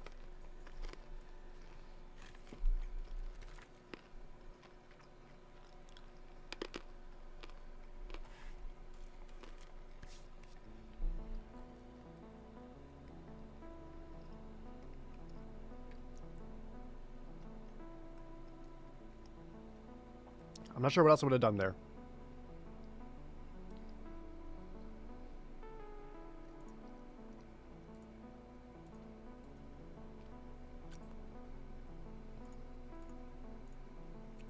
crawworms in the chat. Yeah, let's put some crawworms in the chat. Just because I want to see them bounce around. Summon some crawworms. There's 6/4 for 6 mana. If I had crawworms, I would have won every game. True fact.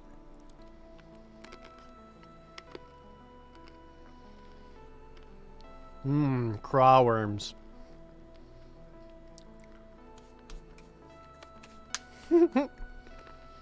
And snack.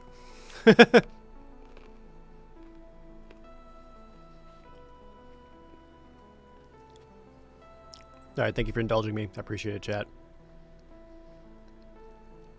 For summoning crawworms. No, not Tingle. Crawworm. Who put weed in there? Damn it, chat. This is why we can't have nice things. Guess we'll do our next draft, and our goal is to not rank it down.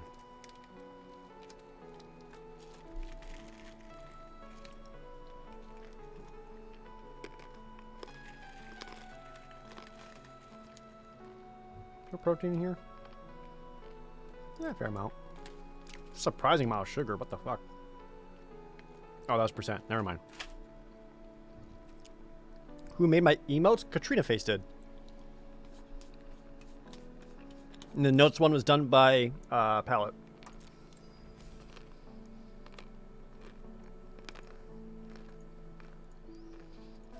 All right. Do better this time? We'll try doing better. St. Louis! Summoning the crawworm! A 6/4 for 6 mana. Thank you so much, St. Louis, for the $64. Summoning that crawworm. Let's get those crawworms in the chat for St. Louis. It's been a while since we had that. Thank you so much.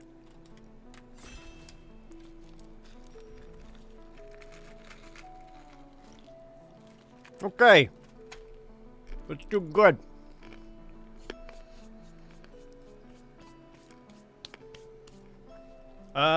Huh.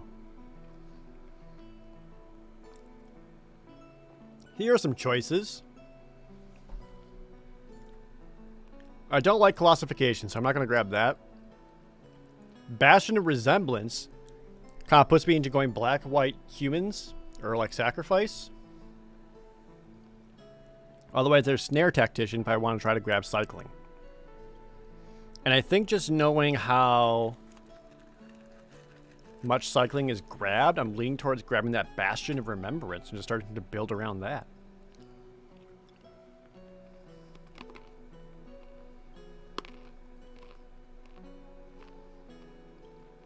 Like, none of these cards are that exciting. There's 2 crystals in here. Let's try the Bastion. Ooh, okay. Got some good stuff in here. Huntmaster Liger I don't think is that exciting, but Necropanther, yeah. Allows him to return a creature card back.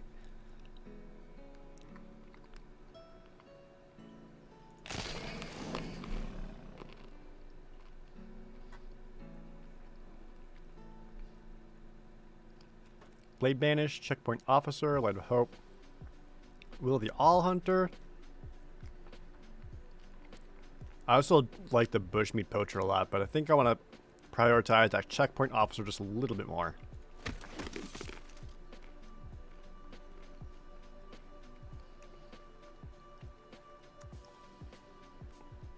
I like the Opposing Vantage Sword for its cycle option. But I think I want to go Farfinder for getting out lands.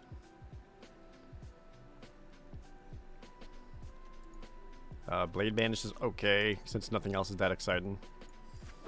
Hopefully I don't get boned on black and white. I'm committing pretty hard here.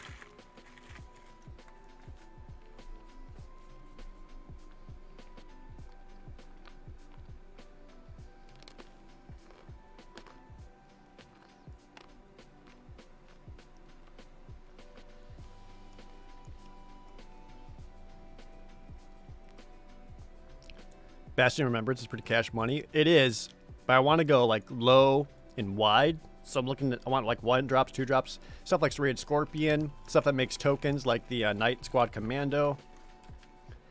Lurking Deadeyes actually work out great for this because you trade out a 1/1 and then flash them in.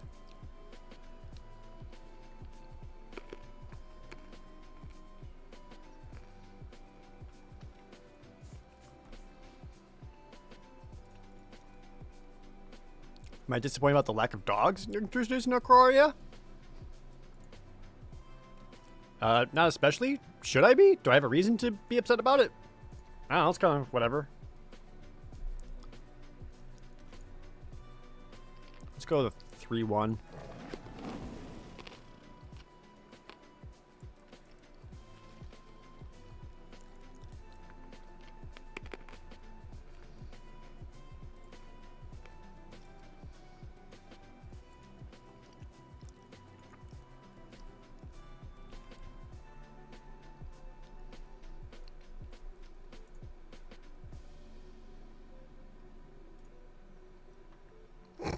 One guy's name is Bears with Upside. That's funny.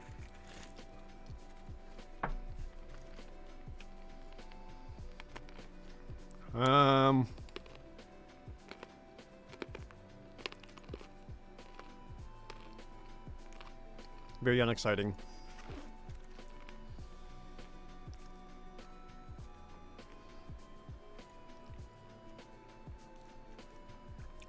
Super unexciting. I think I chose poorly with my colors, so I'm gonna get boned pretty hard in this draft.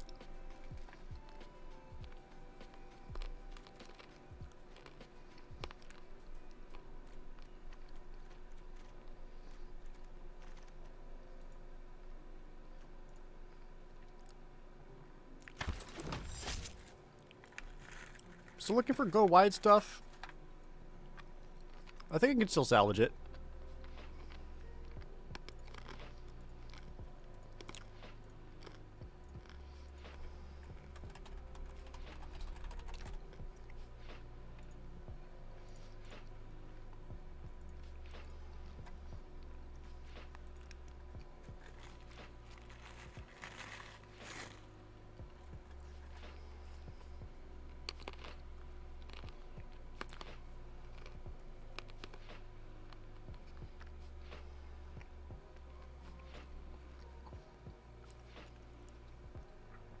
I'm not quite the humans only deck. And I do want to be able to have at least some creatures to be able to mutate Necropanther on. What am I snacking on? Honey roasted almonds. Just trying to have a healthy snack instead of like chips or whatever.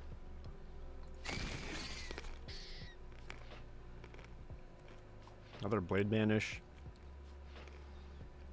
Just gonna go with that one. Keep cutting white.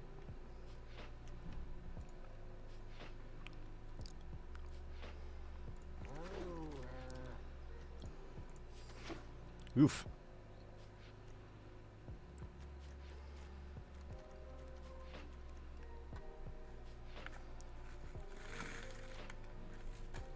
And one more Light of Hope, just in case. Oh no, I'm making a mess.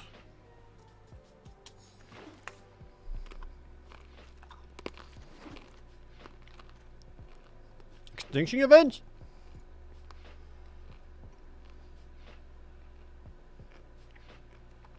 Okay. Exile each creature. Doesn't hit permanents, just creatures. I like them. Have a board wipe, why not?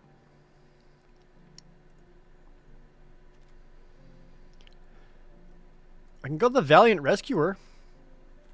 I'm looking at picking up some like cycling sub theme. Just to keep making 1/1s. It's not a bad idea. We'll take in the Blood Curdle though. Out of all this pack, Blood Curdle's the most exciting. I still want to keep my deck low to the ground.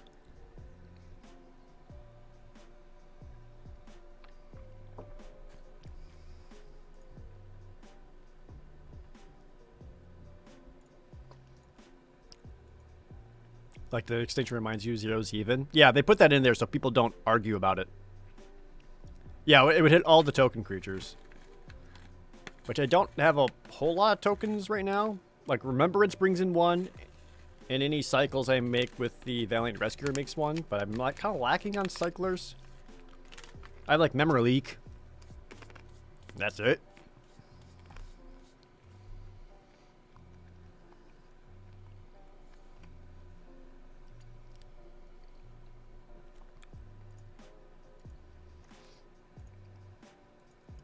Divine Arrow.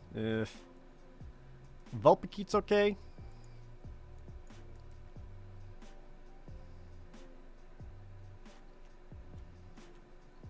I guess the Vulpikeet.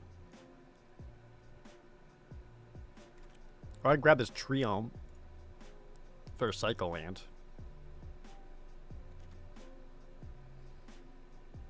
Yeah, I'll take the land.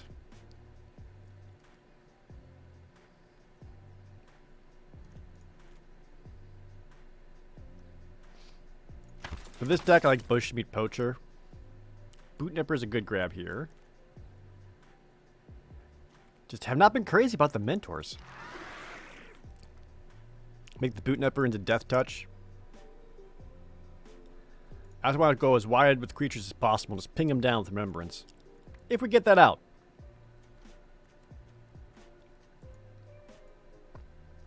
Like I said, I want to go aggressive and have a main Serval. So aggressive.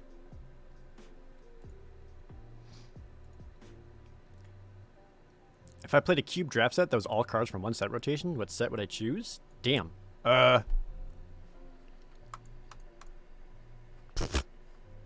It's something that's not vintage?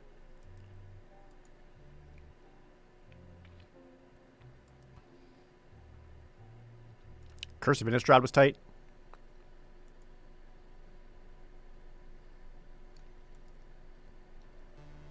Dominaria.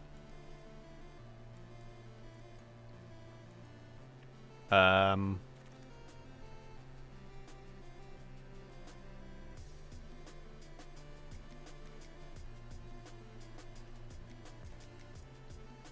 don't have that many humans, but also like just 3 mana.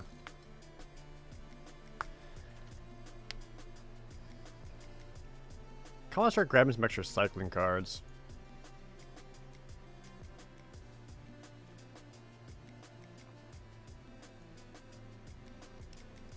Yeah, ideally 1 mana cyclers though. Is Pauper as fun as it sounds? If you play with the right people. If you play, there are people who do like competitive Pauper. That can ruin the fun out of it. I'm just gonna take this as a cycle option. Yeesh.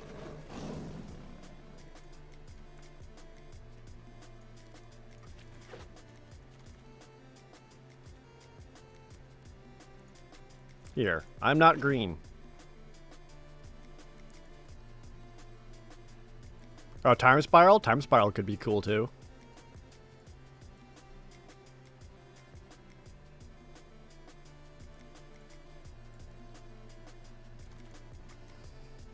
Still not green.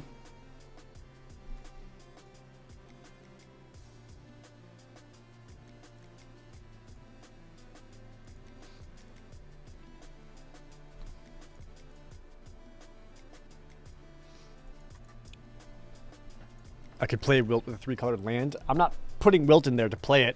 I'm putting it in there to cycle it. There's another Valiant Rescuer. And he himself cycles.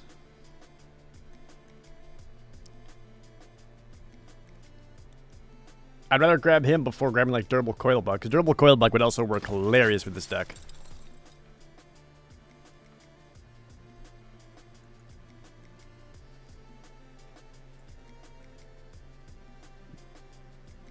Evolving Wilds, I guess.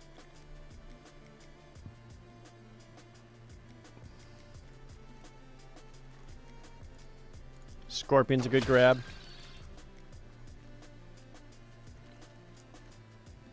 I'm playing a very aggressive non-human deck. I considered grabbing another Blood Curdle, but having one with Extinction Event, I think I'm okay. I do like this guy a lot, because he can exile creatures to make more 1/1s. And in the late game, that is huge.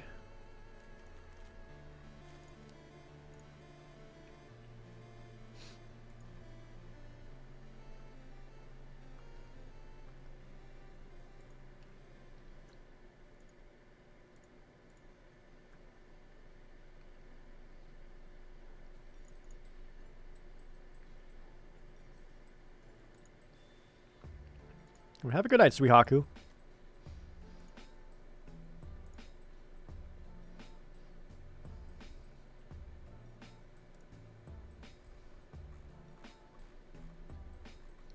bum, bum, bum, ba-dum.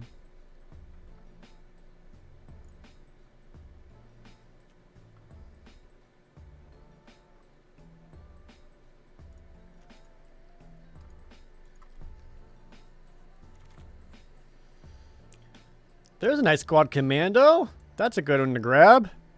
Finally. More of those, please. None. Rip. Suffocating fumes. Let's get that coil bug in there. You're in there, buddy.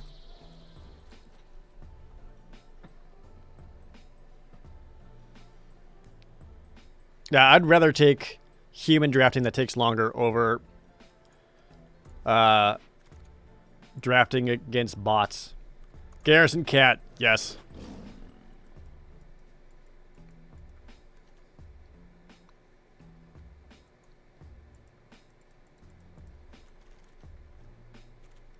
I don't think my deck's that great.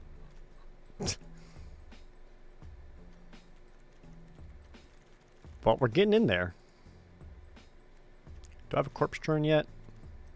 Not yet.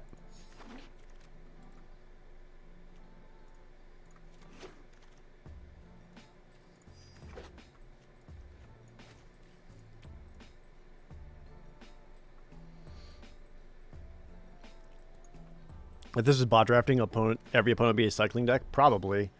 And I would be miserable. If they ever get to adding friends, yeah, you have friends and you can now do like direct challenges and stuff. I think they said they wanted to do chat eventually, like in-game chat. Not feeling super hot about this one. I definitely don't need to be 17 lands, though. Like, if I could just cut the 2 forests, and I'm good on lands. Even though this is still more 4 mana cards than I would typically like.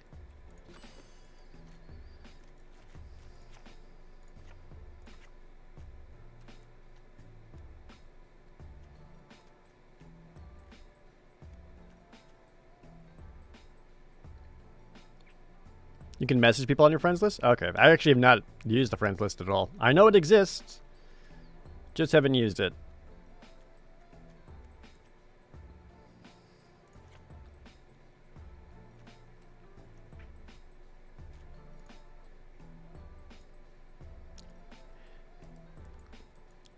Chat and match would be incredibly toxic. Yeah, if you had chat against your opponent, that'd be terrible. But I mean, like, if you're playing against your friend on Arena, I feel like you should have a chat option there. You know what I mean?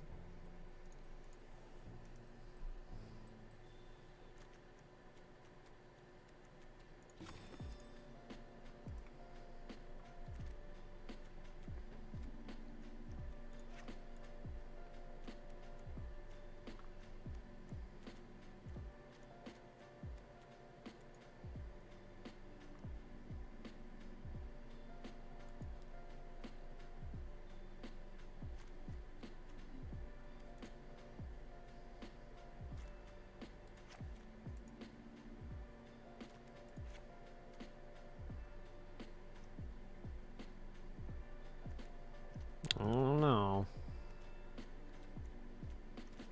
Wouldn't have mind a second bushmeat poacher. This is kind of okay as it is.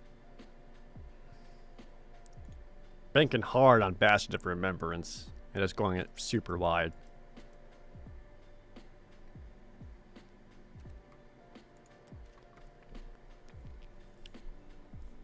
Call this deck Bad Deck of Remembrance. Got him.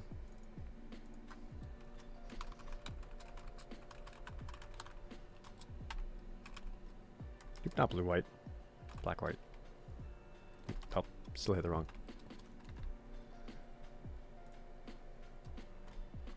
Another 2/3? I think at best, yeah. It's not that crazy.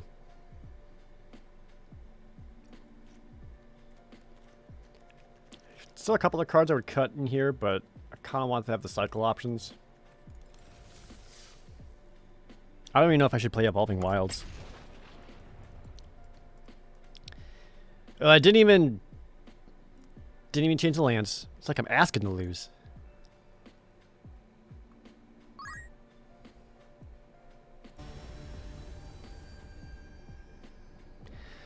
Chronosi, thanks for the Twitch Prime resub. With the power of this resub, I send you good vibes for this drafted deck run. Well, thank you. I go first. Don't hit the 1-drop, but everything else looks good. Boop.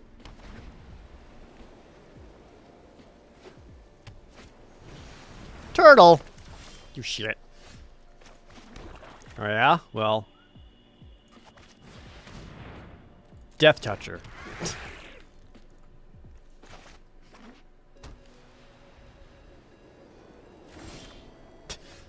Bitch. Get him. Get in there. Your death touch. The turtle can't stop you. Your death touch.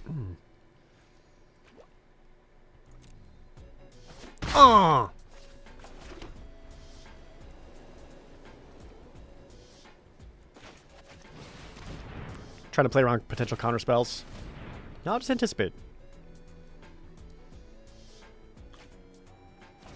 Because he's got that turtle, though, I am going to go flying. I usually prefer making this first strike.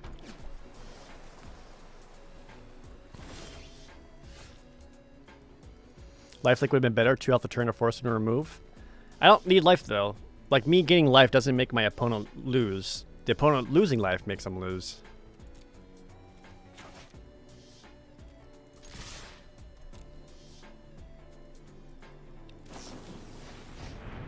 Force him to Divine Arrow that, though, I'm okay with.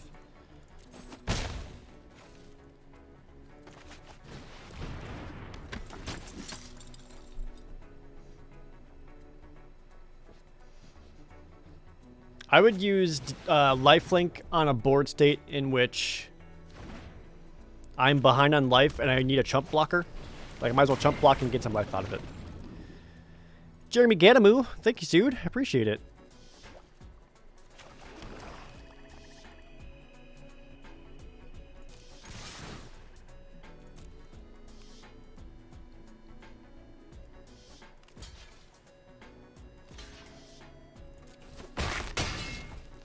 What do I hate more, that Glimmer Bell or the Aegis Turtle?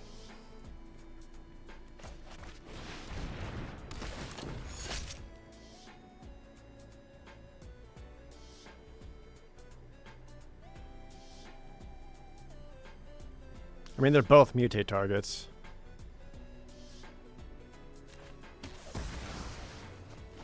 Maybe take out the Glimmer Bell would have been better, because I have Checkpoint Officer to tap down the turtle.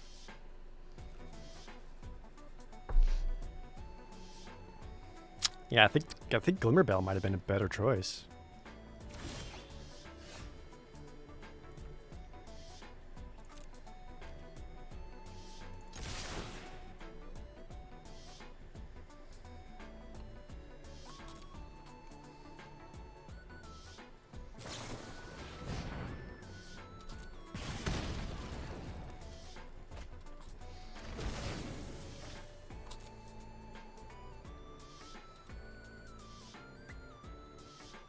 Would you risk the block here?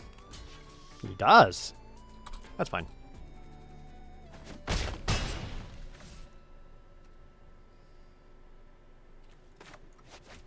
Give a counter spell. Still no? Now I got all these humans.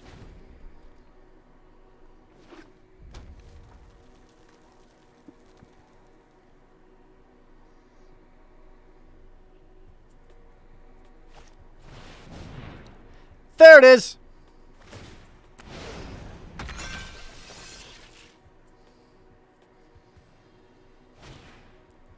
Oh, you just get to cast that? I thought it was put into your hand. You make cast non-target. Damn. All right. Fucking showed me.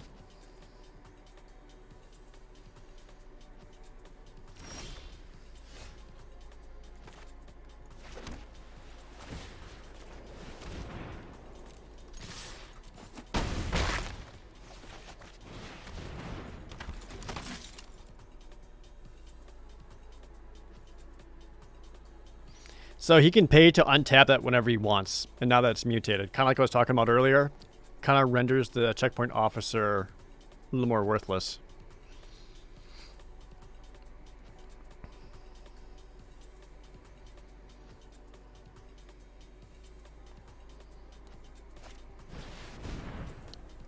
Mutates it again, goes in for another one? Jesus Christ.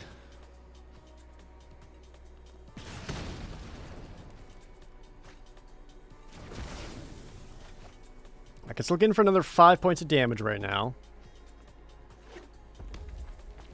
Because he doesn't have a blue source.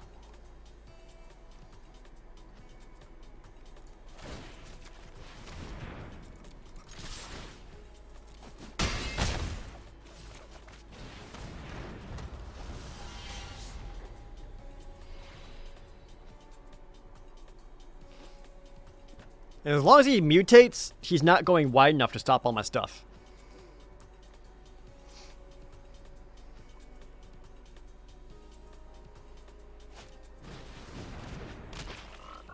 Polywalk Symbiote. Still has creatures left over.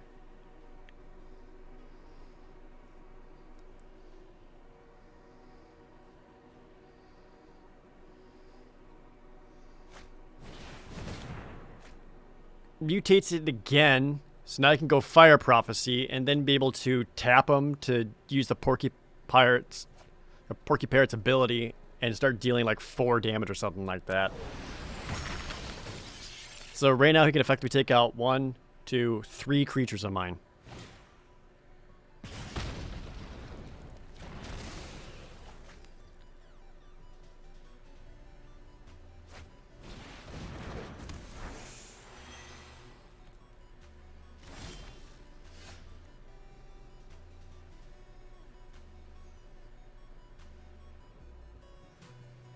Damn.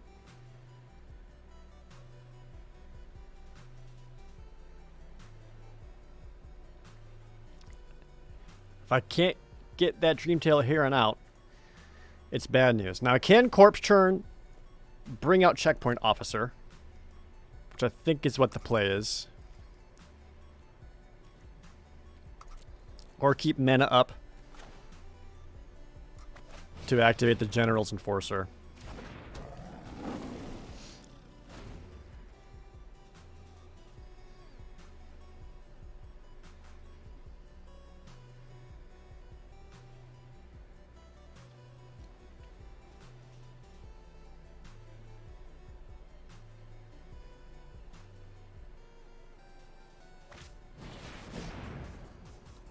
Jubilant Skybonder. So that guy could still just tap and deal a lot of damage.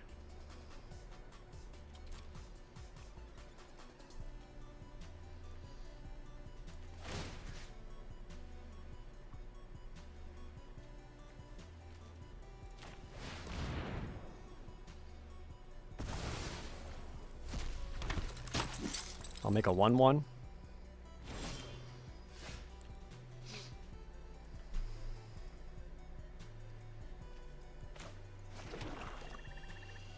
I can't quite attack in with everything yet, I don't think. I pretty much need to get Remembrance in order to win here.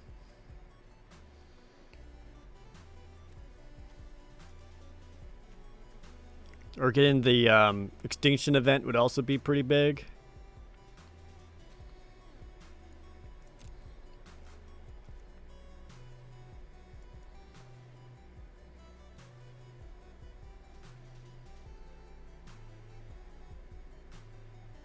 Yeah, right now at best, I can get him down to 1.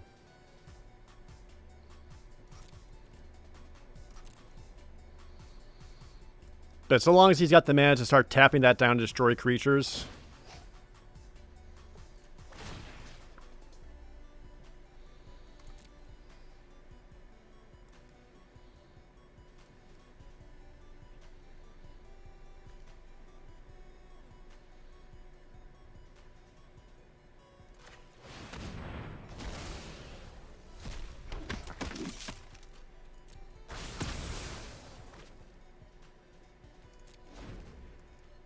Yeah, it's going to be rough. I can exile the Fire Prophecy from his graveyard, but at this point, I don't think he cares about that anymore. He's got a 3/4 flying first strike that can tap to deal 3 damage and then untap himself by paying 2 mana. He's not looking to Fire Prophecy again.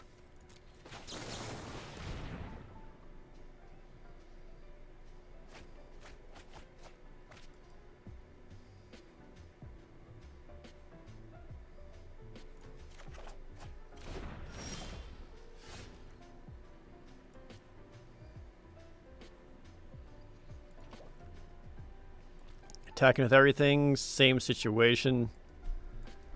I'd be able to get him down to not even 1 because he just tapped and destroy everything I own. This is rough, dude.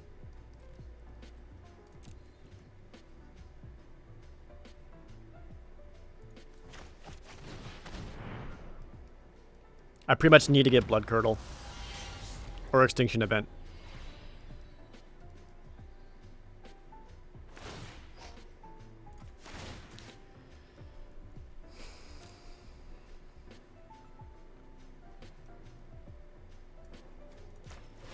Oh, I got the wrong guy. That doesn't make a 1/1. I clicked the wrong thing. Yeah, or the Bastion. Bastion would do it too. Yeah, look at this. Just takes out 3 of my creatures right here.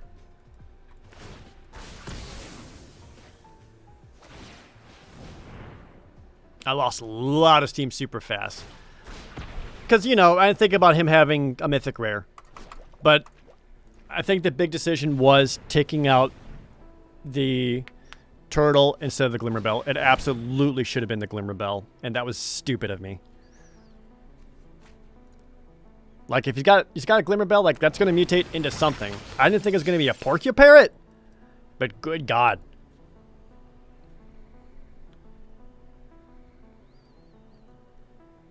Yeah.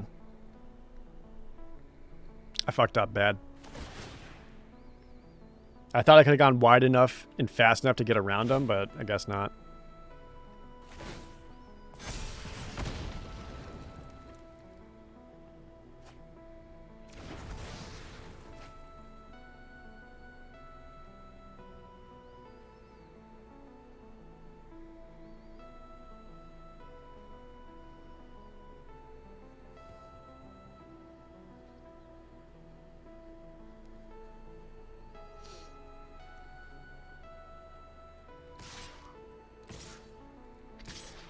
Yeah, you got free attacks, dude. You can still untap Dreamtail Huron twice. But I feel like attacking with him is redundant because you can tap to deal just as much damage. I don't think I'm going to find an answer here, but I'm going to look. Power 4 or greater. Nope, it's 3.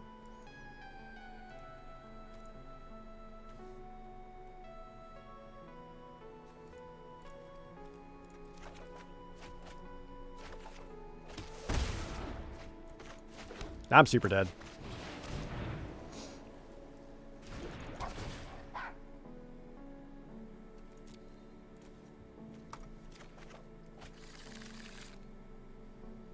Because Porcupine allows you to hit any creature.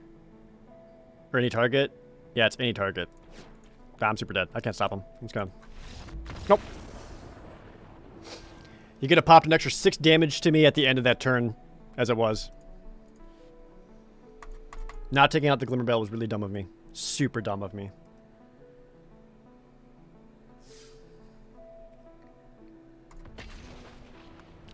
That's my fault.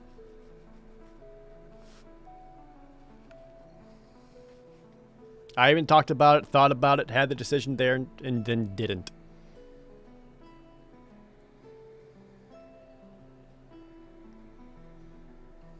Damn. That sucks. I know better than that.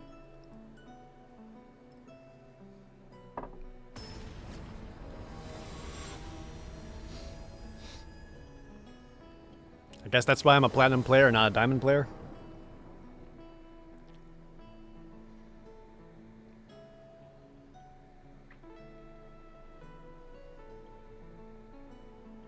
Do I think Magic will get tougher to play unless I'm on here? I mean, Magic's always been tough to play. And it's always been like way easier to play on Arena because it takes care of so many things for you. And that's why I think people who play in person are better Magic players than people who play strictly on Arena. I still think all like competitive stuff and everything should still be in paper and not just Arena. But Wizards is not known for making good or smart decisions.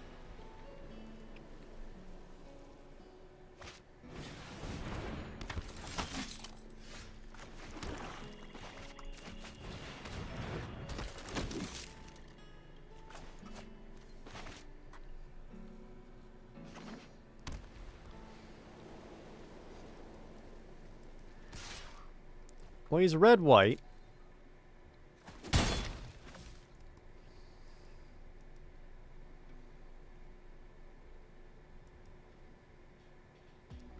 Watching Paper Magic blows? Oh, I think watching Paper Magic is awesome.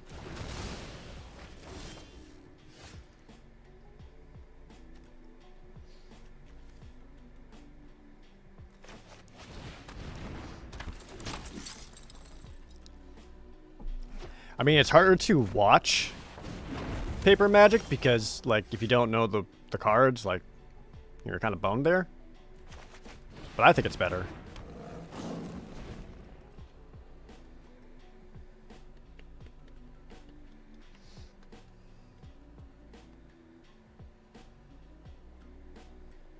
Yeah, I kind of agree there, controller tape. I think it'd be really nice if you just had an option to be like, go back and like look at the, not cue list, but like action list or whatever, and be like, hey, what just happened?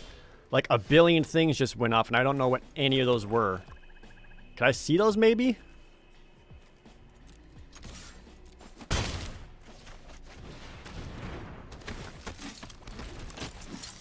Like an event list or something. Like you just press a button and be like, this trigger happened and this trigger happened, etc.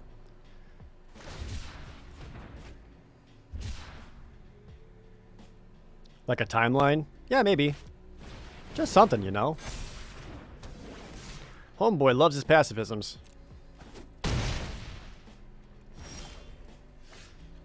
Fuck. Make me miss my land drops.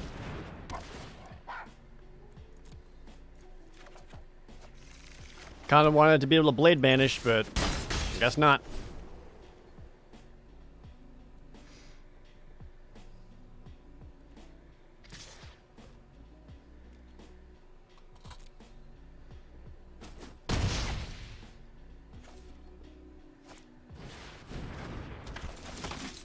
There we go. I actually get some frickin' mana to use. Thank you.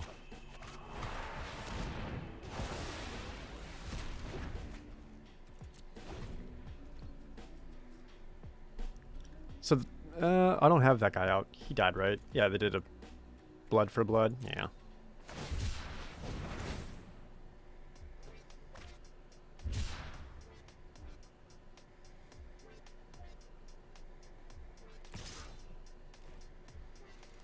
Well, I can't block this, but I'm okay taking 2 for now. I don't have much reason to cycle, so I might as well play out a land.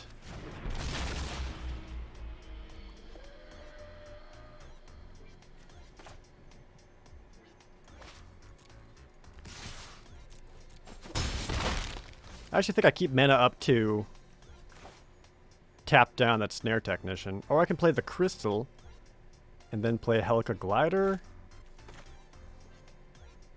Nah, I'll play the Helica Glider as is.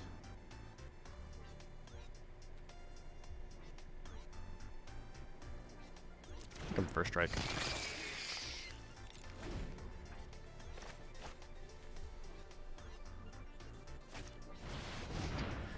Well, that's a Luminous Broodmoth, aka bad.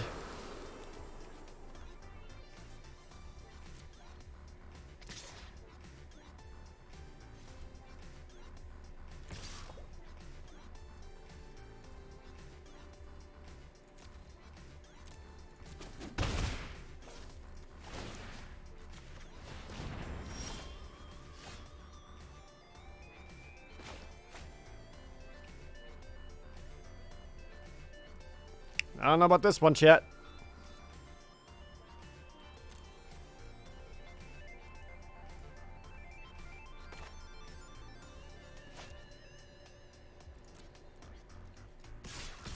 Well, I'm going to get in for attacks first. I can corpse churn, bring out the Valiant guy, and then play Garrison Cat. But I kind of want to keep up mana to tap down that Broodmoth. That's a little more important to me. I can just end step that.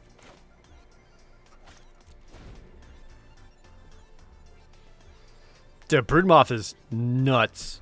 It's so hard to deal with.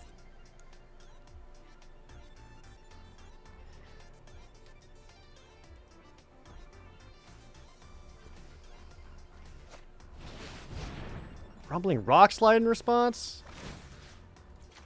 Tap that down. Let that resolve.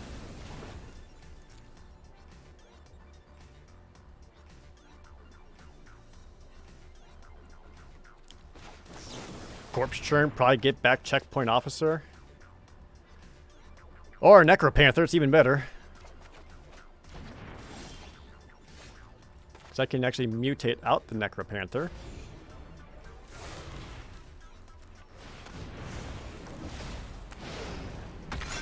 Which gets me back the Checkpoint Officer.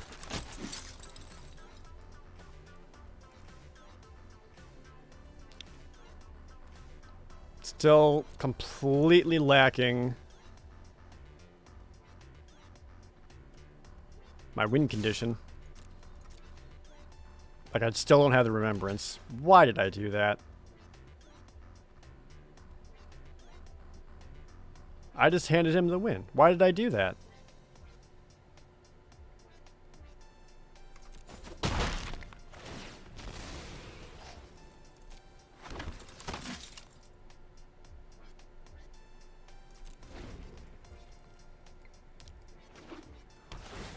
I fucked up bad.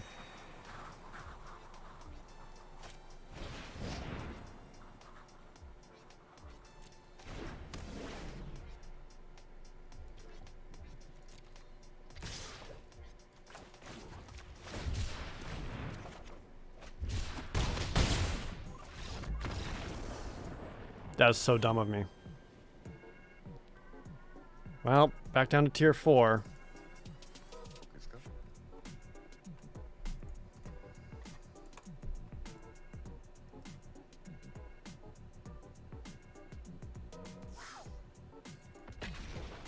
That's fine. We can end the day on a 0-3, right?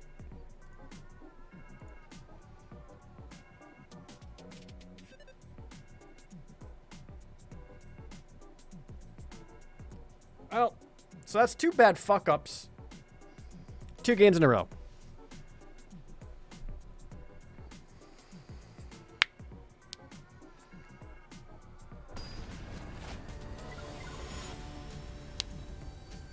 Bear with upside? He was actually in my draft pod. That never happens. I go first.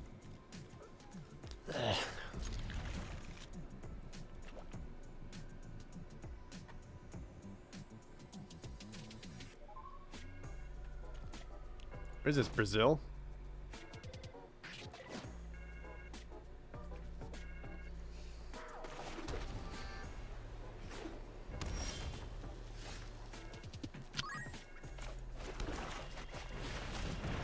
Put that down. Coach Max 86, thank you for subscribing. Button up your blue shirt, enjoy all your emotes. I really appreciate it.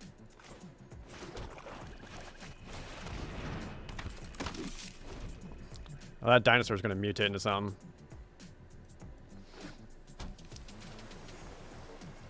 Oh, red blue? Red blue spells matter? Prickly Marmoset. Oh, hell yeah.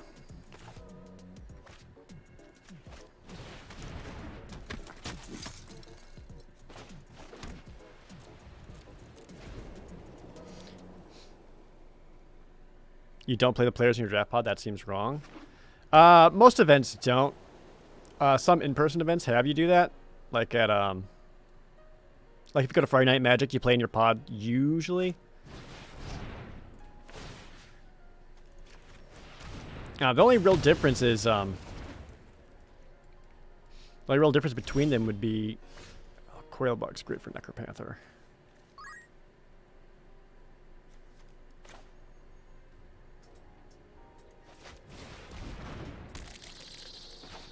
Yeah, not being able to cycle is kind of a bummer, but that's fine. I think I'll chill. But, damn. Yeah, like playing cross-pod is fine.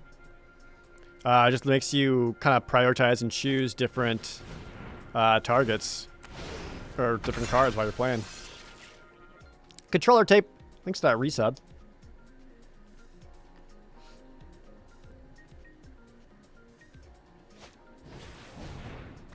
Ooh, Cathartic Reunion draws a bunch of cards? That's pretty good. Alright. This is 4 mana to bring out. Knowing he's gonna... Could pay 2, cycle, get a 1/1. Like, he's gonna Rumbling Rock side my best thing.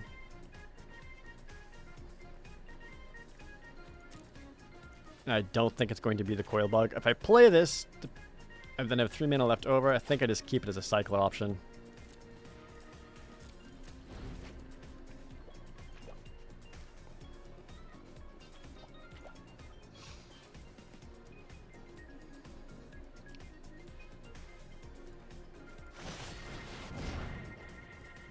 Clash of Titans? So you have Clash of Titans and Rumbling Rock Slide? Damn.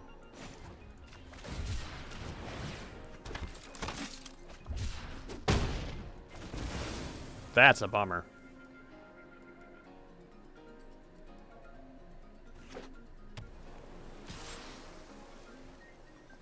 Well, I can still take 2.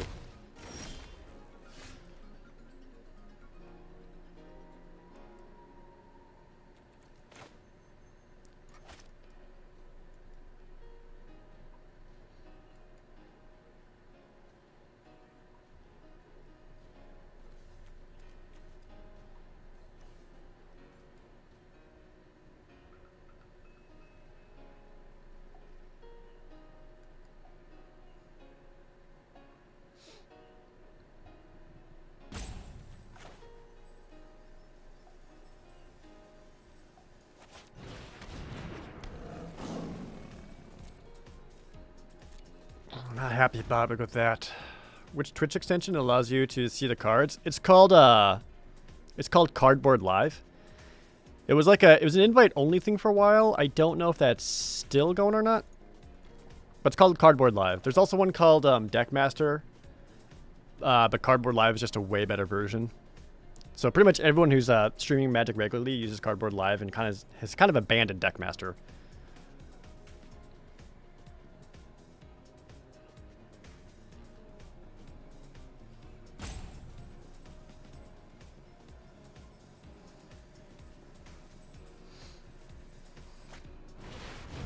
Oh, come on. And now it's flying and you get Clash of Titans back.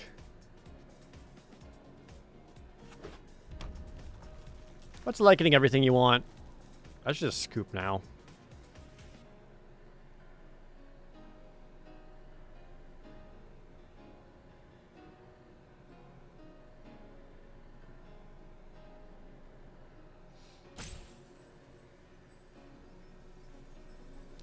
What's the dream, though? Odd, even, odd. Extinction event would be huge. No blocks.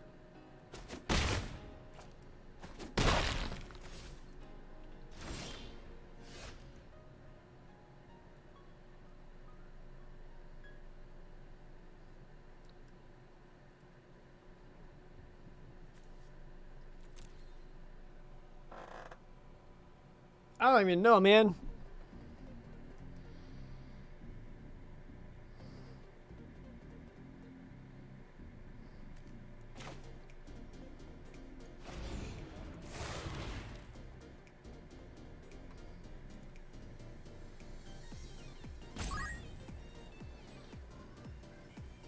I guess it's mutate him.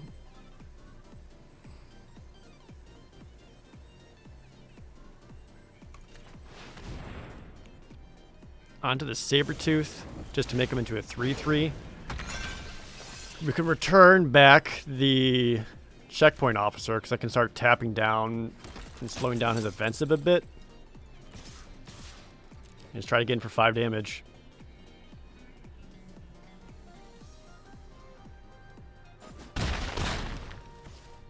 Because now it gives him the... he still has Clash of Titans, though. At least they can't fight in such a way they'd kill each other.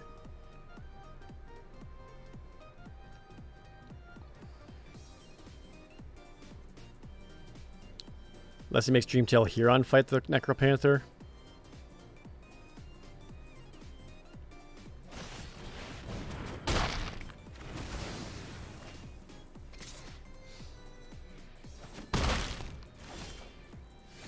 Oh my god.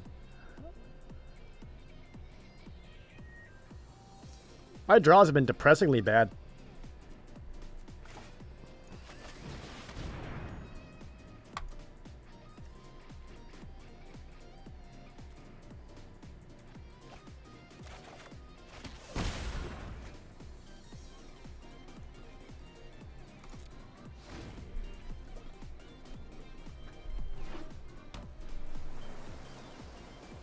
Can Extinction Event save me?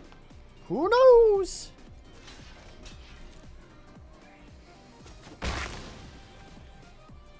It's down to 5. Like, he can Rumbling Rock Slide kill something.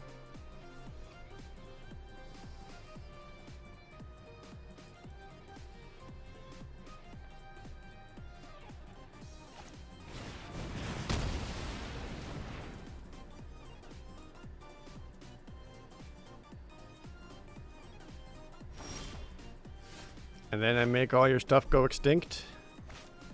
Odd, even, odd, yeah.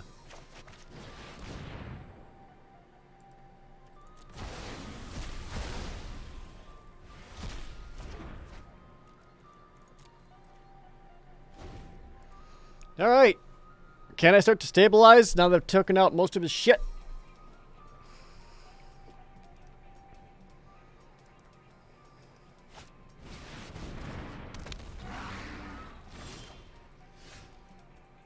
Well, that sure is a dude.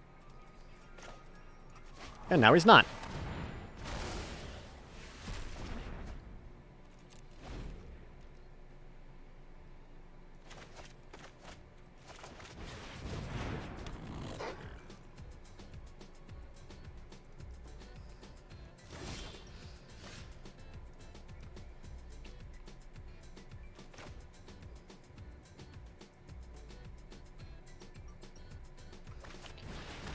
Play the Farfinder.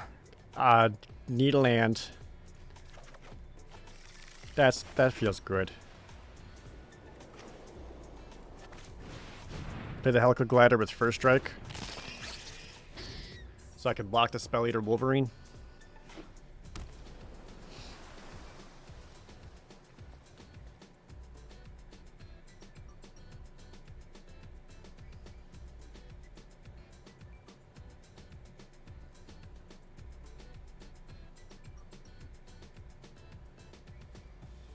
So I think at this point, a lifelink and boot. Jesus Christ!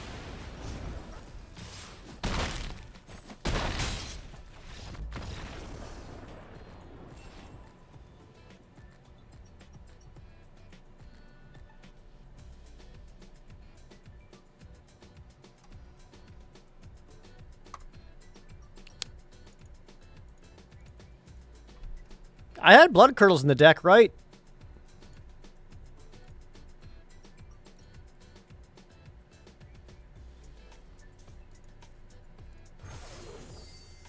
I no longer have enough gems to even draft. Unless I want to do War of the Spark, which I don't.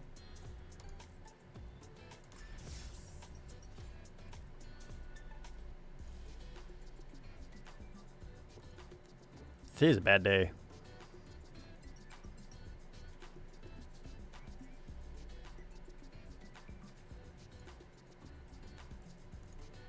Bad day.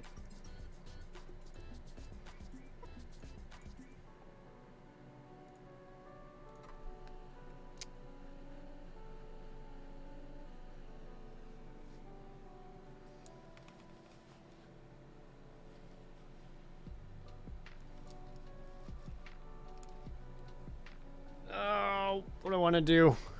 It's almost 6.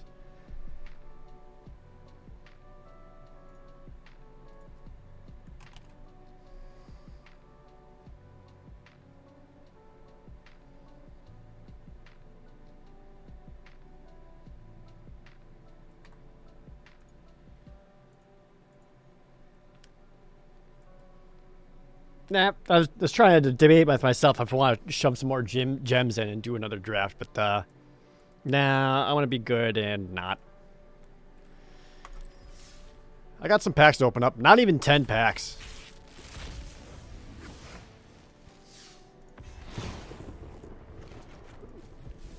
Mythic wild cards. 20 gems. 20 gems. 20 gems. 20 gems. 20 gems. Hear me out. 20 gems. No gems. General Kudrow. There's a mythic I don't have. 20 gems. Sick. That brings me up to 1,000 gems. A premier draft costs 1,500.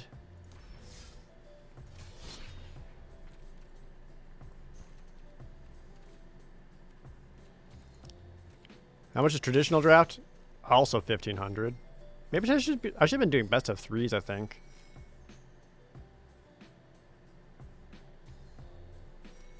I mean, if I want to get better at actual Magic. Do you still rank up in traditional draft? Is traditional draft still ranked or no?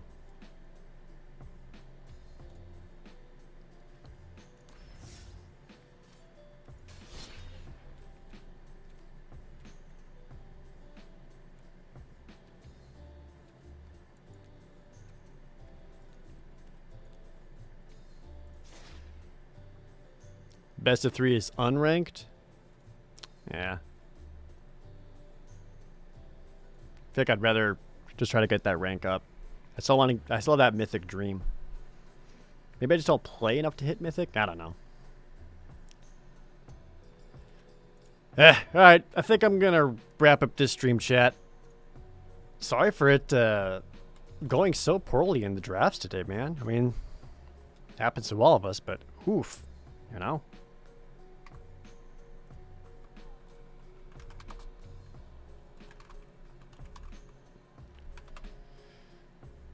Alright, well, as we wrap up, though, thank you guys for hanging out with me. I really appreciate it. Thanks for all the donations today, all the bits, all the new subs. Appreciate that. The snoms. And my awful hair going all over the place. Whatever that is. We're going to do a raid, though, as we're sending you back over to Jeff, because he's still working his way through Master Mode of Terraria. Preach. Thank you. But thank you guys for hanging out with me. I really appreciate it. No stream tomorrow.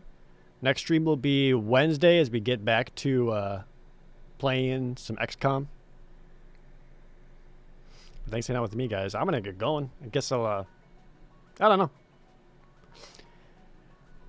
Today's Magic sucked.